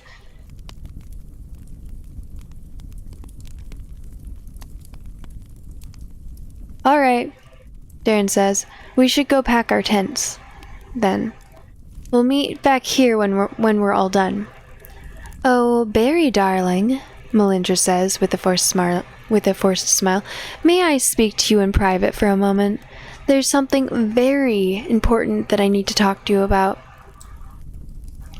When they hear Melindra's words, Kate frowns at me and she leaves for her tent, while Darren just shakes his head in disapproval and walks away. "What is it, Melindra?" I say as I get closer to her while the others are walking out of our hearing range. "Barry?" Melindra says, "Would you mind explaining to me why everyone here just agreed to walk into a potential ambush without a second thought?" "What do you mean?" I say. "Are you saying that Noldorin might want to kill us?" "Yes," Melindra says. "Isn't he a tournament participant? Why would he not want to kill you?" "Well, he's an old friend of Darren's, for starters," I say. "And if he really wanted us dead, I see no reason why he would not have just left us to get killed by the monsters instead of helping us. We even told him that he should flee while he had the chance, but he still chose to stay and fight by our side. What would he have had to gain by doing that? I don't know what his plan is, Melindra says. I can't read minds. All I know is that my instincts are telling me not to trust him. Listen, I'm not saying that we shouldn't go with him at all. Believe me, there's nothing that I'd love better than for us to get teleported right at Allendor's doorstep without any effort on our part. But I still think we should be cautious. We shouldn't just take everything this guy says for granted. Do you understand what I'm saying? I guess we could ask Araka to regularly check for traps on our way to Noldrin's camp. I think you're worrying over nothing. Noldrin seems alright in my book. I think Smartberry would pick this one, so I'm probably going to pick this one, but if anyone would like to argue with me on why Smart Good Perry would not pick this one, now is your chance.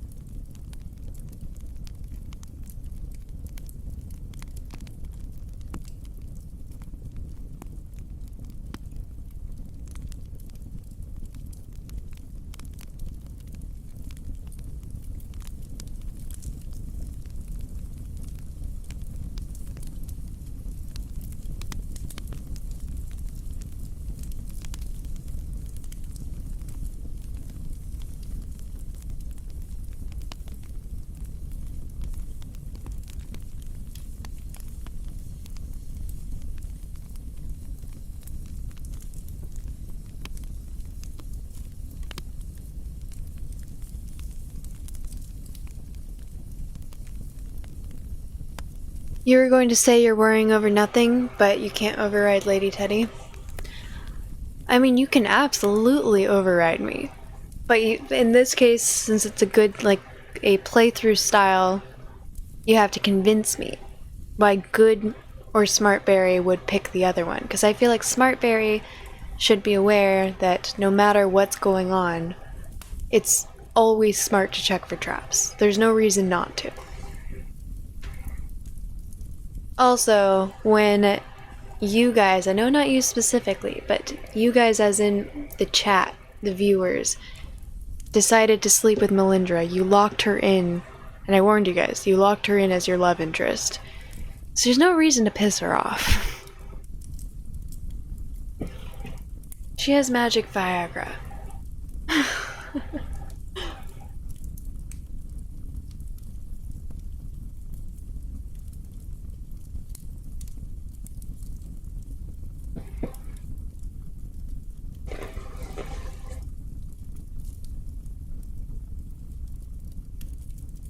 So you agree with regularly check for traps?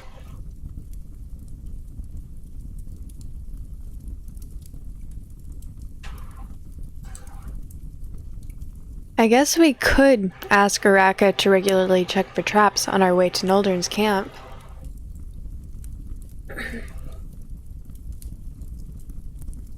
And I'll make sure to use my magical sense to see if there aren't any mages trying to jump us.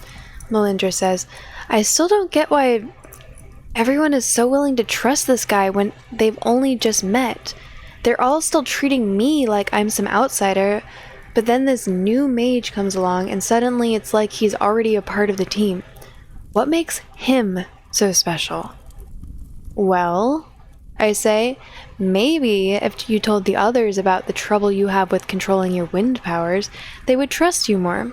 If people can't even rely on you to fight together with us, you can't just expect them to treat you as a member of the team.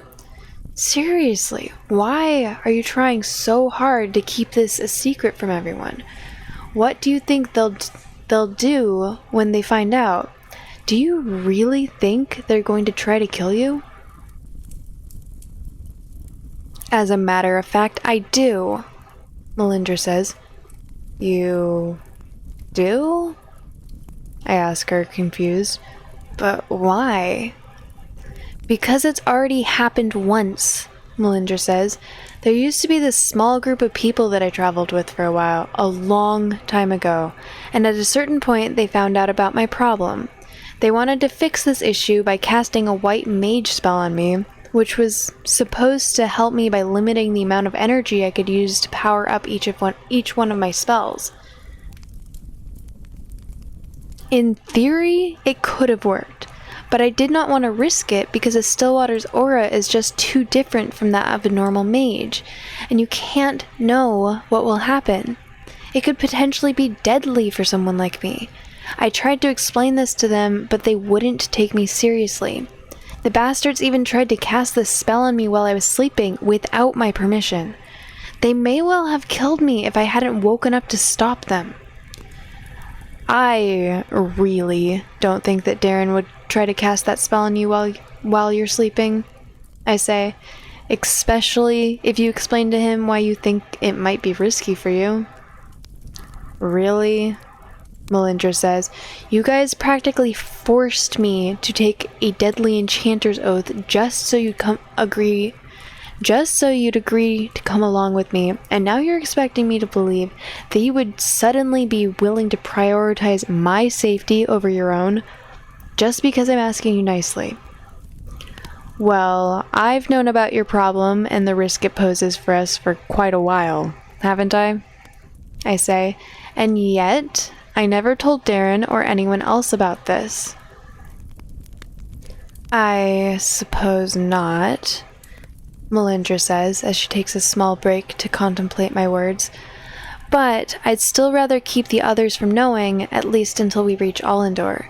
It's not like I could help much in a battle, even if I wanted to, so I don't really see any need for them to know. And if this means they'll keep hating me, then so be it.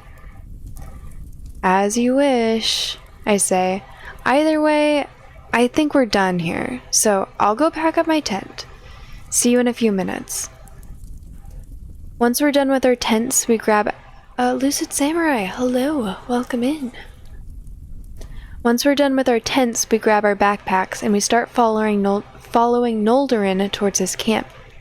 According to his words, it shouldn't take us more than 30 minutes to reach it. Before we left, Melindra and I had a private conversation with Araka, and we asked her to notify us if there were any magical traps on our way to Noldorin's camp. As we walk our way through the forest, we come upon a few more mages that are filling their backpacks with pine cones.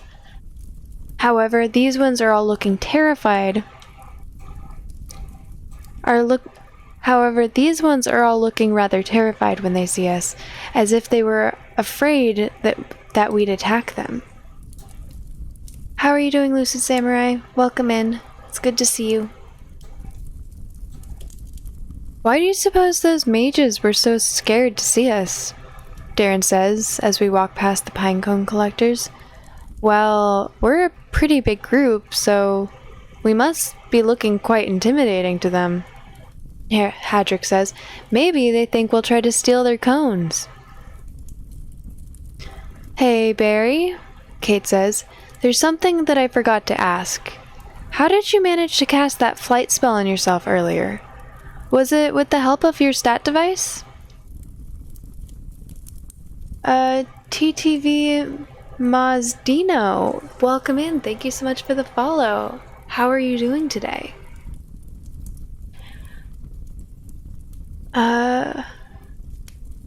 Do you mind if I call you Dino? Or is there something else you'd like me to call you?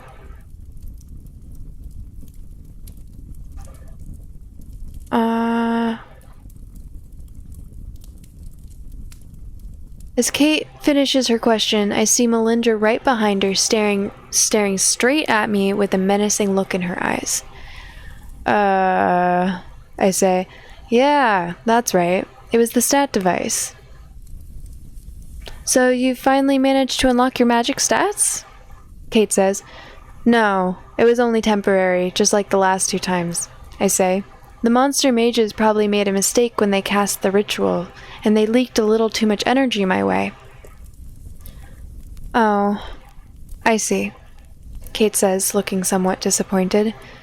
So, how did you come to know these allies of yours, Master Noldorin?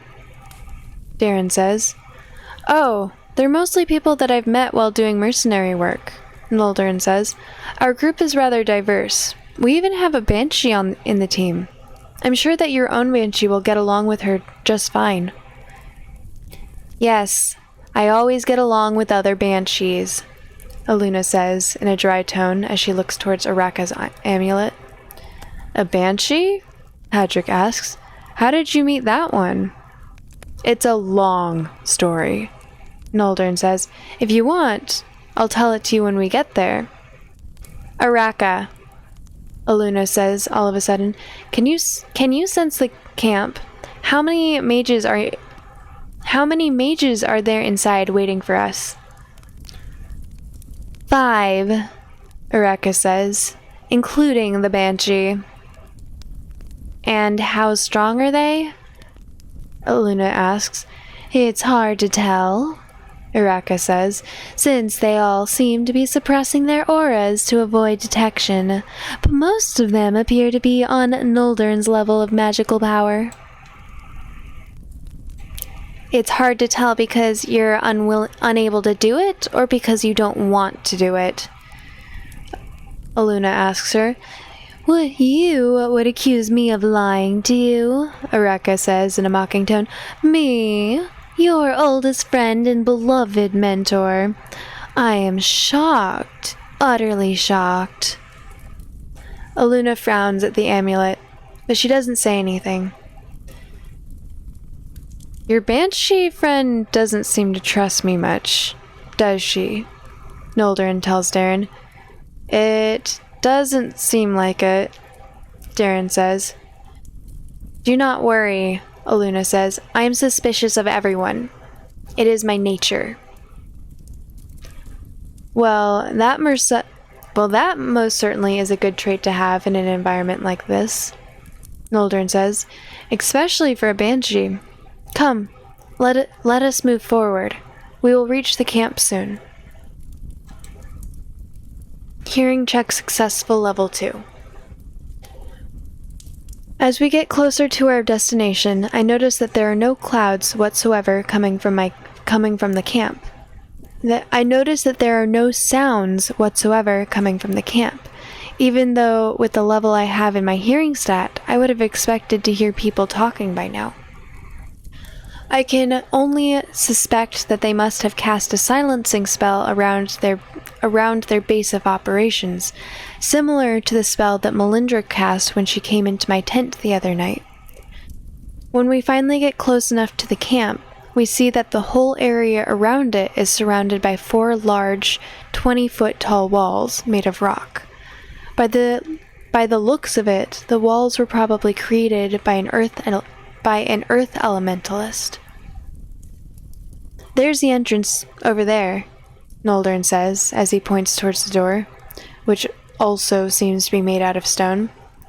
Quite impressive camp fortifications you have here, Noldorin, Hadrick says. Yes, we have a very talented earth elementalist in our team, Noldorin says. Step right in. He then opens the door for us and we all step inside, one by one. As soon as we enter the camp, we all finally get to see the faces of the 5 mages from Noldorin's team. One of them is a dwarf who is sitting on a stone chair behind a stone table some 200 feet away from us while drinking a bottle of dwarven ale. The other 4 are standing behind him, watching over him as bodyguards. As we get a closer look at the dwarf, we recognize him almost immediately. It would be impossible not to know who he is, since his face has been shown in every newspaper for the past 12 years. The mage that we are looking at right now was none other than Telmac, the Sage of the North. Araka starts laughing loudly all of a sudden. Telmac? Darren says, looking very shocked. The Sage of the North? Aluna asks, surprised, looking first at Darren, then at the dwarf in front of us with an unimpressed look on her face. This is the almighty sage that you've been talking about? Oh my god, I need to work on my fake laughter. I thought that it was getting better, but that was bad.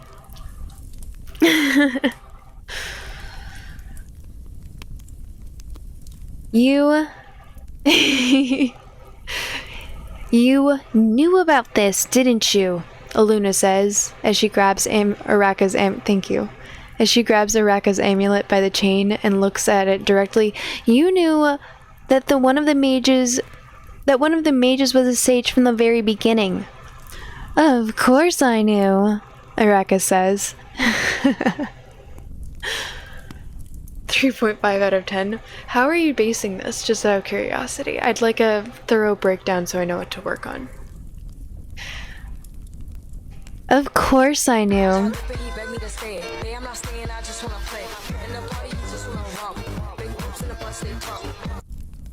How are you able to hear that? I have all sound alerts turned off. What?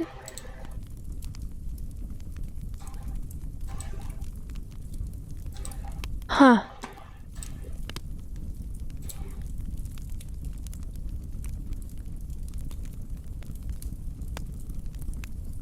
Thank you for not doing a scary one that would have interrupted the mood. Apparently I didn't turn off that source.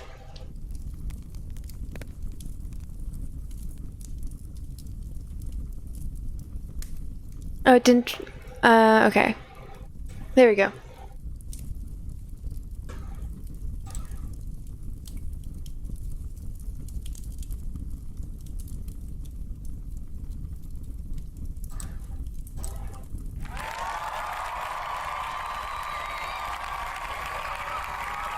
Why are you still able to hear that?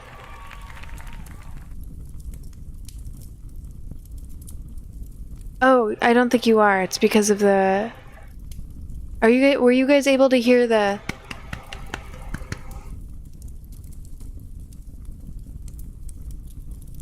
The cheering? Because it played for me, but I don't know if it played for you guys. What the heck?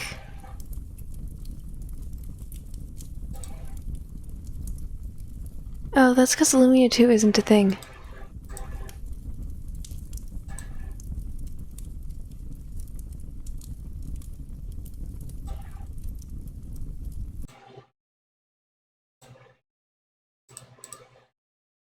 Sorry, guys.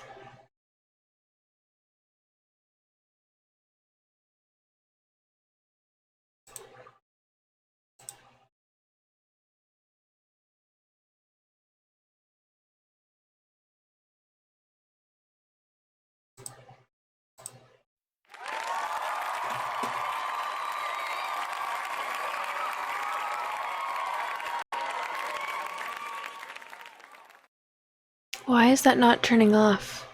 I have that sound alert turned off.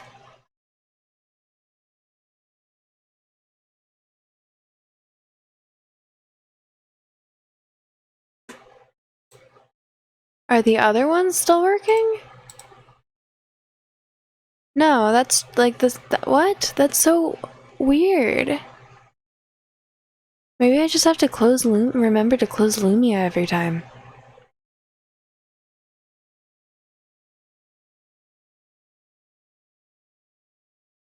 Well, I'm intentionally turning those sounds alerts off because I don't want there to be any jump scares.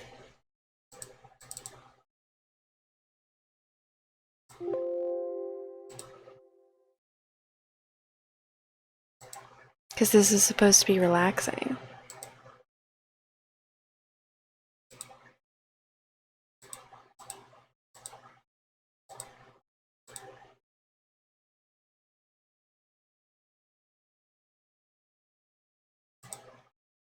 Okay. That's just a way to... I don't know why the sound alert is working. It's not supposed to. Like, the visual part should work. But the sound part shouldn't. But the fact that you guys are able to hear it is... I'll have to figure that out some other time. Regardless, now I have Lumia turned off completely, so not even the visual parts will work. Sorry about that, Slim Dirtbag. Thank you for redeeming it, though, bringing this to my attention.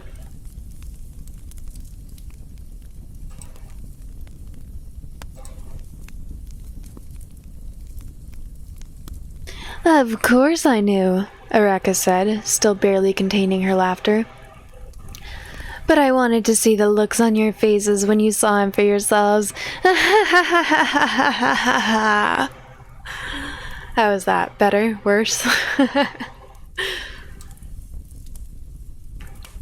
Master Noldorin?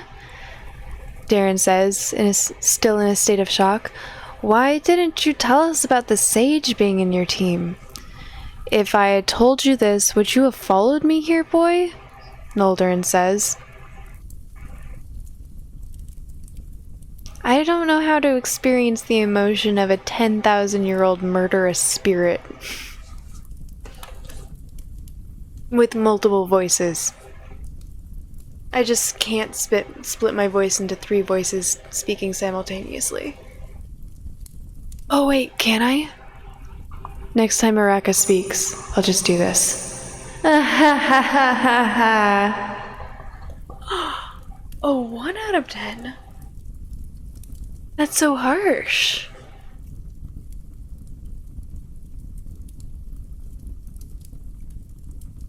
If I have told you, would you have followed me here, boy? Noldorin says. I turned this back off, right? Yeah. You should not blame him for this, healer in armor, Talmok says in a loud voice as he puts his bottle of ale on the table in front of him. Your old master works for me now. He does what I tell him. But do not worry, I did not call you here to fight. I called you here because I wanted to talk. Now, come closer. All of you. I don't like it when I feel I need to shout to make myself heard. As we all exchanged a few looks, and then we get ready to traverse We all exchanged a few looks, and then we get ready to traverse the large empty area between ourselves and the sage's table, together with Noldorin. Just as we were beginning to walk, Melindra pulls both Flower and me by the arm in order to stop us. When we look at her, we see that she has an unusually serious expression on her face.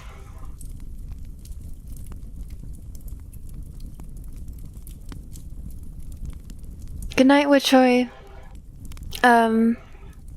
Thank you again for the raid. I appreciate you trusting me with your community, and have a really good rest of your night. Sweet dreams.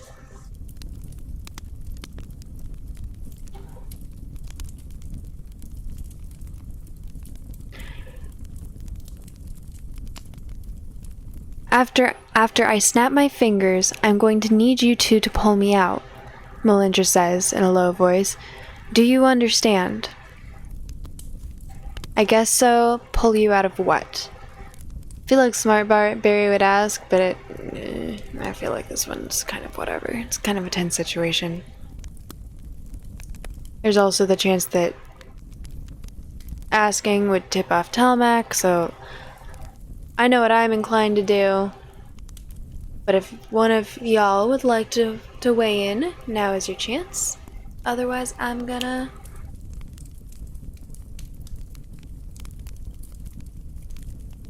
Yeah, otherwise I'll make this decision in about a minute.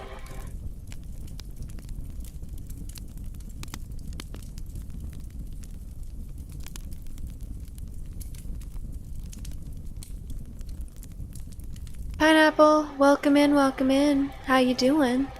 Thanks for the first time chat. You joined mid-chapter, you're answered. I started mid-chapter. Your answer counts. Do what you like. You are more than welcome. No.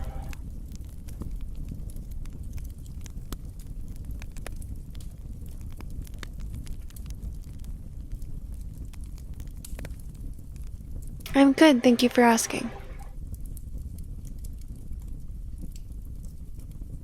It's rough that there's not a confident answer. I mean, I could always save here, and you can go back if you want to change your mind.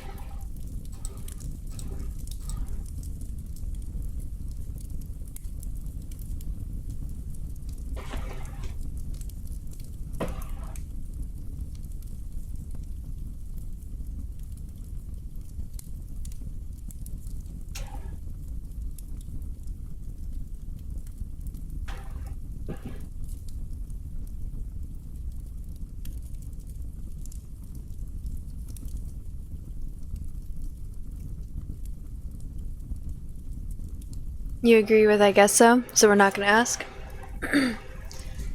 Pineapple, thank you so much for the follow. I appreciate you joining the community. I guess so? Good, Melindra says simply, and then I can feel her casting the same air currents on me as she did earlier this morning. She then walks away without another word, as she goes to join the rest of the team. Do you guys like that emote? That's one of the ones that I made myself. It's a pink mine from Minesweeper. In honor of Imp for Pink Lizard, who taught me Minesweeper on stream. And then abandoned me because I disappointed him. Oh, thank you so much. It means a lot. The Angry Sun. Yeah, I did cross my mind that putting the, like, beat the game sunglasses on it did make it look kind of like a sun and not a pink mine. But as long as you guys like it, it could be whatever you want.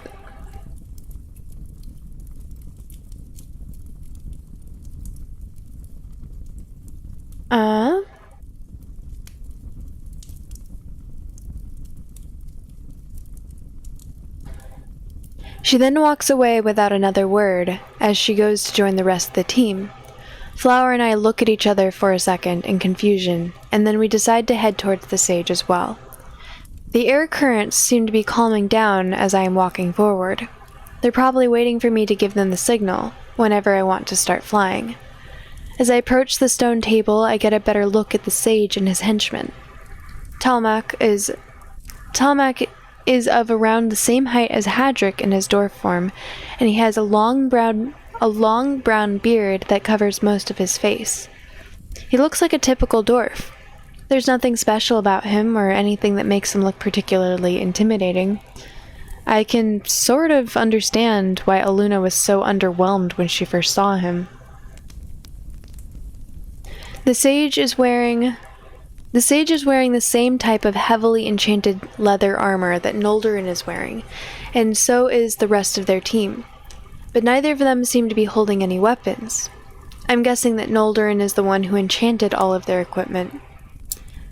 Aside from Darren's old master, Talmak's team consists of a banshee, an elf, and 2 dwarves.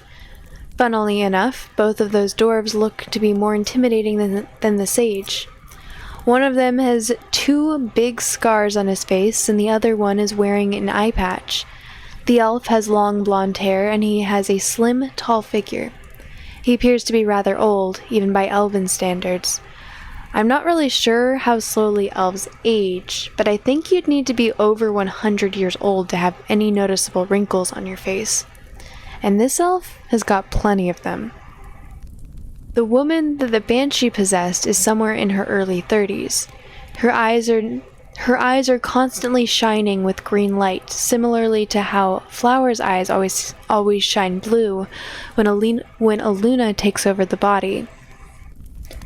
She also has an outworldly aura about her, so it's clear that she is not an artificial mage. Given that the Banshee is obviously long past her awakening stage, I can only assume that the host's soul is long gone, and that the Banshee is the only one in control of the body right now.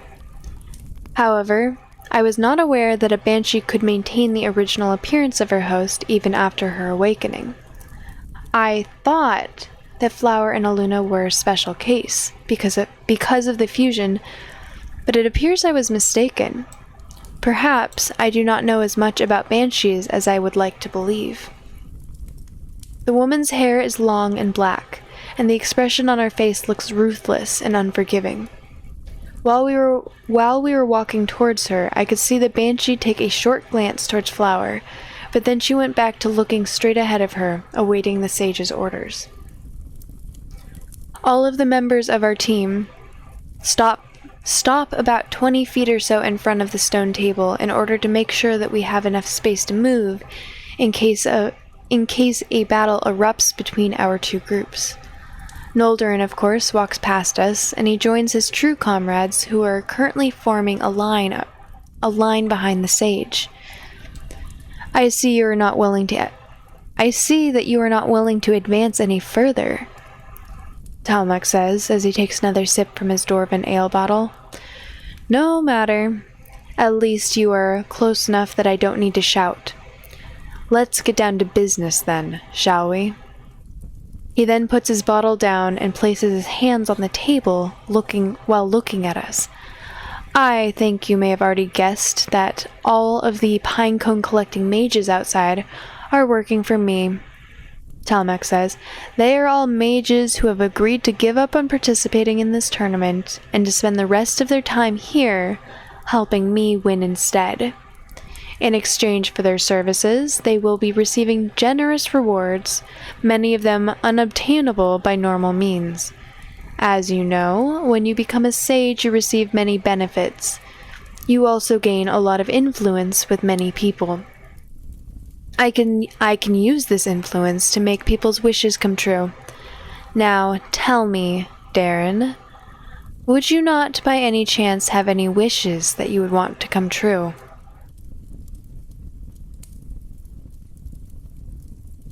My wish is to gain access to the Magium, Darren says with a very serious tone in his voice, but from what I'm gathering, this is the one wish that you would not want to grant me.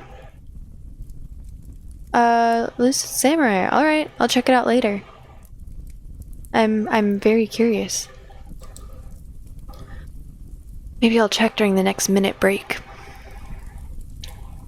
Don't be a fool, boy, Noldorin says. This is a once-in-a-lifetime opportunity.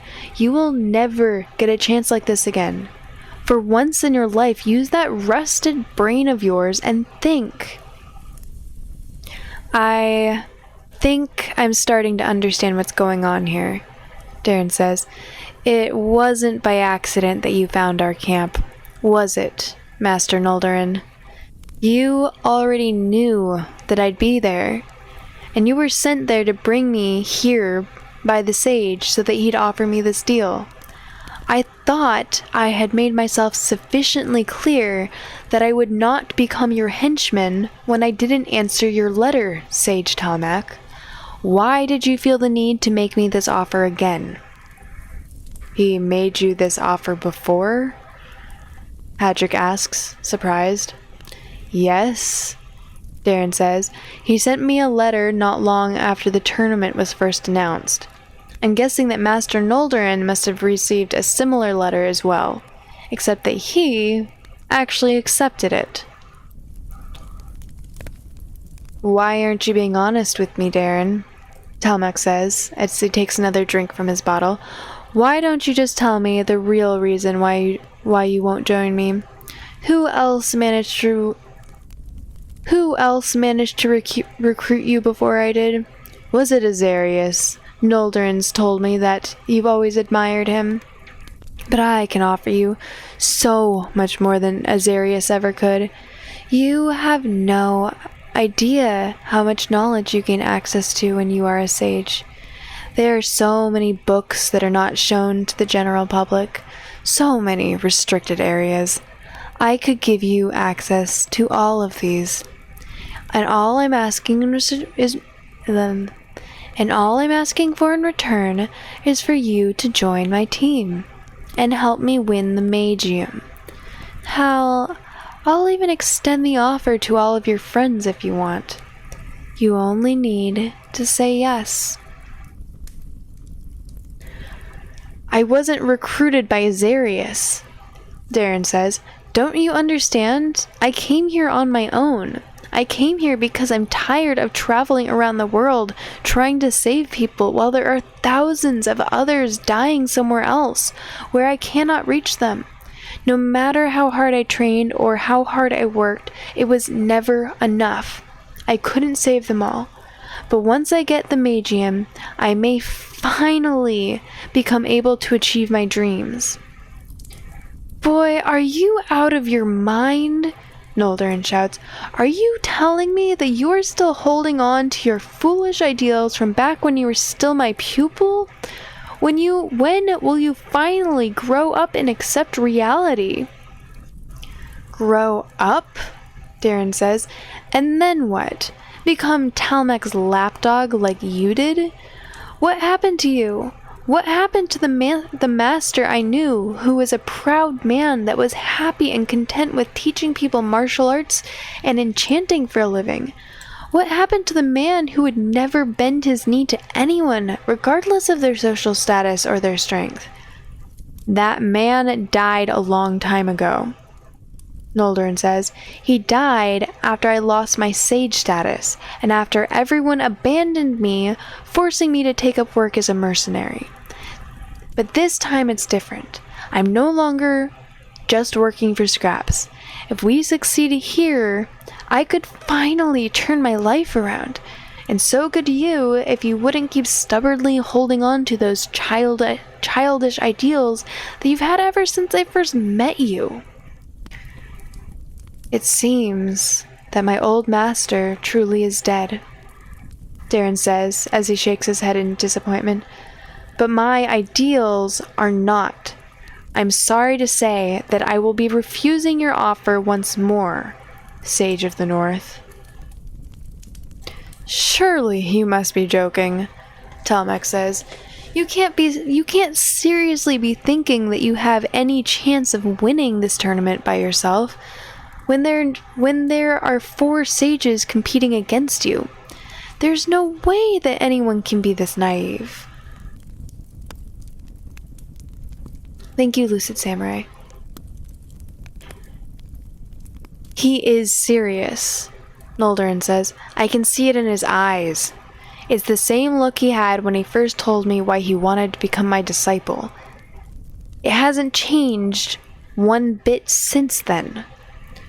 No, this can't be possible, Talmec says in disbelief. I refuse to believe that this is actually happening. Someone needs to wake this man up.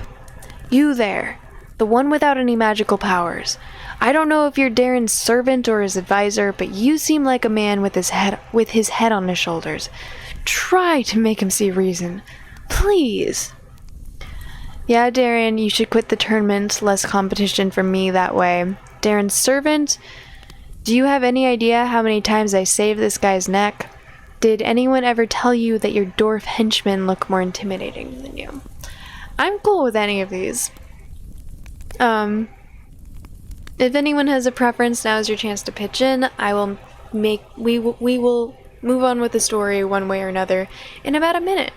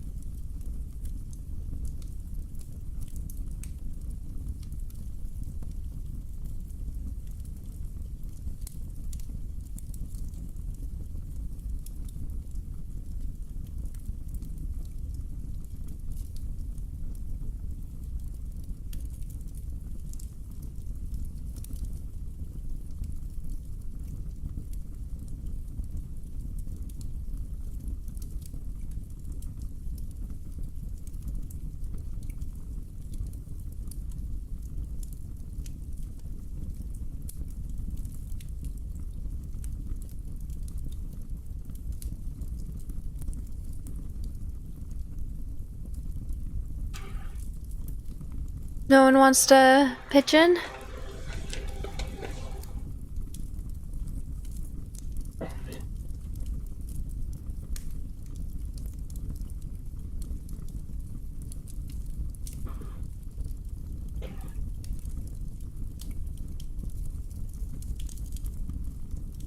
Because I like sarcastic Barry. Oh, all of these are trying to piss him off.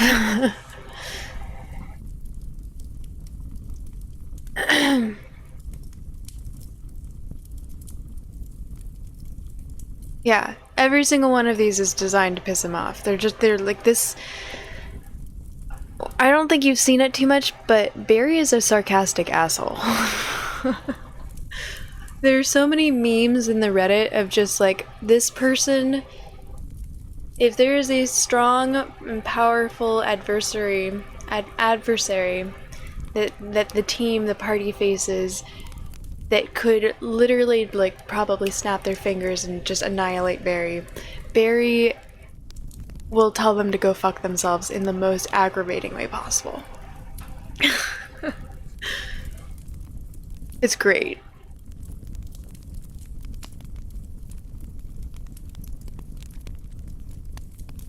Which is why, but all of these, yeah, if that's what they're trying to,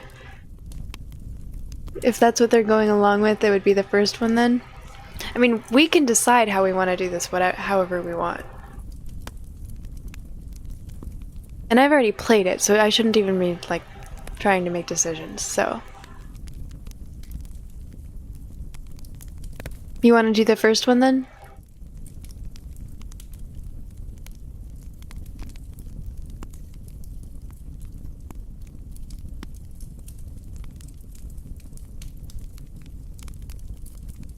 Okay. Yeah, Darren, you should quit the tournament. Less competition for me that way. You won't get rid of me that easily, you opportunist. You won't get rid of me that easily, you opportunistic bastard, Darren says with a grin. Is this supposed to be some sort of joke? Talmec says. Please tell me that you are not seriously planning to participate in this tournament against me as well? It's not a joke, Kate says. Take a good look at them and you will see from their eyes that they are not bluffing. They really did both come here to win the tournament. After hearing Kate's words, Talmec keeps turning his head between me and Darren, looking at each of us in turn as if he is simply refusing to believe what is happening before his eyes. Once he finally understands that we are indeed being serious, he completely loses his temper and his face contorts into a snarl. You would compete against me? Talmec shouts furiously as he gets up from his chair and looks at me directly. Me, the Sage of the North. He then stops suppressing his magical power, and for a moment, it feels like the intensity of his aura is hitting me right in the face. As far as intimidating auras go, I've seen better, I say once I've recovered from the initial shock. Do you people think this is a game? Talmec says, as his eyes are still brimming with fury. Do you all think that this offer I made is simply something you... Do you all think that this offer I made is something that you can simply refuse? Are you unable to understand the situation you are in? I think we understand our situation very well, Sage Talmec, Darren says with a serious tone in his voice.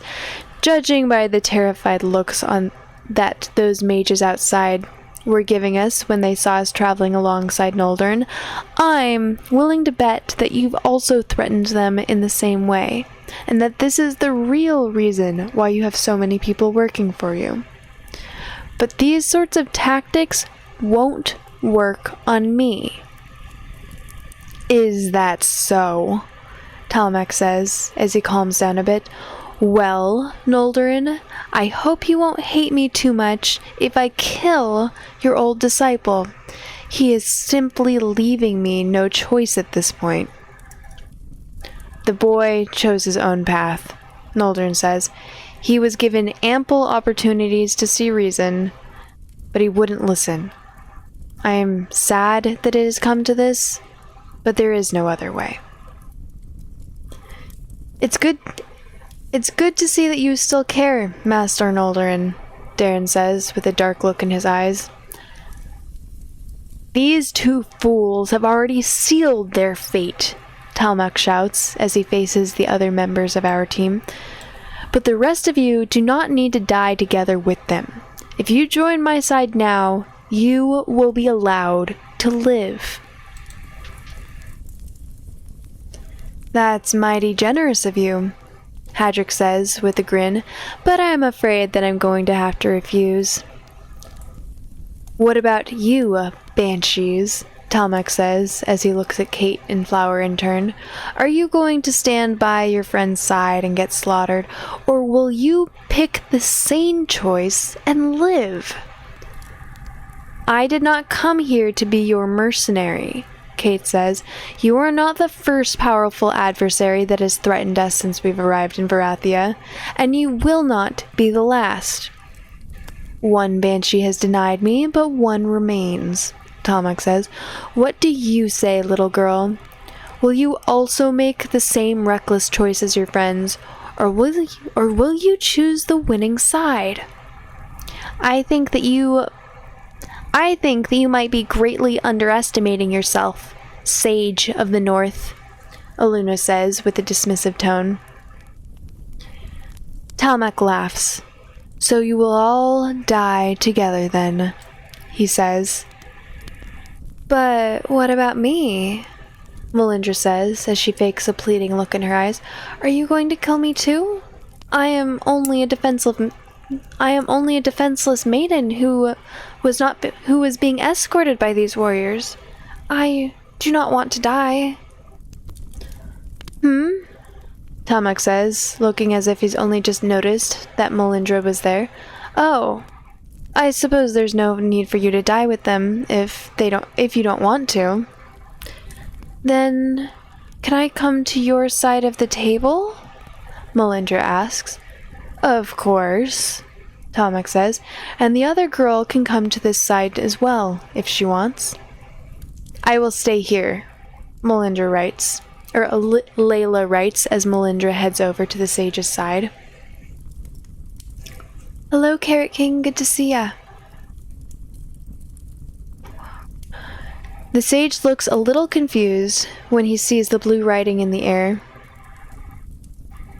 But then he understands its significance, and he addresses Layla directly. As you wish, Talmak tells her.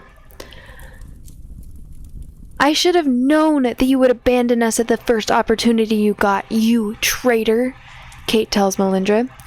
Don't take it personally, Ice Mage, Melindra says with a smirk as she reaches Talmak's side of the table, and she places herself beside him. I did somewhat enjoy traveling with you and your group, but now it's time to move on. I'm sure that I will find other suitable candidates to escort me to Allendor eventually.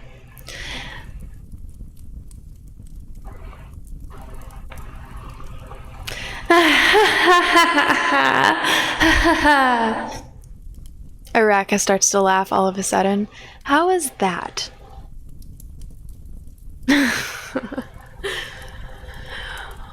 What is...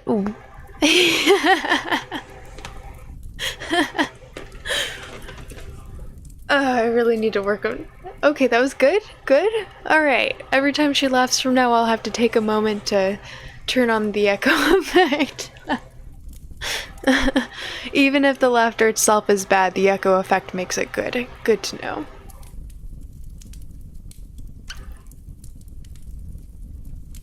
Don't you... What exactly is it that you're finding so amusing? Aluna says.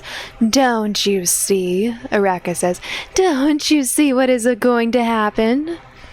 She then starts laughing again, the sage ignoring her completely as he resumes talking with a loud voice.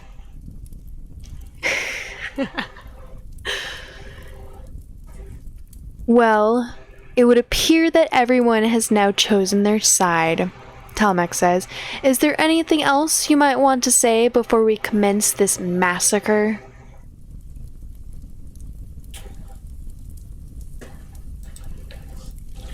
Wait a minute. Something's not right here. Why would Melindra go out of her way to give me a vague message if she was just going to betray us afterwards? And why did she specifically request to join the sage's side? If she really wanted to be safe, she could have just flown away and left us to our fate. Just shut up and prepare yourself for battle, will you? Darren tells the sage as he readies his sword and shield. No matter how hard I think about this, it still doesn't add up. Unless...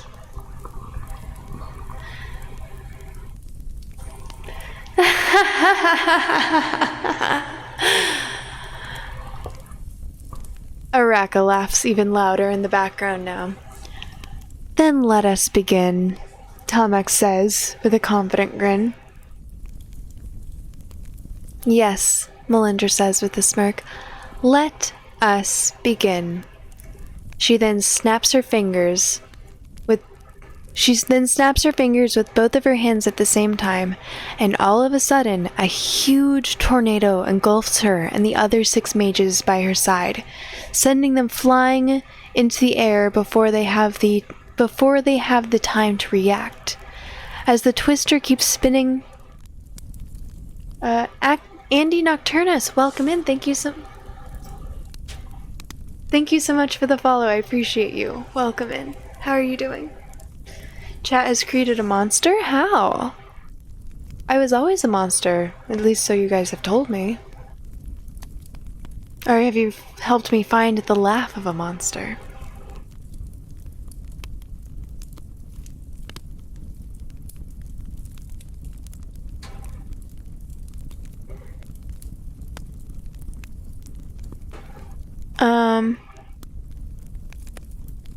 Araka laughs even louder in the background now. Then let us... sorry. She then snaps her finger with both of her hands at the same time, and all of a sudden, a huge tornado engulfs her and the other 6 mages by her side, sending them flying into the air before they have the time to react. As the twister keeps spinning them round and round, it seems that the size of the tornado is quickly expanding in size with every second. So this was her plan all along. I should have known from the very beginning. I knew it, Araka says. I knew she'd do it the moment she asked to join the sage's side. That this girl is even crazier than the hapless Athi. I'm dying of laughter here.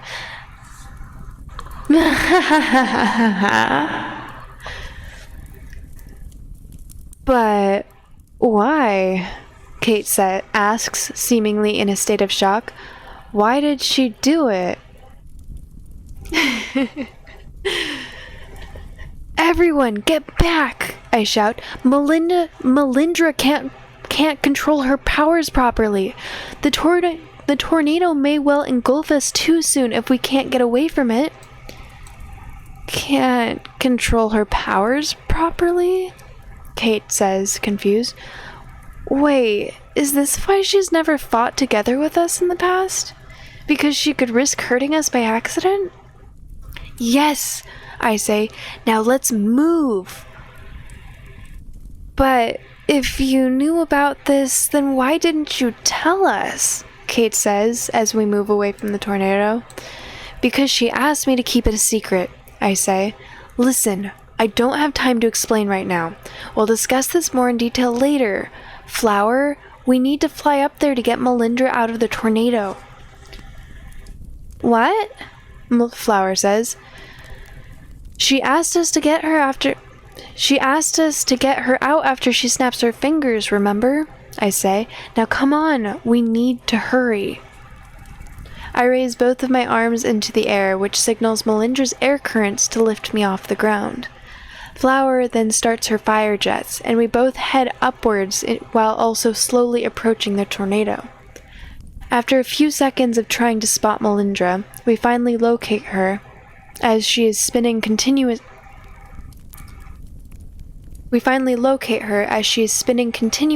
along the outer borders of the twister. If someone wants to try clipping it, I can try and, You know what? I need to work on my fake laughter. I'm going to get a real fake laugh. And then I'll do the sound effect, and then I'll clip it for y'all. I'll turn it into something. Or maybe y'all can make me laugh with the sound effect on. I have an example to show you before I end my stream.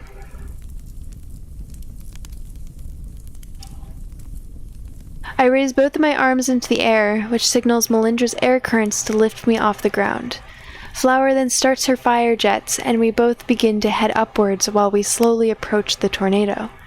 After a few seconds of trying to spot Melindra, we finally locate her as she is spinning continuously along the outer borders of the twister.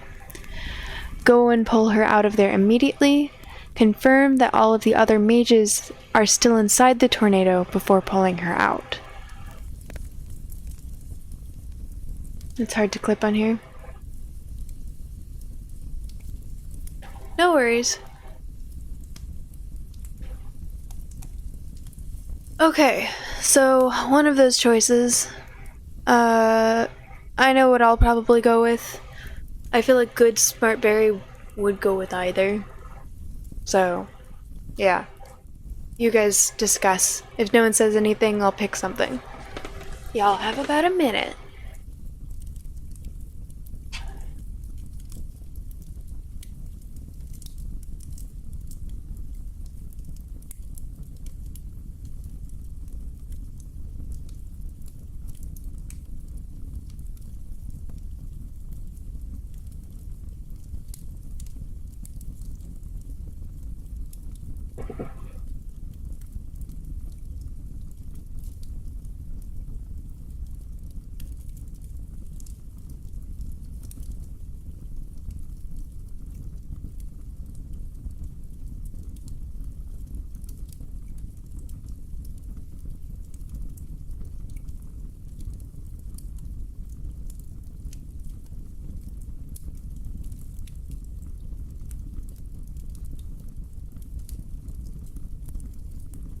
Confirm the mages are inside then.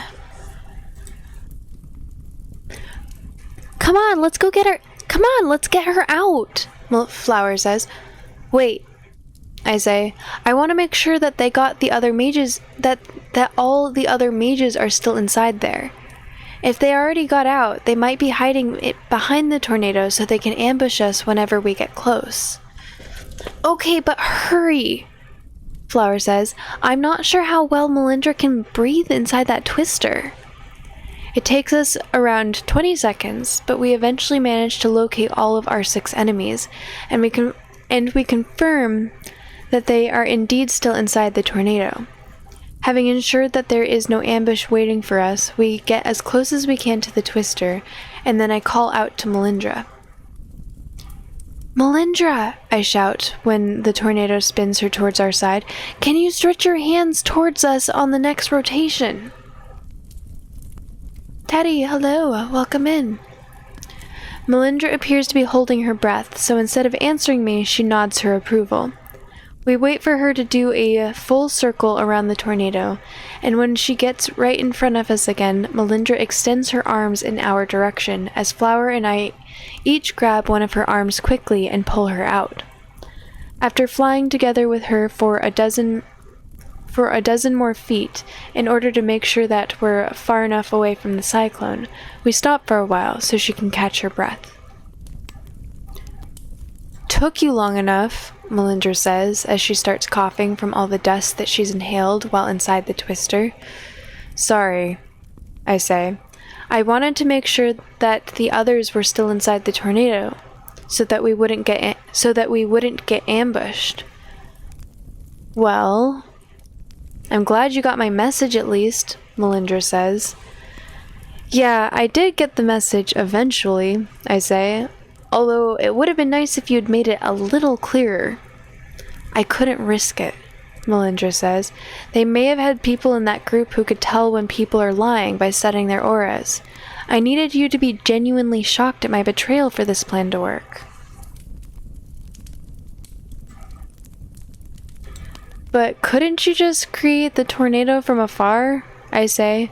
Why did you have to go all the way to their side to do it? When I make a tornado as big as this, Melindra says, if I'm not right at the center or straight above it, I won't be able to control it properly. What about now? I say. Are you able to control it now? I hope so, Melindra says. The hard part was creating it. So as long as I only need to maintain it, I should be able to... Melindra suddenly puts her hand on her forehead, as if she is trying to suppress a headache. Are you alright? Flower asks, worried. I'm fine, Melindra says, as she pauses, again while massaging her temples. I just used too much power at once. That's all. As soon as I rest a bit, there should no longer be any... Oh no. As Melindra was talking, a few small twisters were starting to form very close to where our friends were standing. No, Melindra says as she panics. I can't stop the cyclones. I can't stop them from forming. I need to undo them all. Quick! Just make sure not to undo the big one by accident, I say. But before I got to finish the sentence, the big twister was already gone, along with all the small ones. As soon as they're out of the tornado, the sage and his henchmen start to fall down, while they're coughing and taking large gasps of air. Telemac manages to conjure a floating stone platform out of thin air, and they all land on it as they're still trying to catch their breaths. Let's go back to the ground and group up with everyone else, I say. We can start fighting when we're all together. I begin to fly us towards the ground along with Flower, but Melindra is still just floating there, and it appears that she's gotten another sudden headache. The sage notices immediately, and he uses his powers to magically create a big rock, which she flings towards her at great speed. Melindra does not get the time to completely block it with her air magic, and the rock hits her hard in the head, making her lose consciousness. Melindra! Flower shouts, as she rushes to stop her friend from falling. Just as the sage tries to hit Flower too, Aluna quickly casts her golden cage spell around herself and Melindra, which makes Telmac's rocks break into pieces at the impact with the cage's golden bars.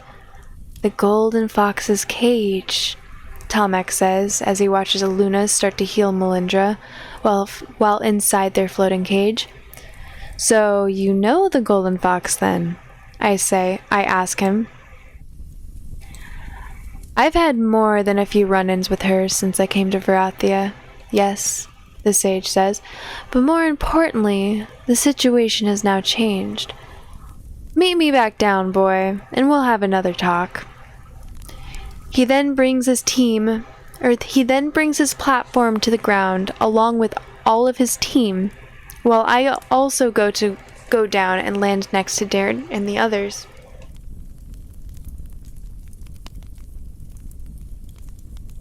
When my feet hit the ground, I can't help but notice the air currents around me have calmed down, just like when Melindra cast the spell on me earlier.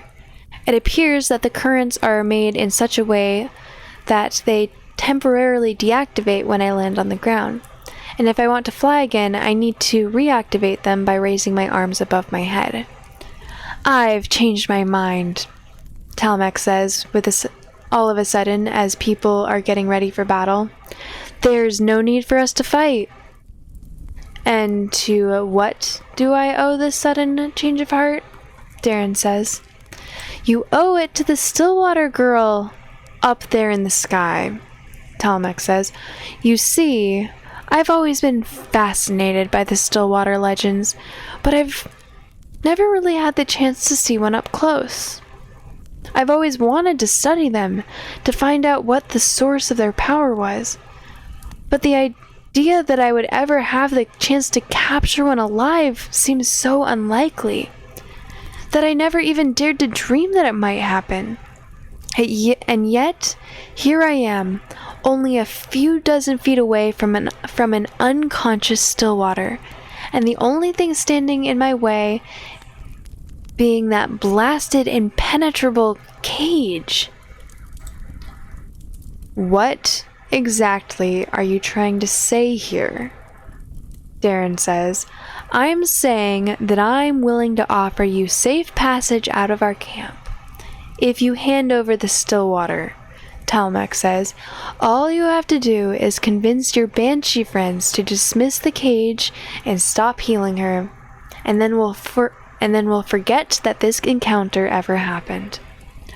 Noldorin, do we still have those collars we found in the ruins that could restrict someone's ability to cast spells? Yes, we still have them, Noldorin says. Perfect, Talmec says. Then we can chain her up and commence the experiments immediately. The tricky part will be to keep her alive while we dissect her, but I know more than a few ways to get around. Suddenly, Kate shoots several icicles straight at the sage, while a wall of rock raises itself from the ground to defend him. As the wall crumbles, and the icicles get stuck within it, that got stuck within it fall to the ground, Talmec stares at Kate with a look of utter shock in his eyes. Have you gone completely insane? Talmec says. You would forfeit your only chance to survive just for the sake of a... Stop talking, you filth, Kate says, looking at him with an expression of pure disgust.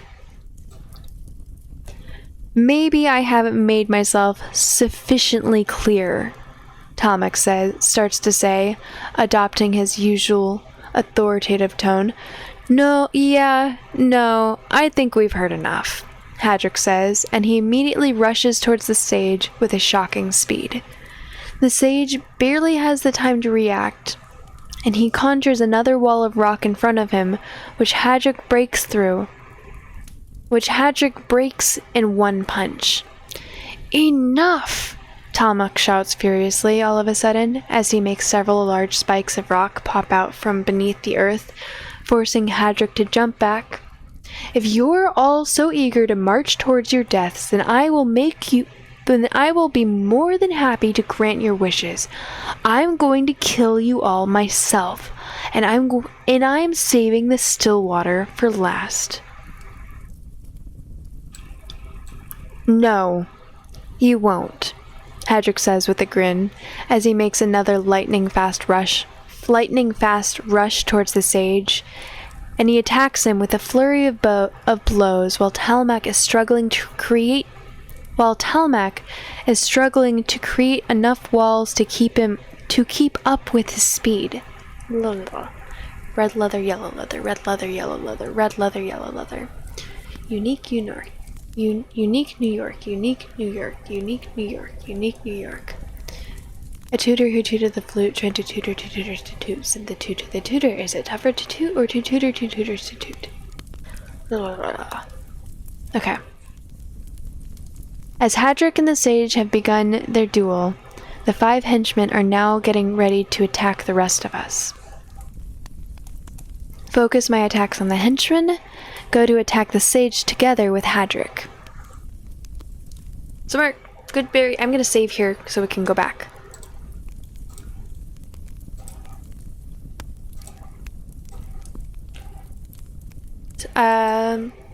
Either.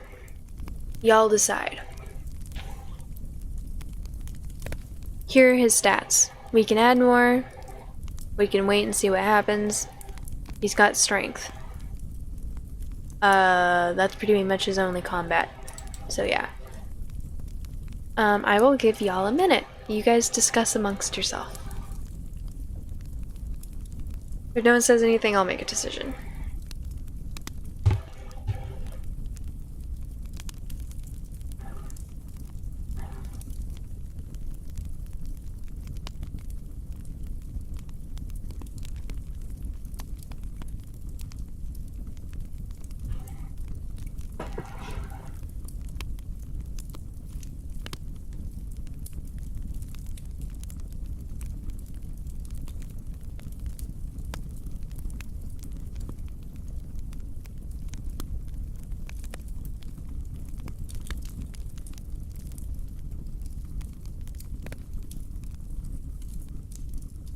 You learned your last lesson last session? What's that mean?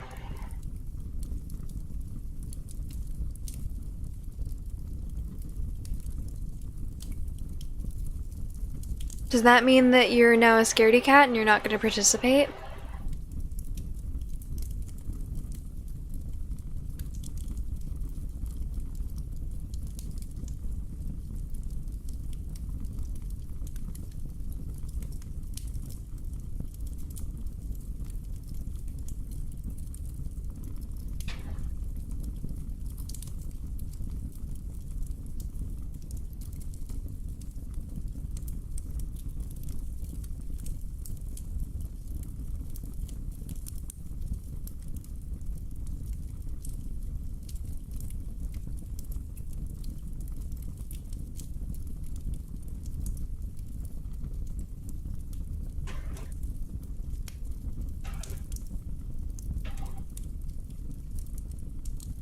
That's okay. Everyone's let this stream to death at one point or another who's participated.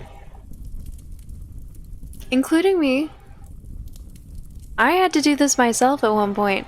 And also, I don't remember this fight very well, and I did it with different stats, so if I make the decision, we're likely going to die at least a couple times. We're gonna have to change our stats a bit.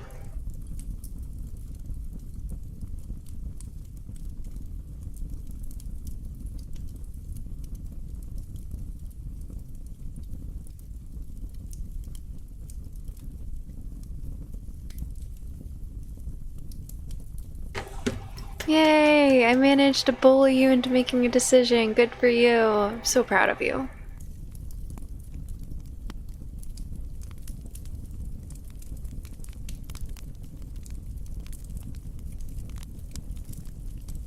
Oh, and Azafel also made a... Sorry. I didn't see that that one was already there.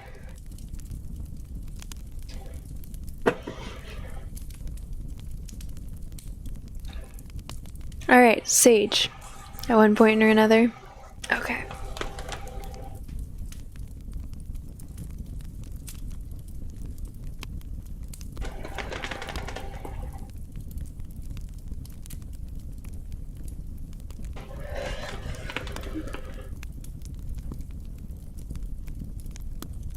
Oh, my bet, because it has some good cracks this stream.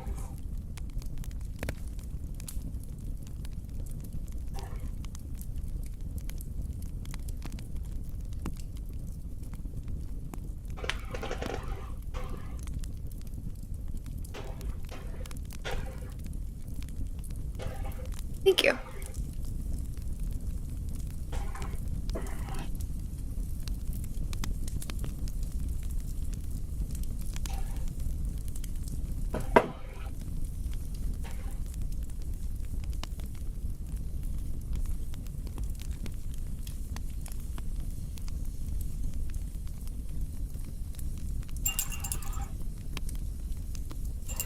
I honestly kind of like the fact that I just have an emote. It's literally just a cardboard box. There's no context for most people.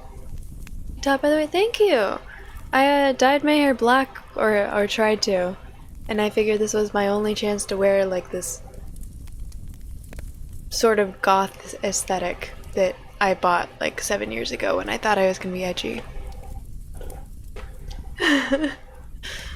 So this is like my only opportunity to wear something that's goth aesthetic, although now that it's drying I'm realizing it just looks really dark red. It did not turn out black. still darker than my hair has ever been. Okay, sage. Thank you. It will wash out.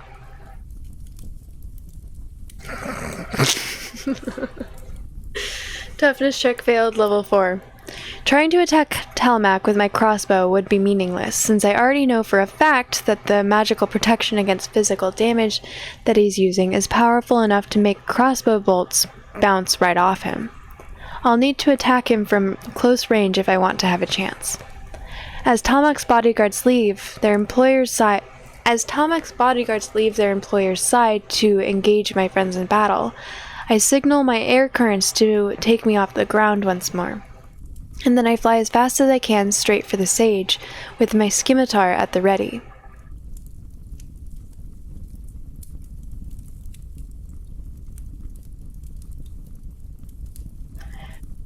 Talmac sees me coming, and he raises a wall from the ground to stop me in my tracks. I try to cut through the rock with my weapon, but the blade isn't sharp enough, and it gets stuck inside the stone. As I pull my scimitar out, I realize that the rock form...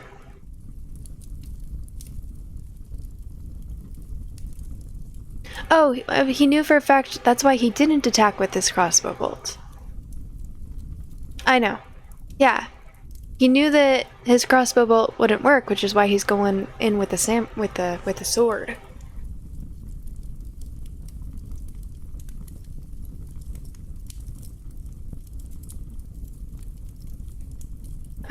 But the blade isn't sharp enough and it gets stuck in the stone. As I pull my scimitar out, I realize that the rock forming the wall has been hardened through magic, similarly to how Kate often reinforces her icicles before she shoots them at her enemies. If I had both my strength and my toughness stats maxed out, maybe I would have been able to smash this wall with my fist, like Hadric. But with my current levels, I don't want to risk breaking my arm. I guess I'm going to have to keep flying around these rocks to make these rock-made obstacles until I find an opening. Ha! Hadric says. I was hoping you'd be coming this way, Barry. Let's see if you can keep up. He then starts attacking the sage even faster, while I try to do an aerial assault from above. Talmac suddenly unleashes an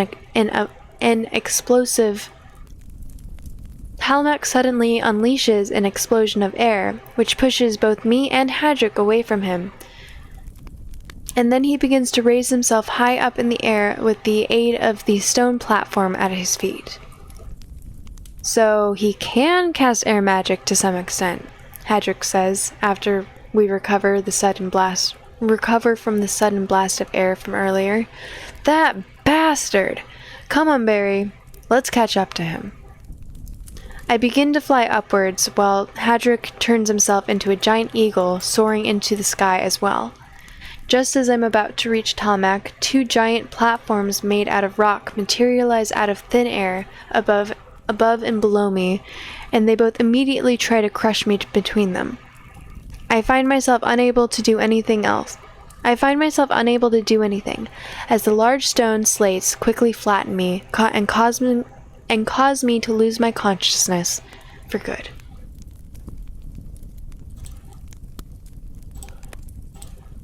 Alright, so we can attack the henchmen, or we can max out we'd have to use 4 of 9, which means we wouldn't be able to max out anything else, but we could max out our toughness for that one.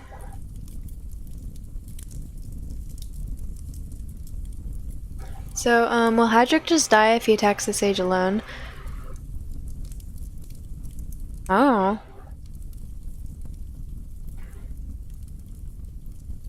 Hadric is very difficult to kill. Hadric is a giant that's shape-shifting as into a dwarf form, so he looks like a dwarf, but he's actually a giant, which means he has nearly impenetrable skin, giant strength. Giants are warrior people, so years and years and years of combat experience. He's like, I think he's 102 or something like that. So years and years and years of combat experience that he's literally, like, it's literally in his blood. He is able to shapeshift as well into other things, but he's tournament rules, he's not allowed to get too big. He also has a aura hardening technique that allows him to block elemental magic that's made from magic. Yeah, so Hadric is very difficult to kill, worry not. As against an elementalist, like, he should be okay. This is a first, you're intrigued? How is it a first? You're intrigued in the game or you're intrigued in... Either way, that's awesome to hear. Okay, so let's kill some henchmen. I quickly take my crossbow out of the backpack, and I start shooting at all of the enemies except for the sage, since I already know for a fact the magical protection against physical damage that he's using is powerful enough to make crossbow bolts bounce right off him. Sadly, it seems that he's already cast the same protection on his allies as well, because none of the bolts harm them in any way. Seeing that this weapon is useless to me, I return it to my backpack and then I unsheath my scimitar. As the henchmen head towards us, Talmac knocks Hadric away from him with a large boulder and then uses the platform below his feet to raise himself high into the air. As soon as he recovers, Hadric transforms himself into a giant eagle and he soars into the sky after the sage. Noldorin is the first one of the henchmen to attack, and he goes directly for Darren. While the old master and disciple commence in their duel, Kate quickly conjures a semi-transparent ice dome around me, her, and Layla, just in time to defend against a barrage of flames coming from the two dwarves who are apparently both fire elementalists. "Don't kill them yet," the Banshee shouts. "I need to have some answers." This is in this story decision making. Were you just hanging out because you like hanging out here before and now you're actually kind of hooked on the story? Because that's encouraging. I really like this story. I have so much respect for the author. He did such a good job and it's such a complicated story. And he did all the coding himself. For both Android and iOS, he codes it all himself, writes it all himself. Like, 2 different coding languages? Insane. Okay, sorry, I'll go back to the... yeah. Hell yeah. You can always download it for yourself if you'd like.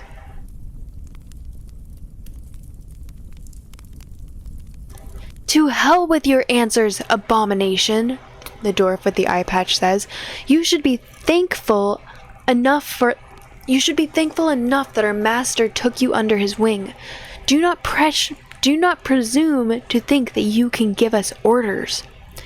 "The sage is not my master," the Banshee says. "We only have an agreement. I told him that I'd help him get the Magium as long as he signed me up to this tournament and let me pursue my own goals on the side. The very fact that the sage himself..." Wow. I might need to end soon. I'm getting tongue-tied too easily. The very fact that Sage Talmac is letting you breathe in his presence should be more than enough of a reward for your services, says the dwarf with the scars on his face.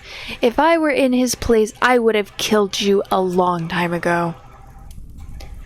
As the dwarf finishes his sentence, Kate suddenly unleashes 100 icicles that she'd been preparing from the sky all this time, and she shoots them at all the sage's henchmen, including Noldorin.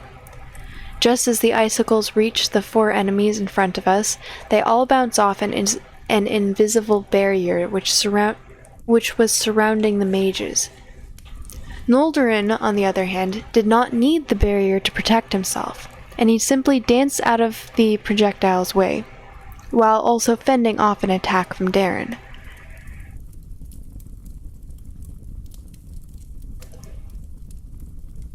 Could we perhaps continue this argument at a more opportune moment? The elf says with a forced smile. See, if I hadn't shielded you just now, you would have all been dead already. As if, the Banshee says, maybe these fools would have died, but I was aware of those icicles and was already preparing to dodge them. Is that why you haven't even moved an inch when you were attacked, despite not knowing about my invisible barrier? The elf says, still forcing himself to smile. Shut up, the Banshee says, looking a little flustered. I obviously knew about the barrier.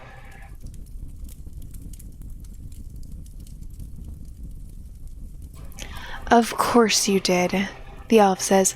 Listen, just ask your question quickly so we can finally start murdering each other, will you? You there, in the ice dome, the Banshee shouts at us. I have a question for you.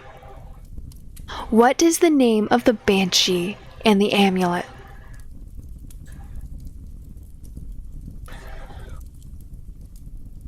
What makes you think that we'll answer your question? Kate shouts back at her through the ice dome. If you answer, then we'll make your deaths quick and mostly painless, the Banshee says. But if you don't... All of a sudden, several fireballs rain down upon the sage's underlings, covering their whole area in explosions. Araka, we hear Aluna's voice coming from the sky. Her name is Araka. We look up and see Aluna hovering a dozen feet above the ground, using Flower's jets as her eyes are shining a blue light. Wait, how did you get out of the cage? I ask her. You are allowed to cast teleportation spells inside the golden cage as long as you are the one who conjured it, Aluna says. The spell has been designed that way so you could still escape in case you trapped yourself inside with your enemy by accident. Luckily, I barely ever use the daily teleportation spell of mine, so I had it ready for this occasion. But what happened to Melindra? I say. She is conscious but still recovering, Aluna says. The healing spell that I cast on her won't take full effect for at least a few minutes.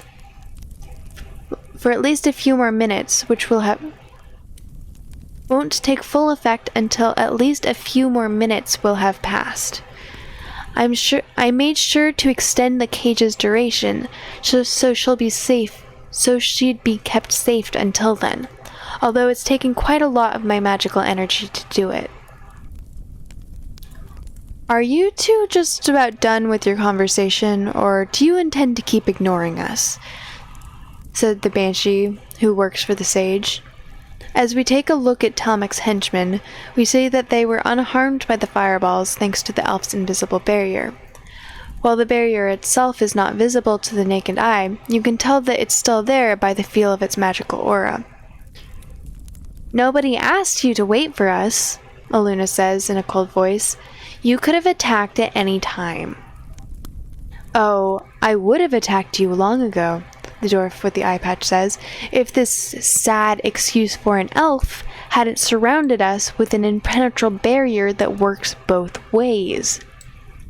I will remove the barrier as soon as our Banshee friend is done with her questions, the elf says in a calm manner.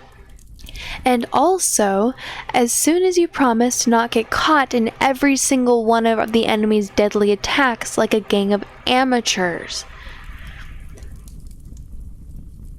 The Banshee from the amulet you called Araka, the black-haired Banshee starts to ask Aluna, ignoring the elf. How old is she exactly? Do you happen to know if she's been around for more than 1,000 years? Perhaps even 5,000? Oh, I've been around for quite a bit more than 5,000 years, little girl, Araka says. But I think that we should both stop talking but I think we should both stop beating around the bush. What is it that you want to ask me exactly?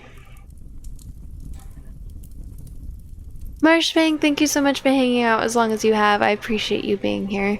Have a really good rest of your night. Sweet dreams. Thank you for getting some sleep. I should be getting some sleep soon as well. Honestly, I should just end here. But I'm not going to. You like the laugh idea? Thank you. Thank you.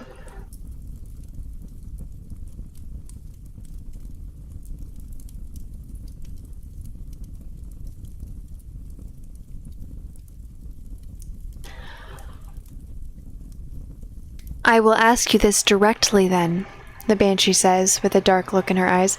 Did you, or did you not, cause the banishment of all Banshees from the magical realm 5,000 years ago?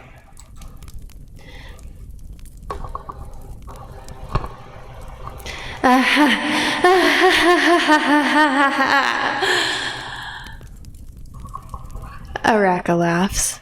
So there are still Banshees who know that story after all these years. Oh man, it looks like it's not even getting trapped in a... Oh man, it looks like not even getting trapped in a mountain for thousands of years is enough to extinguish the flame of a true legend. I am so proud right now. You have no idea. So it's true, the black-haired Banshee says, with the look in her eyes now darker than ever. I always knew that the rumors were true. The only reason why I came to Varathia was because my information led me to believe that this is where I could find you. As soon as I felt the sinister aura coming from the amulet, I knew it would be you. All this pain and suffering that our race has had to endure for millennia, being forced to live our lives as parasites, all because of you. Well, what are you gonna do about it? Araka says in a provocative tone. I am going to end you, the Banshee shouts. I will avenge every single Banshee that you've cursed with his torturous existence. If you destroy this amulet, you will only free her, Aluna says, and you will doom us all. If she goes free, then I will kill her again and again and again until she is dead for good, the black-haired Banshee says with her eyes full of rage. And if you stand in my way, I will kill you too. Undo this barrier, elf. It is about time that we all settle our scores. Finally, the elf says as he dismisses his barrier. Try not to die in the first 5 seconds, will you? Just as soon as the barrier disappears, the two dwarves channel their magic into a single ray of fire, which they use to attack Kate's ice dome. The ice is being reinforced almost as fast as it is melted. But it's clear that Kate won't be able to keep this up much longer. In the meantime, the black-haired Banshee flies up into the sky and begins to attack Aluna and Flower with a variety of spells. Judging by the very different types of spells that she's using, I'm going to guess that she is some sort of a generalist. She's already cast a lightning spell, a sonic spell, and a freezing spell, one after the other, while also summoning a few eagles to try and catch Aluna by surprise. Luckily, Flower has done a good job avoiding the attacks in midair, although neither she nor Aluna have managed to land a hit on their adversary just yet. While she is still busy reinforcing the ice dome, Kate shoots a few more icicles at the dwarves, but this time the projectiles get stopped even further up in the air by what seems to be a small, flat, semi-transparent barrier that the elf conjured to intercept them. The elf smiles at Kate from a distance, which makes Kate frown at him, as she turns her head to Layla and me.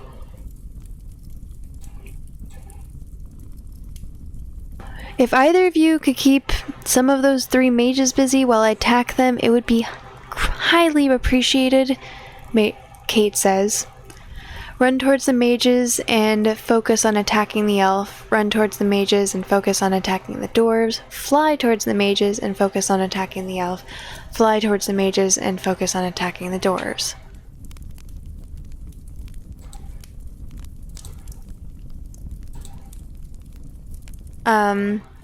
If I save here, it will be locking us into attacking the henchmen and not attacking...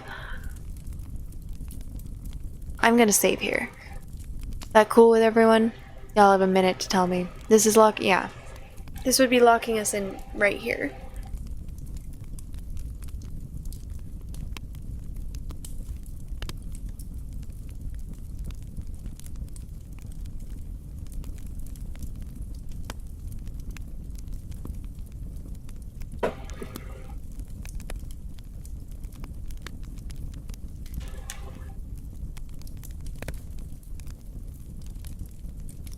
It's not bad. This just gives... This would make it so when we die, we go back to this spot here.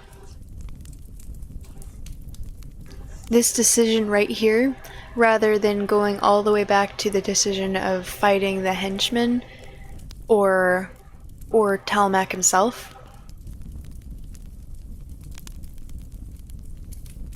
It would be locking us into fighting the henchman.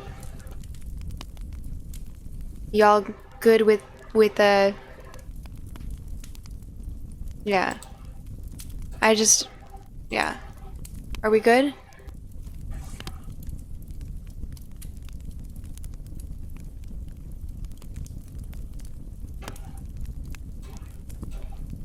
Cool. Now here are the decisions. I honestly feel like I should end soon. I've been reading for almost 2 hours and my throat is getting sore. Almost a 6-hour stream. Almost 2 hours of it has been. You want to kill that sage bastard? I don't remember how long this fight is. I know it's not short. I'll read one more decision. So, y'all feel free to pick. No one says anything, I will end though. There's a 5th option. Come back next time.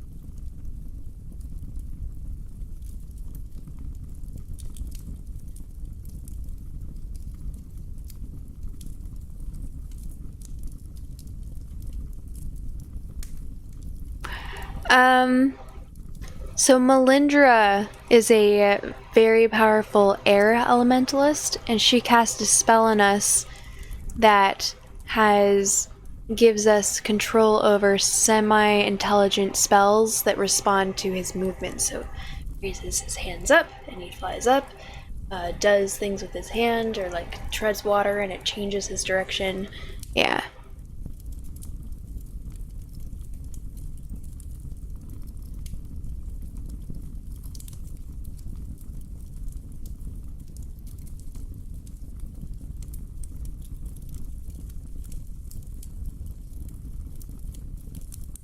Let's go Superman the Elf. Alright, let's do it.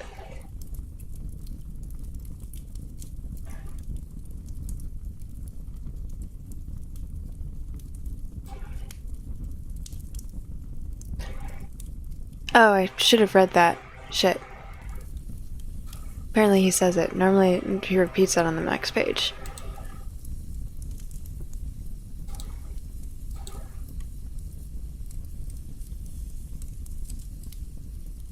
If either of you could keep them okay, never mind. Fly towards the mages and focus on attacking the elf. I'm on it, Layla writes. Me too, I say. Open the dome.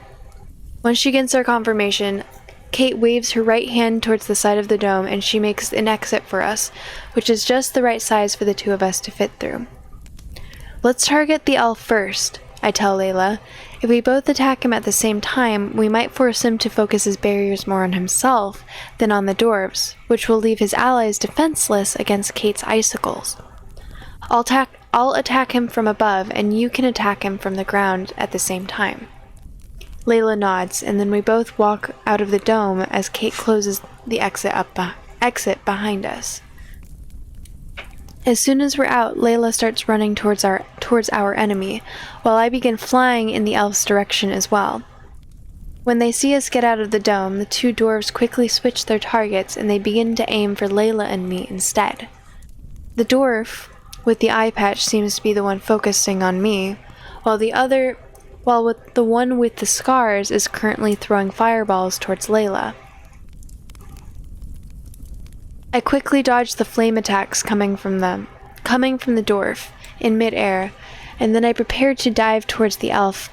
But just as I'm getting close, a large, flat, semi-transparent barrier appears right in front of me, blocking my way. When I try to get around it, the barrier just moves along with me, and it doesn't allow me to get past it.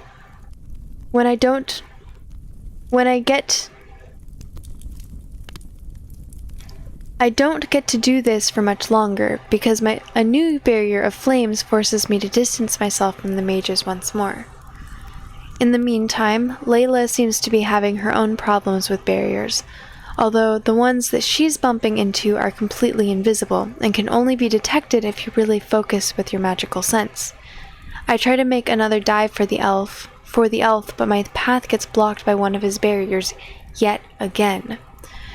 Just as I was trying to get around it, Kate shoots dozens of icicles towards the elf, coming from all directions, which forces him to dismiss all the barriers and make a new one around himself. This one allows Layla and me to finally reach him. Thank you for the hydrate.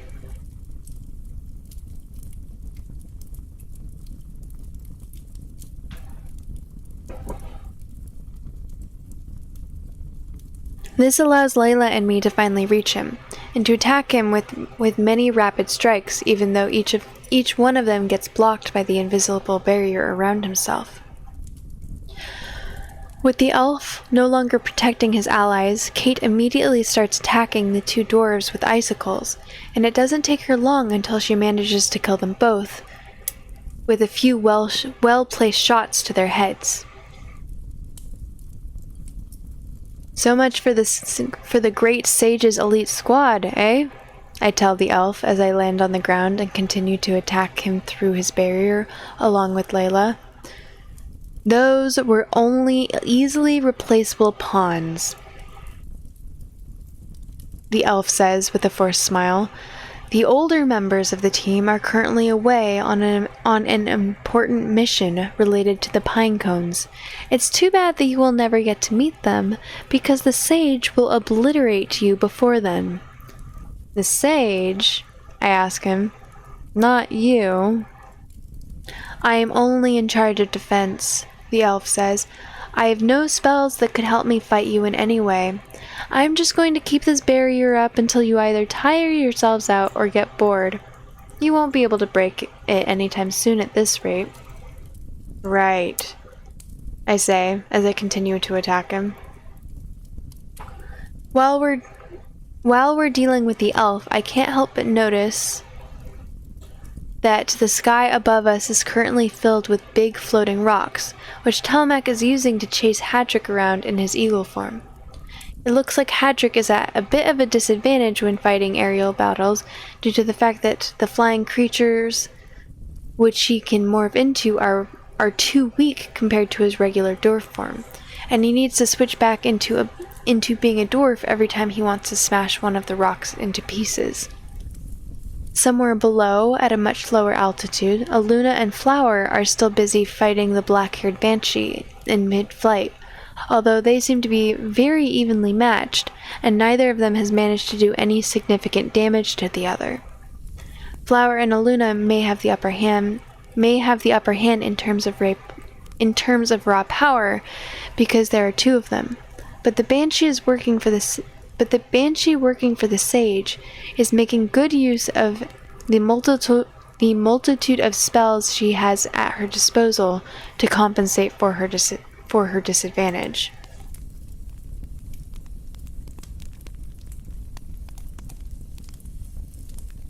Meanwhile, the duel between Darren and Noldorin seems to be much less balanced.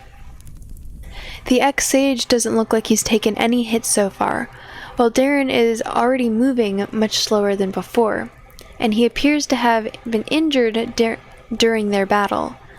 I'm not sure how long he'll be able to last at this rate.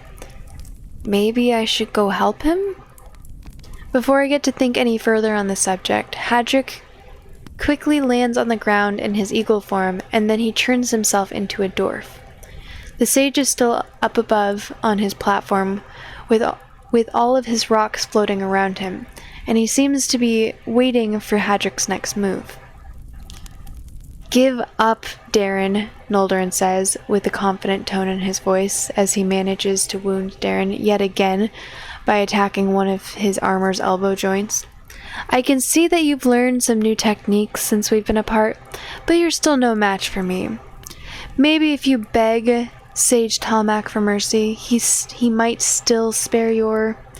The ex-Sage does not get to finish his sentence because Hadric suddenly dashes to his side and punches him so hard that he throws him into a nearby wall. "I think you may have forgotten that this is a team fight, not a duel, old man," Hadric tells him with a grin. "You might want to mind your surroundings a little more next time." "I'll keep that in mind," Noldorin says as he struggles to get back up. "I'll deal with your old master," Hadric tells Darren. "You go deal with the Sage. Elementalists are supposed to be your specialty, aren't they?" "They are," Darren says as he starts casting a healing spell on himself. "I'll take care of him." "Perfect," Hadric says. "Come on, Noldorin, let's have ourselves a fun little sparring match." He then rushes towards Darren's old master, and he tries to punch him again, but this time Noldorin was waiting for him, and he dodged his attack effortlessly.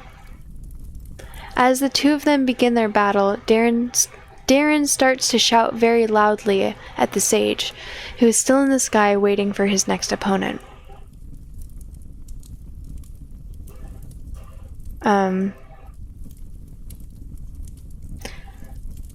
"Hey, Talmak!" Darren shouts while his wounds are still being magically healed. "Come down here so we can have a duel. 1-on-1.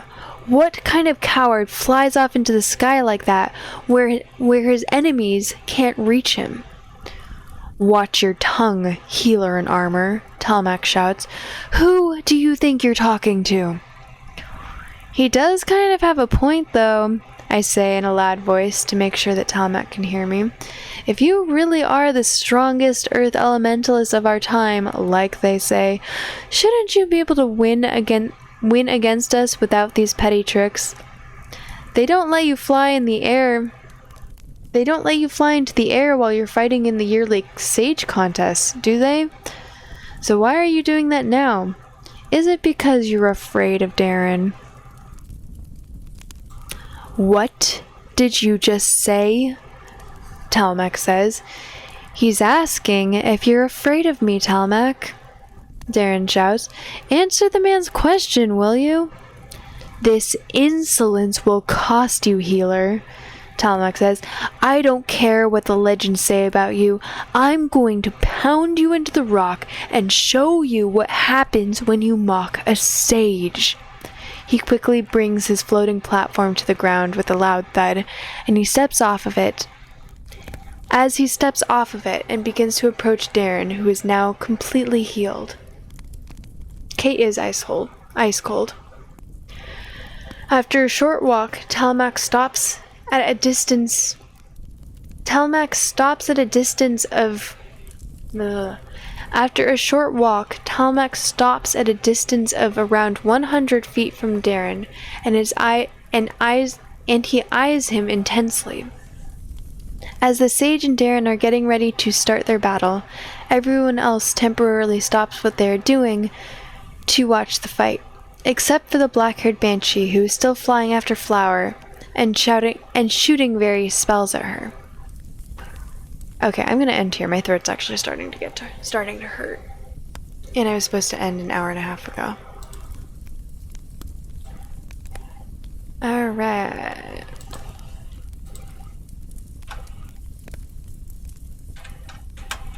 This was book 2, chapter 10. Chapter 10. Load game. Yeah. Okay. Transfer achievements to cloud. Transfer. Checkpoint. 1. We haven't used any other ones, so just 1 and 2. I have trust issues. Oh, you can hear my voice go a little bit. Can you guys? Alright. Well, thank you all. That was really good. I'm glad you thought it was good. It looks like there's a couple ASMR streamers that I follow that are live. I don't know if I'll be able to raid to them, but I'd be comfortable raiding, I think,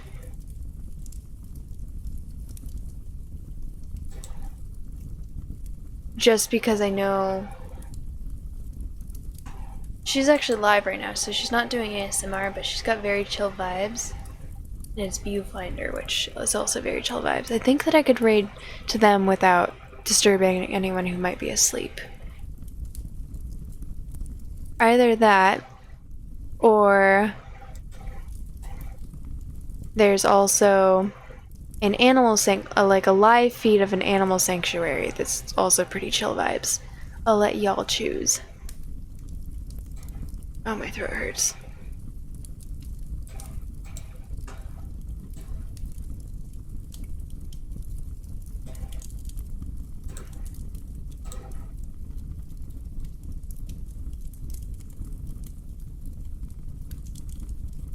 Not leaving y'all on a cliffhanger, sorry. I usually don't try not to end like this. This means that you guys are just gonna have to bug me to end my normal streams early. And go to... I think the camera's changed. It looks like right now there's a couple birds, and I just see a leaf there. Look like a fox. That might be a deer. It's a tent where I think people are. But I don't see any people.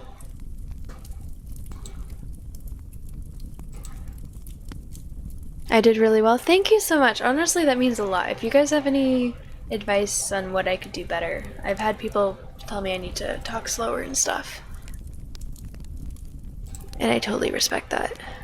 But I am going to end the recording here. Not the stream, but the recording. Thank you everyone so much for listening. I hope y'all enjoyed this. Stop recording. There. Yeah, Viewfinder. I've watched a couple people play Viewfinder, and it's really good. And Katrine, I think, is a really good ASMR streamer as well. She has streams that go 24/7. I know that this isn't like really ASMR because I'm reading and I'm talking and there's stuff going on. Yeah. So you guys want the animal sanctuary? I'm pretty sure that it will allow me to read.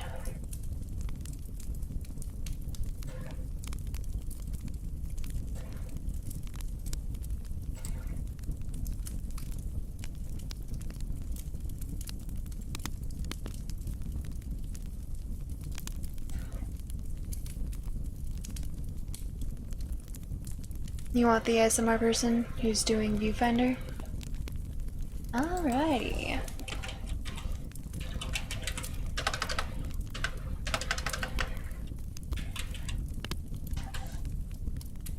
Pretty sure she just spells her name.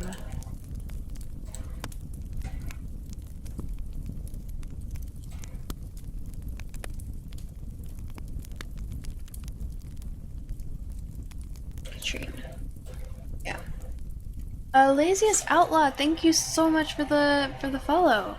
I really appreciate you joining. I'm sorry that I'm just ending now. We're actually gonna sleep. Oh my god, it's so late. Thank you for hanging out, but you yeah, get some rest. Raid.